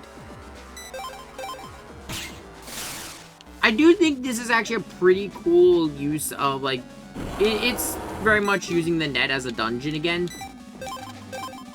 But I think this is, like, one of the best uses of it we've ever had.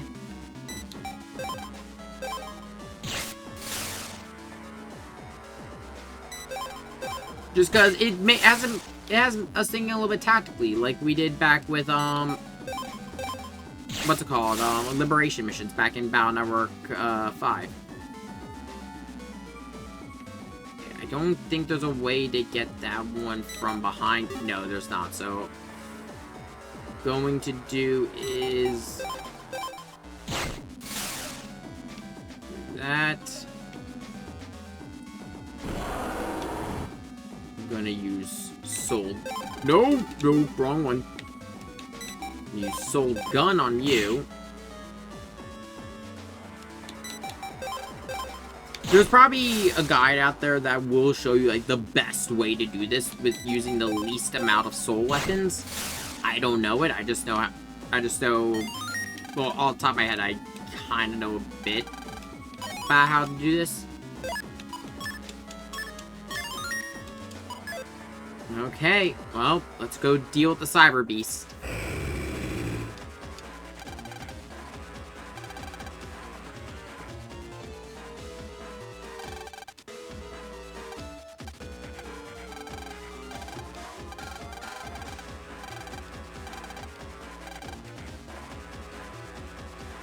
Megaman? No.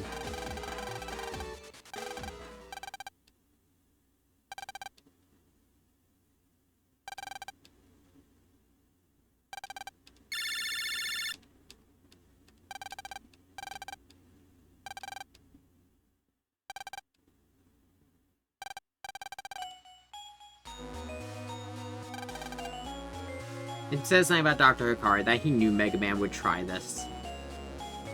He knew Lan and Mega Man couldn't stay away.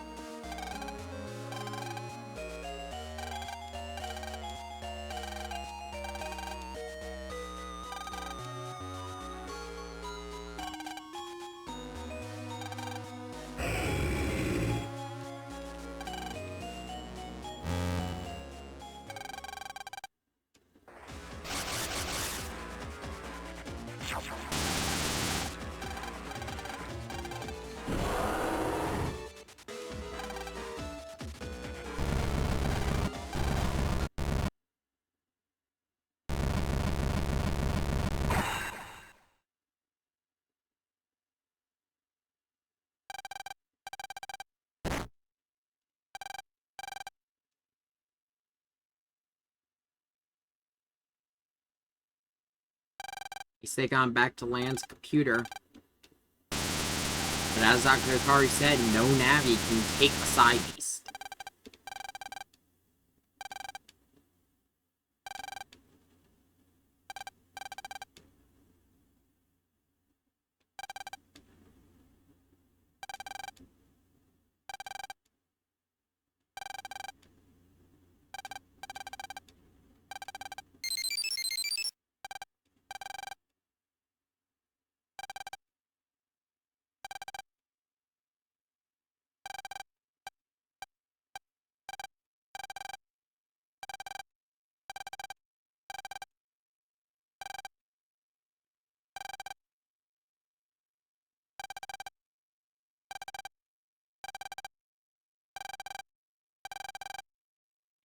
As Dr. Hikari just told us. Also, love this music.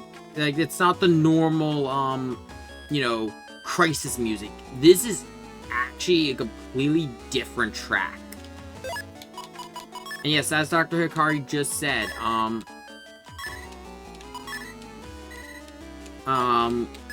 the aura that, well, the dark the dark aura that was spread from the Side Beast in Central area has spread to Seaside. And we have just the... Yep, as Match said, Heatman is our Link Navi.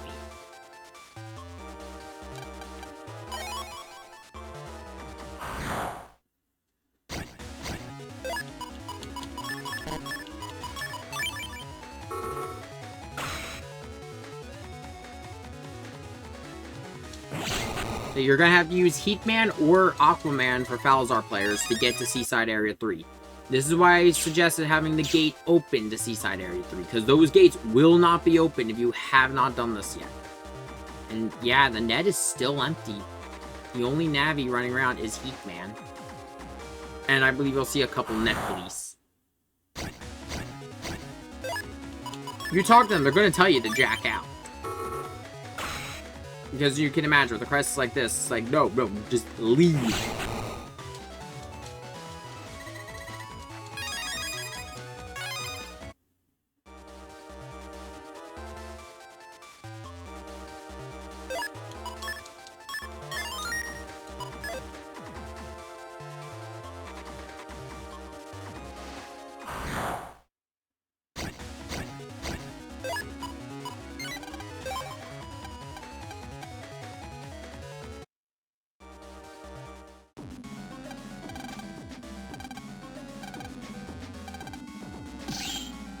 There's the soul weapons again. This is not the... I remember correctly, this is not the last time we will see this mechanic, but it is the last time for a little bit.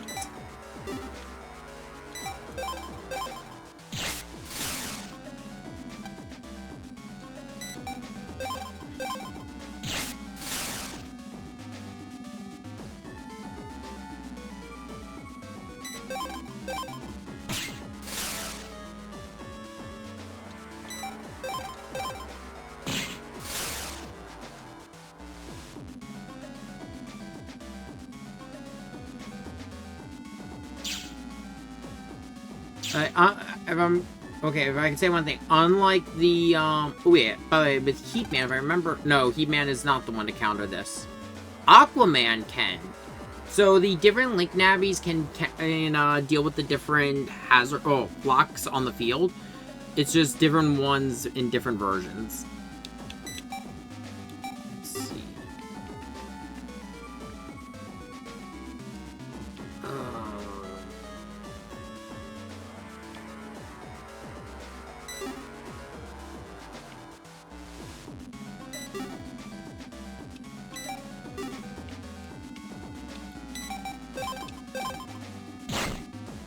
Okay, I'm going to take a slight hit from this.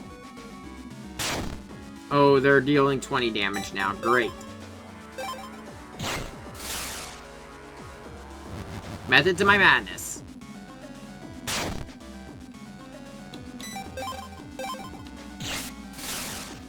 Now I got the one there set to 1 HP, and this is going to be a back attack on the yellow one, which means those ones are all gone. I remember there usually being like one large cluster in each part with this. There's usually a little trick to get rid of some of the more annoying ones. Like here you can just loop around and use the push panels to get Heatman around them. Sometimes it's just getting into the right position and using the gun. Which, if I had a sword still.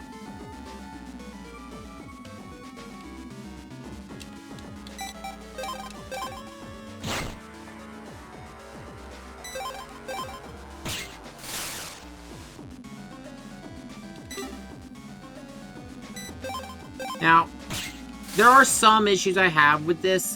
One thing I do wish they kind of gave us with the collection is I wish they would let us rotate the Navi once they are aiming with the soul weapons.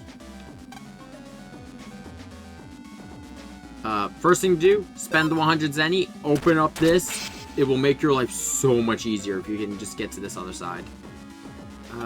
No. Yeah, you don't deal with that. I believe the same Navi deals with the tornado and the water for Greiger.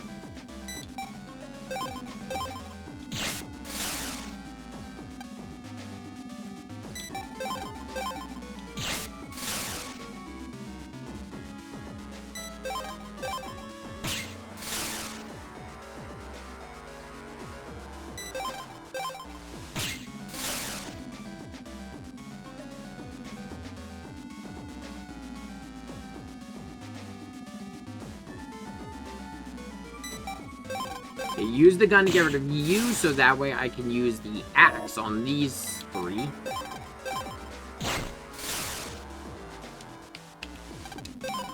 Let's see. There's the two down there that I can use with a sword. And then I believe I could go here and use a gun for you. A gun for you, and a knife. Okay. No, I'm gonna be out of knives, but... You know what, I'll figure something out. I'll see what I got left.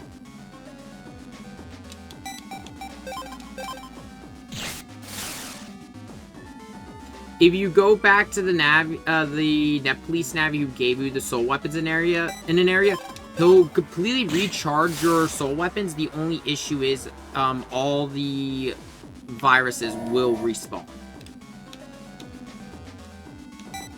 Okay, no, so... Ooh, okay, so I'm gonna have to use...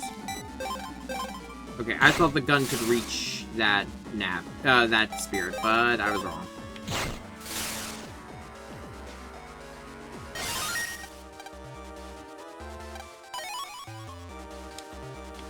Seems pretty generous with some ways to earn bug frags.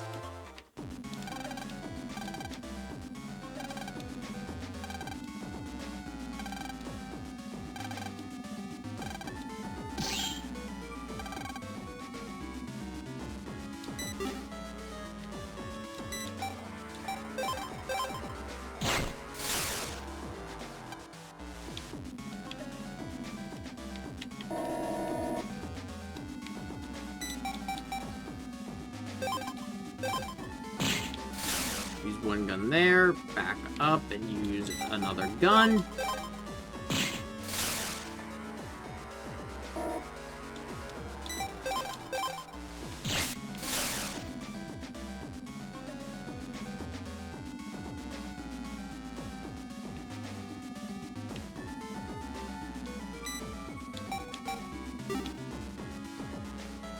Let's see.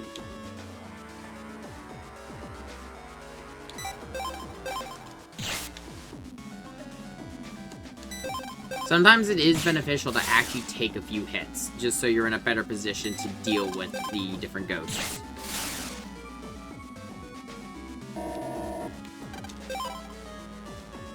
There's a large cluster there.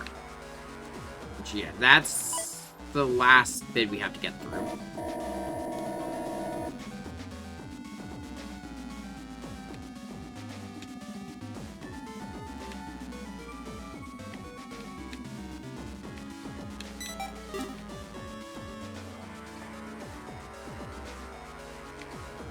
Yeah, like, there's no way to get through this unscathed.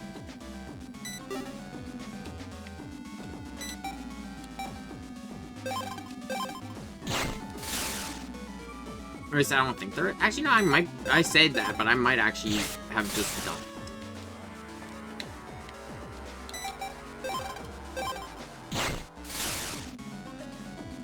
Well, actually, okay, I'm gonna take one hit, but that's...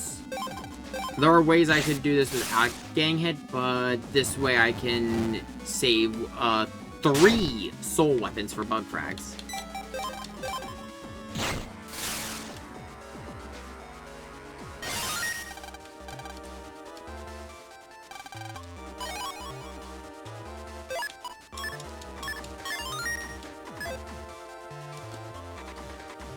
Now we got the healing water.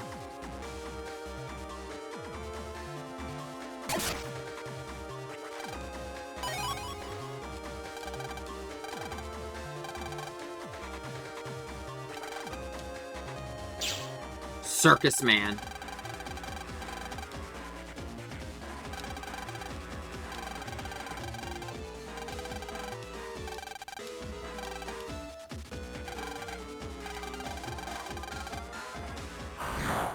Yep, so we have to fight Circus Man with Heat Man. Oh, no, we don't. My fault. I don't know why I thought you did. Yeah, nah. Circus Man just spawns a bunch of viruses.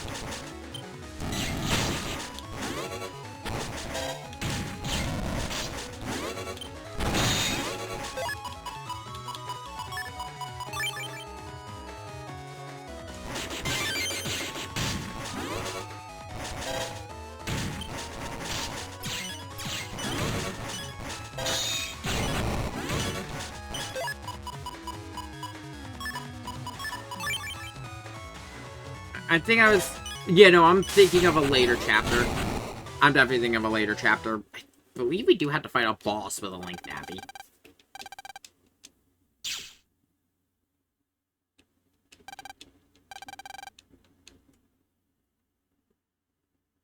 Okay, recommendation, as soon as you get the water, jack out. If you... Because that is a rough fight, because that's 2 level 3s and level 1. That's one of the more difficult fights in this early game.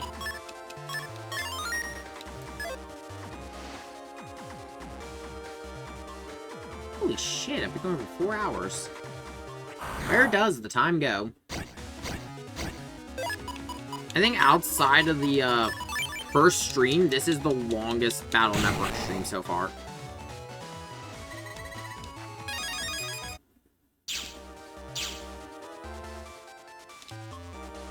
But I just want to get this done just because it's going to introduce us to our last new system, and we'll be talking about that.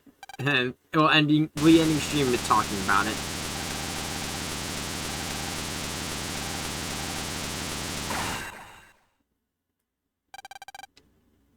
That, may I introduce Beast Megaman.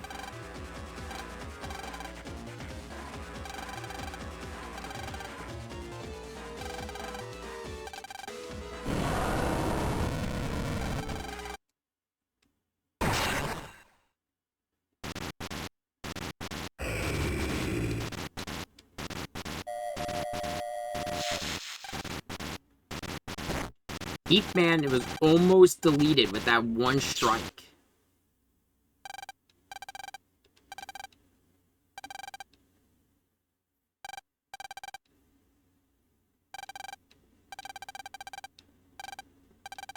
Yeah, if he was deleted, I'm pretty sure Match would be very upset.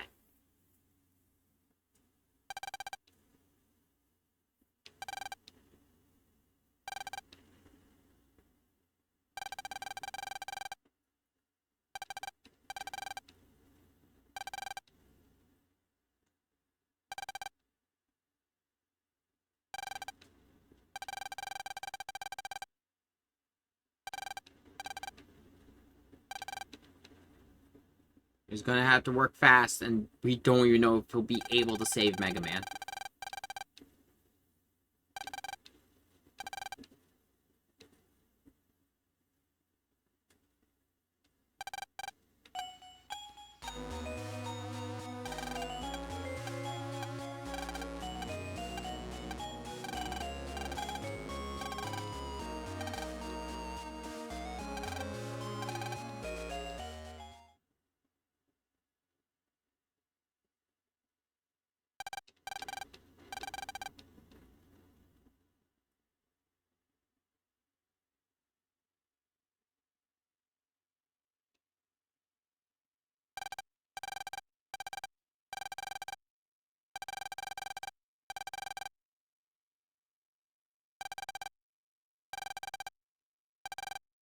Through the woods.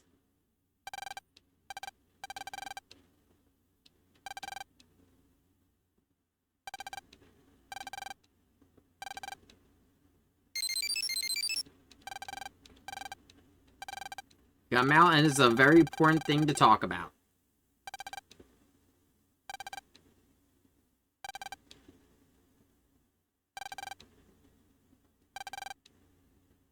So, talking about this, in the anime, this is actually a completely separate piece of the PET that actually plugs into where the chips go into, and is the equivalent of a chip gate. You put it into the side of the PET, and then you have another slot for battle chips, but it gave Mega Man the ability to, well, do this.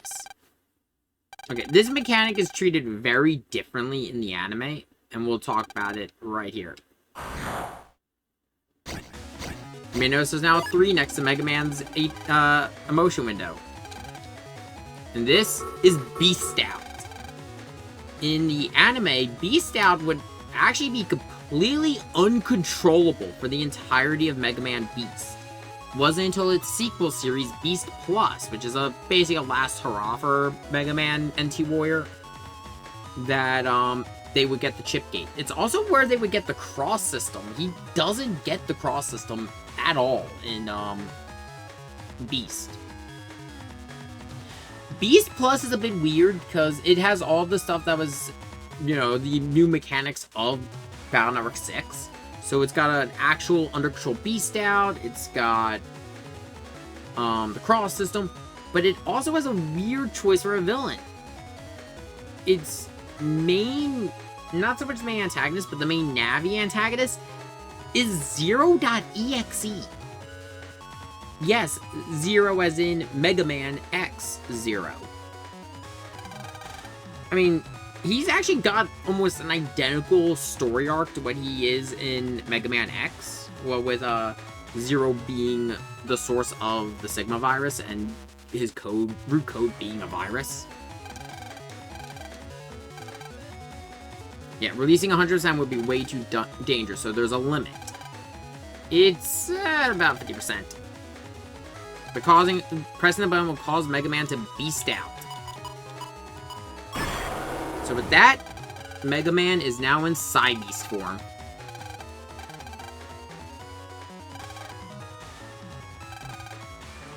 So talk about the different Psybeast forms. I'll talk about it after we're done. After Dr. Kari's done talk about this. Yeah, you'll be able to use Psybeast form 3 turns. Once that counter reaches 0, Mega Man will revert back to normal in a tired state.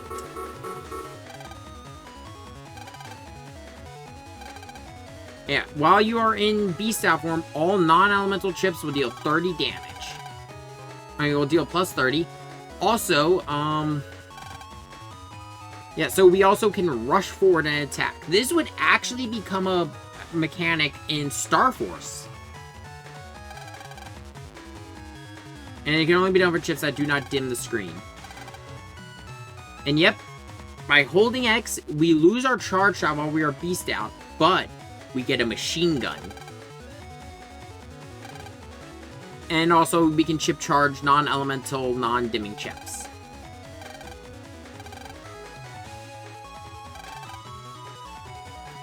Okay, so as I'm loading up some chips, to quickly talk about some of the other things with, actually, let's Beast Out first.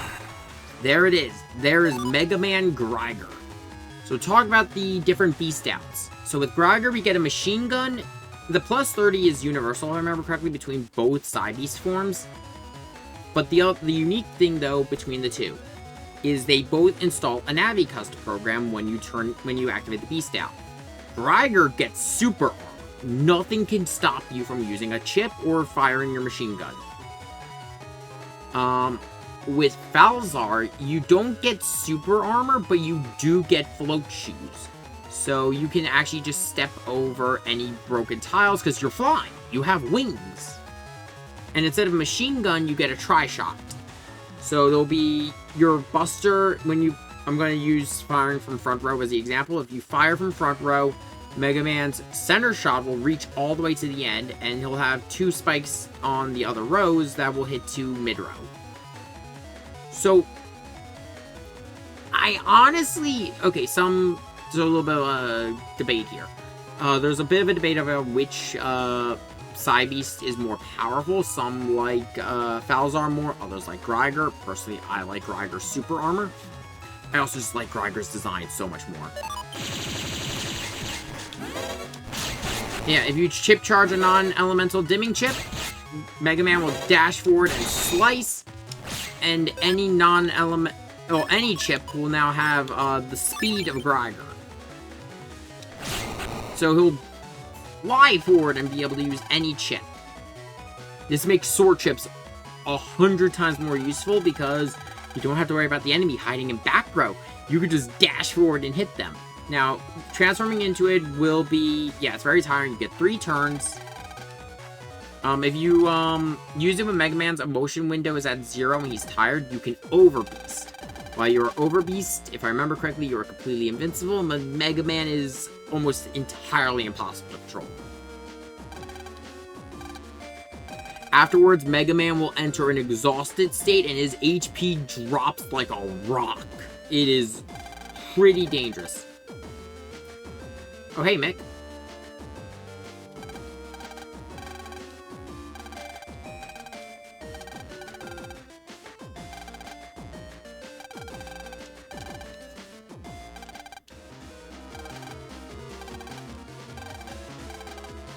Yep, this is going to be our final thing for the day, actually.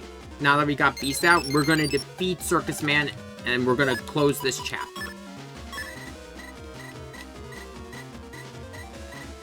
Yeah, these are all the instructions, and he's talking about the exhausted state. Beast over is not a bad thing, but it is very much a last resort. Do not use it in a boss fight. Unless you are already at a point where you know you're going to win. Talking about the emotion counter, though, it does not reset every battle. If you... let's see what we got for Mal. Got something from Yai.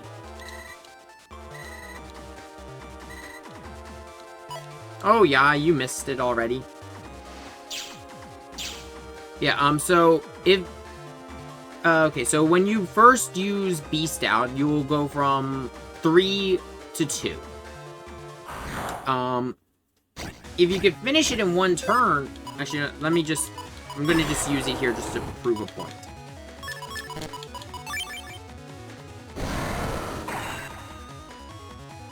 So, as you can see, we are now currently Beast Out. We have two on the counter. Should reset, because I'm gonna want it for the next fight.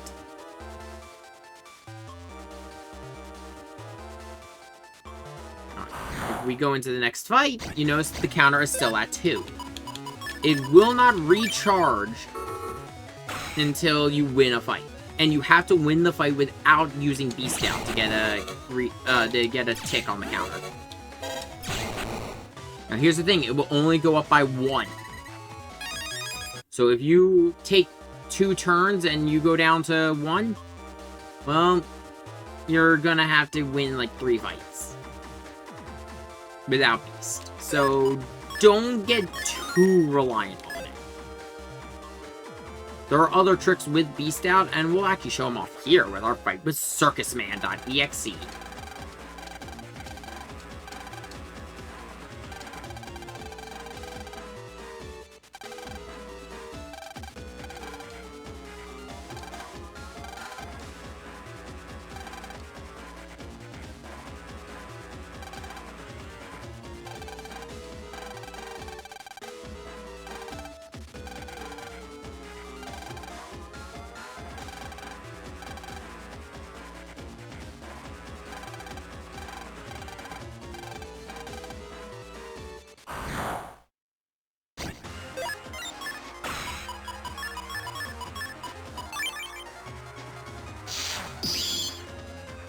So CircusMan.exe. Whenever he jumps around, he's gonna jump and then he's going to use a different attack. Oh wow, we actually almost started it. Okay. So yeah, talk about Cross Beast. This is a thing we can do.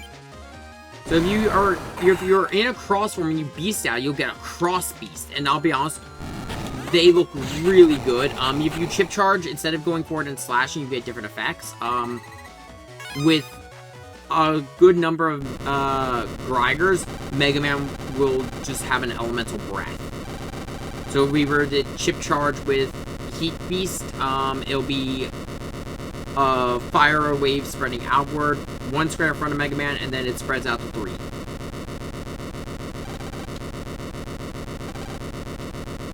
And yeah, as you can see, okay, with the Buster Pack and Beast, yeah, we're gonna be dealing a lot of damage.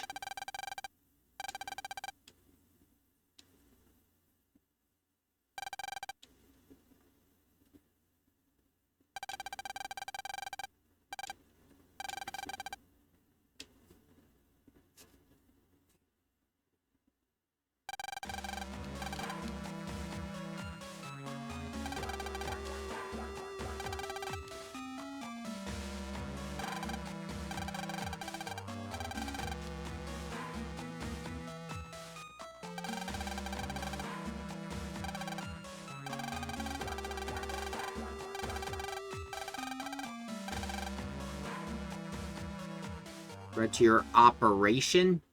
Sounds very... Wonder who... We still have no idea who's running this show.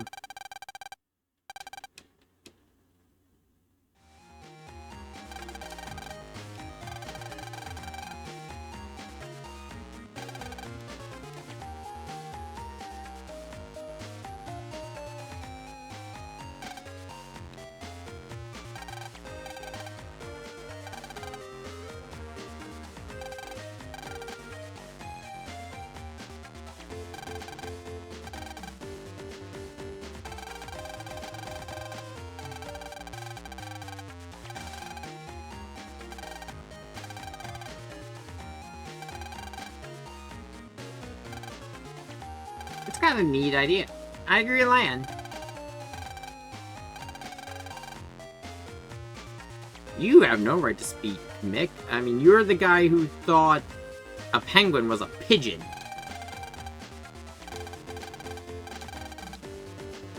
No, it is not.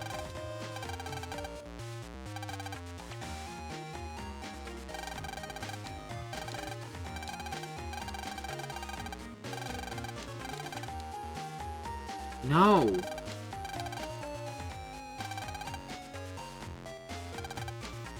Thank you, Megaman.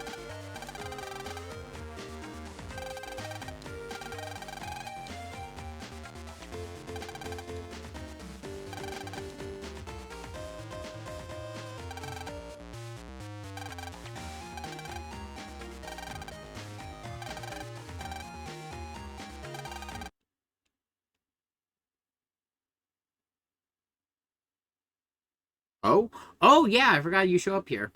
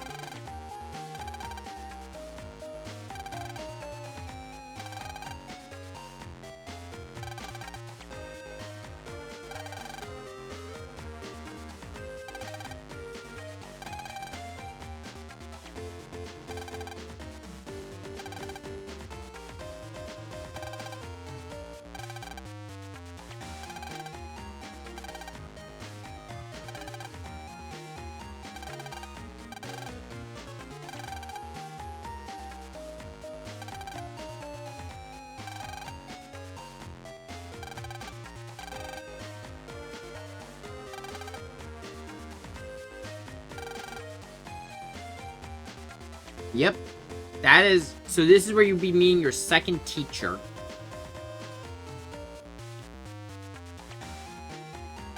That's gonna be our second Link Navi teacher. We'll deal with that next time, though.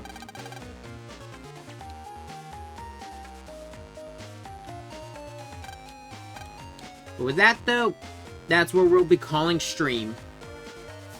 A lot of stuff in this first stream for Mega Man Battle Network 6. We got the cross system, we got the tag system, and we got Beast Out. So a lot of stuff all at once. And yeah, no, if you decide to go with the Buster Pack, in all honesty, Mega Man's damage is... Ryger's damage output can be jacked up and will just destroy some enemies. But with that, though, that's where we're going to be calling stream for the day. I know this is for those of you watching on YouTube, I know this is a bit of a longer one. I hope you enjoyed the longer video, and I will see you all next time.